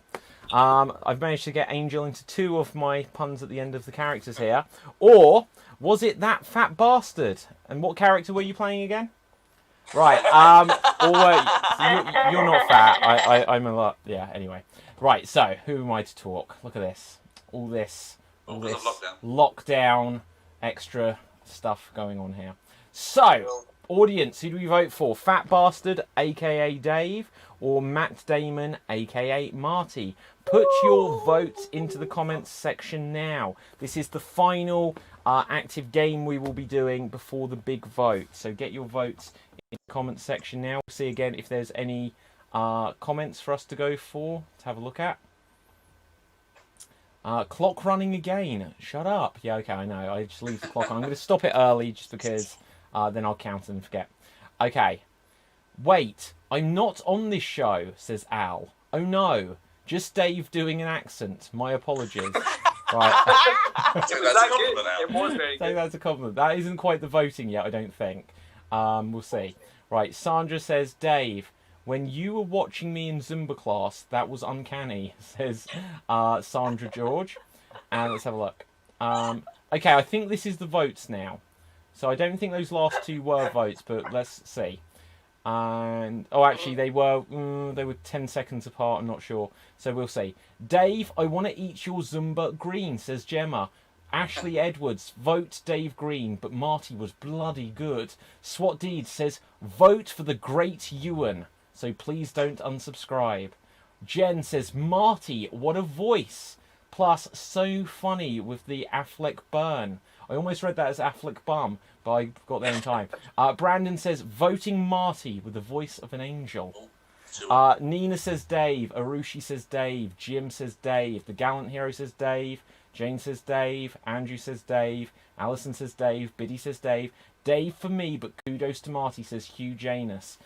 Sienna, Dave was great. Janie, Dave. Maxine, Dave. Okay, the new Dave got my vote, says Eva. Ewan, don't be disappointed in me then. Right, Alan says Marty. Sophie says Dave. Al says, sorry, Dave, but the voice. Al, every time I hear when I read your voice, I always imagine your character voice. Right, anyway, Princess Diva says Dave. So where are we up to? I think Dave had it. Okay. No, what are you talking about? Wait. Hey, Sid got a recount. Okay, let's do a recount. Let's do a recount. Oh my god, I almost knocked the computer. Right. Okay, let's check this recount. And it's Dave. So, okay, I'm joking. You don't need to count again. Right, okay. So, audience, do not vote anymore now for a minute. We are going to go on to the final count of the show. The final voting. No votes just yet, though. Let me explain how this works. Audience, don't vote. Something else just came in as well. Right. So, in a moment, I'm going to put a 2-minute timer onto the screen. And any votes that come in before that, I'm not going to count. Any votes that come in after the 2-minute timer has ended, I am not going to count. They have to come during the timer. You will actually get ever so slightly longer than 2 minutes, just because I will monitor on YouTube to make sure that you have had the opportunity to see that 2 minutes has elapsed, and at that point I will end the timer. Please don't vote for individual performers at this stage. Just vote Vampire Penguins or Biscuit Patrol. That's all you need to write. Vampire Penguins or Biscuit Patrol, or Penguins or Vampires, that's fine as well. You can only vote once. There was a little bit of double voting last night, and all it meant was that it took me longer to go through and check them. Because I will check. That's Al's plan. He just wants you counting more. I know. Right, so, audience, if I find that you are double voting, and unless I think that... So, if you vote, then don't put a witty comment that I could misinterpret as a vote. So just keep it pure for this moment. We appreciate all your extra comments, but again, let's keep it so it's straight down the line here. So either vote Biscuit Patrol or Vampire Penguins. Once again, performers on the screen, you cannot vote. Any other performers who are watching, you are welcome to vote either for your friends or for your rivals. That's fine, but performers on the screen do not vote. Either Biscuit Patrol or Vampire Penguins, and voting is now open. Once again, performers, use this opportunity to encourage people to vote for you. I'm just going to make sure I've got so I can see everything coming through. Tell anecdotes. I say that every night. Anecdotes. Anecdotes or jokes as well. So, okay. Yeah, so we should have invited more friends. Yeah. Why did the biscuit cross the road to get the pity vote? Oh. So you all know that I'm getting the pity vote. Oh no. How many This is your fandom. We're in your seat. How many injuries have you got from this evening, Sam? Just from this evening, Yeah. I think 3 maybe. I think it's Morning, so that's 4 in total for the day. I'm pretty sure it's either you, Danny, or Hannah at various points have got the most injuries over the time of the Extremed shows at some point, because it's somebody who's all like used your room to just throw yourselves around. Well, Can anyone give us some good insurance policy, please? Are there anyone out there? The thing is, when we've done live shows before, David knows me because I always fall off the stage. Yes, that is your trademark. I actually saved Sam once from falling off the stage at quite a drop in Tame. Do you remember that, Sam? It was like a 6-foot drop. Yeah. Well, that's all right. Before into like with your head's there. Exactly. I think this group exemplifies the fact that we all live in a yellow submarine. Come on, everybody. A yellow submarine. A yellow submarine. Hey. We all live in a yellow submarine. Come on, everybody. I don't think we can afford that one. No. Copyright strike. Done. Disney instead. In the town where I was born. Oh, sorry.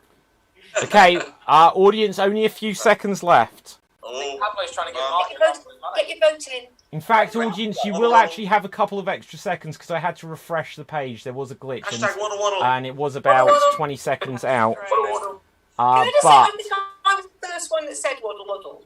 Where are you? Of the Vampire Penguins. Okay, that is time. That is time. I'm still counting. That is time. He's been kicked out, he said. He's been kicked out the meeting. Oh, hang on. I'm bringing him back. I'm bringing him back. Oh no. Okay, guys, keep doing this. I need to tally up. There's a lot of votes coming through. I also just am going to have a quick scan through. Yeah. Is it close, David? I'll just say right now, I've had a right good time tonight. I need to double check things, guys. I need to double check. There's a lot of votes, and so I need to make sure there's Votes are all no finished counting, so I can shenanigans. say that No without shenanigans, wanting to sound guys. like I'm being Trying to win votes. exactly trying to win votes after the votes have been taken. It's not a good idea, and that someone should tell Trump. We'll never concede. Yeah. Yeah, we're never conceding. But yeah, whoever doesn't win, just turn up tomorrow and say you didn't concede. It would be great. Yeah, exactly. Totally. Okay, I can confirm. Is there any One sec. Okay, there's no double votes that I've seen. None that I've seen. And if there is, it would only... I like the fact that Pablo looks like he's just peering over the screen. Like that George Clooney gif going up and down. Is the actual height of the Pope as well? Oh, yeah. Who is the Pope at the moment? That German, that Argentinian guy, right? Okay, guys. Okay. I don't know. It's very exciting, isn't it? Right. Who's won. Okay. So, audience, thank you very much for all your votes. We have a decisive winner. We have a decisive winner. Okay, ready? And going through to the next audience, you can now put any comments you like. We'll read them out at the end. Going through to the next round is the Vampire Penguins. Well done. Well, that's a big surprise. Okay. That's enough. Oh wow. So, well done, guys. Well done. Audience, put any final comments you've got, things through, and we'll read them at the end of the show. For example, Ashley Edwards says, I voted for Vampire Penguins to be my adversary for the final, but biscuits were great. Ashley, I'm going to stir the pot here. Did so you Ashley's trying to think... say that we're the weaker team? Yeah, that's what I read into that too. You wanted... Oh, well, let me tell you, Ashley, it's a Laughter Academy face-off tomorrow now. So. Yeah. And we're going to vote for vampires. Okay. Okay, so let's find out where you can find each of our performers on social media, starting with our Biscuit Patrol. Marty, where can the people find you? Mainly just go to Instagram at What Would Jesus Glue. That's where I post all my visual art and weird art that I do. And yeah, that's it. Thanks. It was fun. Okay, fantastic. Where can we find you, Ewan? Well, you can find me on YouTube. Ewan Henderson actor. I'm wasting my breath. But thank you everyone for watching, and really it was brilliant. I loved the whole thing, so thank you. Amazing. The thing that's amazing, if you actually look up the analytics, you'll probably see you've had about 6,000 subscriptions, but everyone periodically unsubscribes. Where can we find you, Elkie? You could probably find me here tomorrow night if any of the teams need an extra player. Yeah. But seriously, at Elkie TV on Facebook, Twitter, TikTok, and Instagram. And yes, my name is Elkie. Okay, thank you very much, Elkie. And that is a good tactic, because Elkie, you were... What team were you in originally? I was a koala. Koala, and Elkie had the tactic of, before the Zoom call had ended, she had switched teams.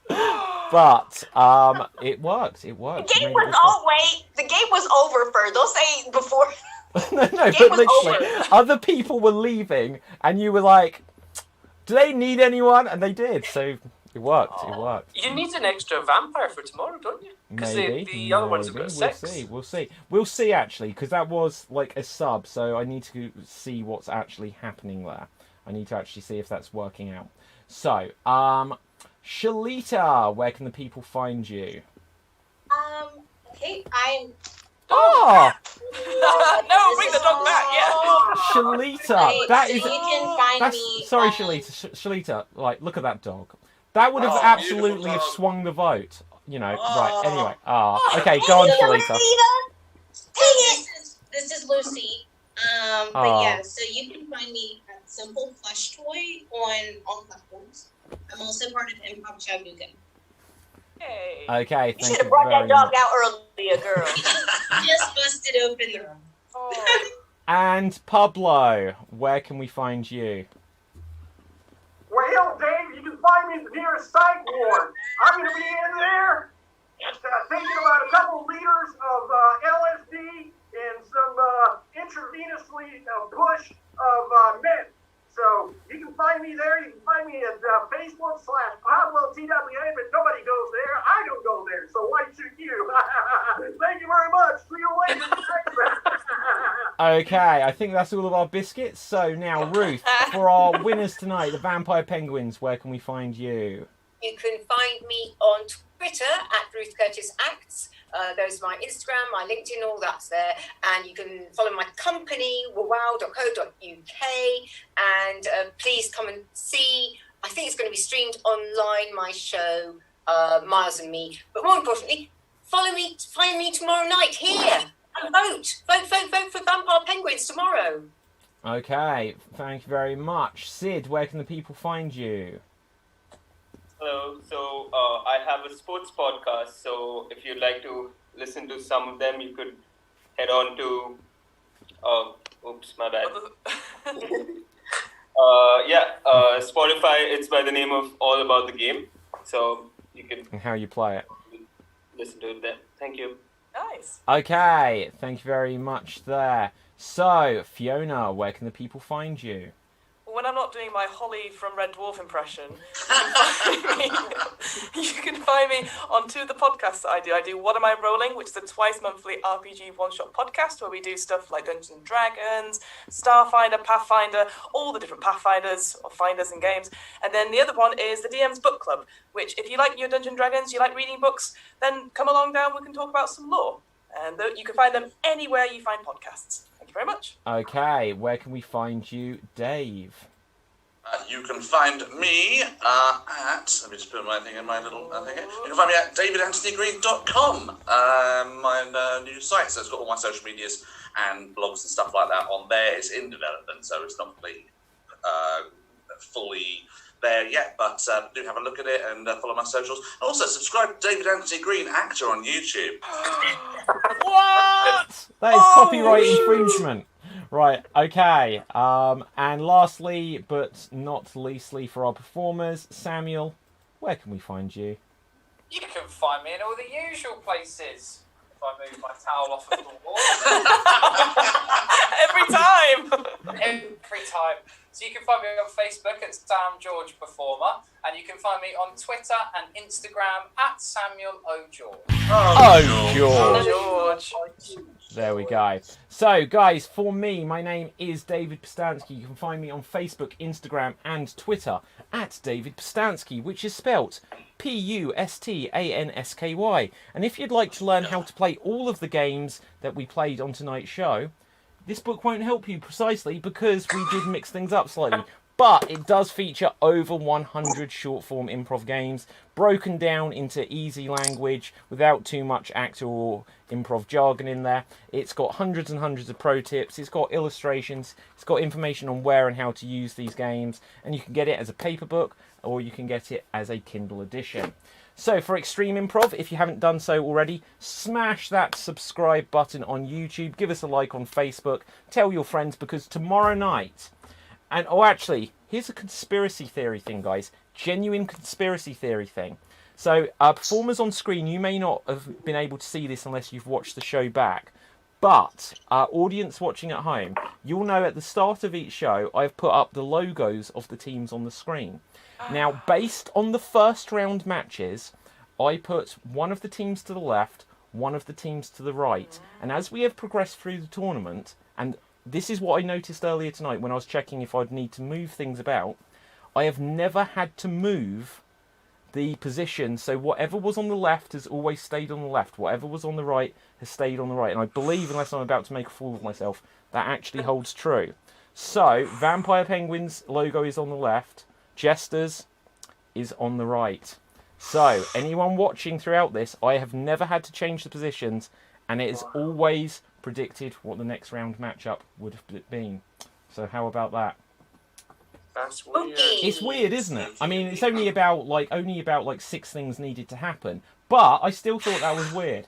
Let's read these final comments then. So, oh my gosh, there's lots of comments. Well done. I'll read them just so we get it. And here, Vampire Penguins. What are we voting for again, says James Day. Oh, James. Right, I voted for Vampire Penguins, yeah, so that was a conspiracy theory there. Alison says, congratulations. That was genuinely a difficult choice, says Al. Both fantastic. Hugh says, don't forget to upload Pablo's performance to TikTok. I'm going to write that down. Pablo TikTok. TikTok. I've never been on TikTok before. I don't even have a TikTok account. Don't worry. I don't think you need one after this. That's pretty much what you did. Yeah, I would have never have guessed. But let's have a look. Well done, Penguins. Beautiful effort, guys, says Arushi. I love this nail-biting semi-finals. Love to vampires. Cackles, I can't say the word. You know what I'm going for. Not mechanically. What's the word? Maniacally. There we go. Says Ashley. David Anthony Green on YouTube says, hey, subscribe to my channel. Not that you and Henderson actor. And love to you too, David. Oh, thank you. Although that might have been to Dave. Right. Congratulations to both teams. Great show, says Jen. See you tomorrow, Penguins. Waddle, waddle. Congratulations, Penguins, and well played, Biscuits. I finally, Ewan Henderson live now. I know who was branding me for subscription. I didn't quite understand that, but there you go, Ewan. Guys, I still want to see Ashley versus Corey, Dawn of Improv. Great show, can't wait for tomorrow, says Sandra. Well done again, David. Take some Gaviscon for the pain in your chest. It'll be fine, guys, don't worry. Subscribe to Ewan Henderson Actor. I'm game if he is, says, so I think that's versus Corey. That was Ashley that said that. Oh, Shalita, your dog is gorgeous. See you soon, I hope. You were great, says Jen. Ruth, did you actually skydive, or is that someone else in your background? No, I actually do. That is me. I am strapped to somebody else, though. Yeah. It's not both of her. No. Yeah. Right, Dave Green. I just thought that was your parachute, Ruth. That was... James Day says, Dave Green has a great blog. I read it recently. Loving Pablo's background, says James Day. Waddle, waddle. Good luck tomorrow night. I'll be working. Oh, great. Says Andrew. Congratulations, Vampire Penguins. Well done to both teams. Thank you for being so entertaining. Totally love your show, David P. Thank you, Eva. Extreme Improv totally rocks. Conspiracy, we are still out there, says Andrew Whittington. Love you, Sid, for that Baby's Day Out remake. Best part, says Arushi. Jen says, replies to Andrew, the truth is out there. Ashley says, Jesters versus Vampire Penguins. We'll see who has the last laugh. And with that, guys, that brings us to the end of the show. Thank you so much. That was an epic night. Gonna be a close one tomorrow because both teams have large followings, says Elkie. Yes, so do look out for the show tomorrow, everyone. So, from us, from everyone here, stay safe, have a good one, stay extremed, and waddle waddle. Okay, and we are off the air. Do you ever have a favourite David that you think, oh, I like this?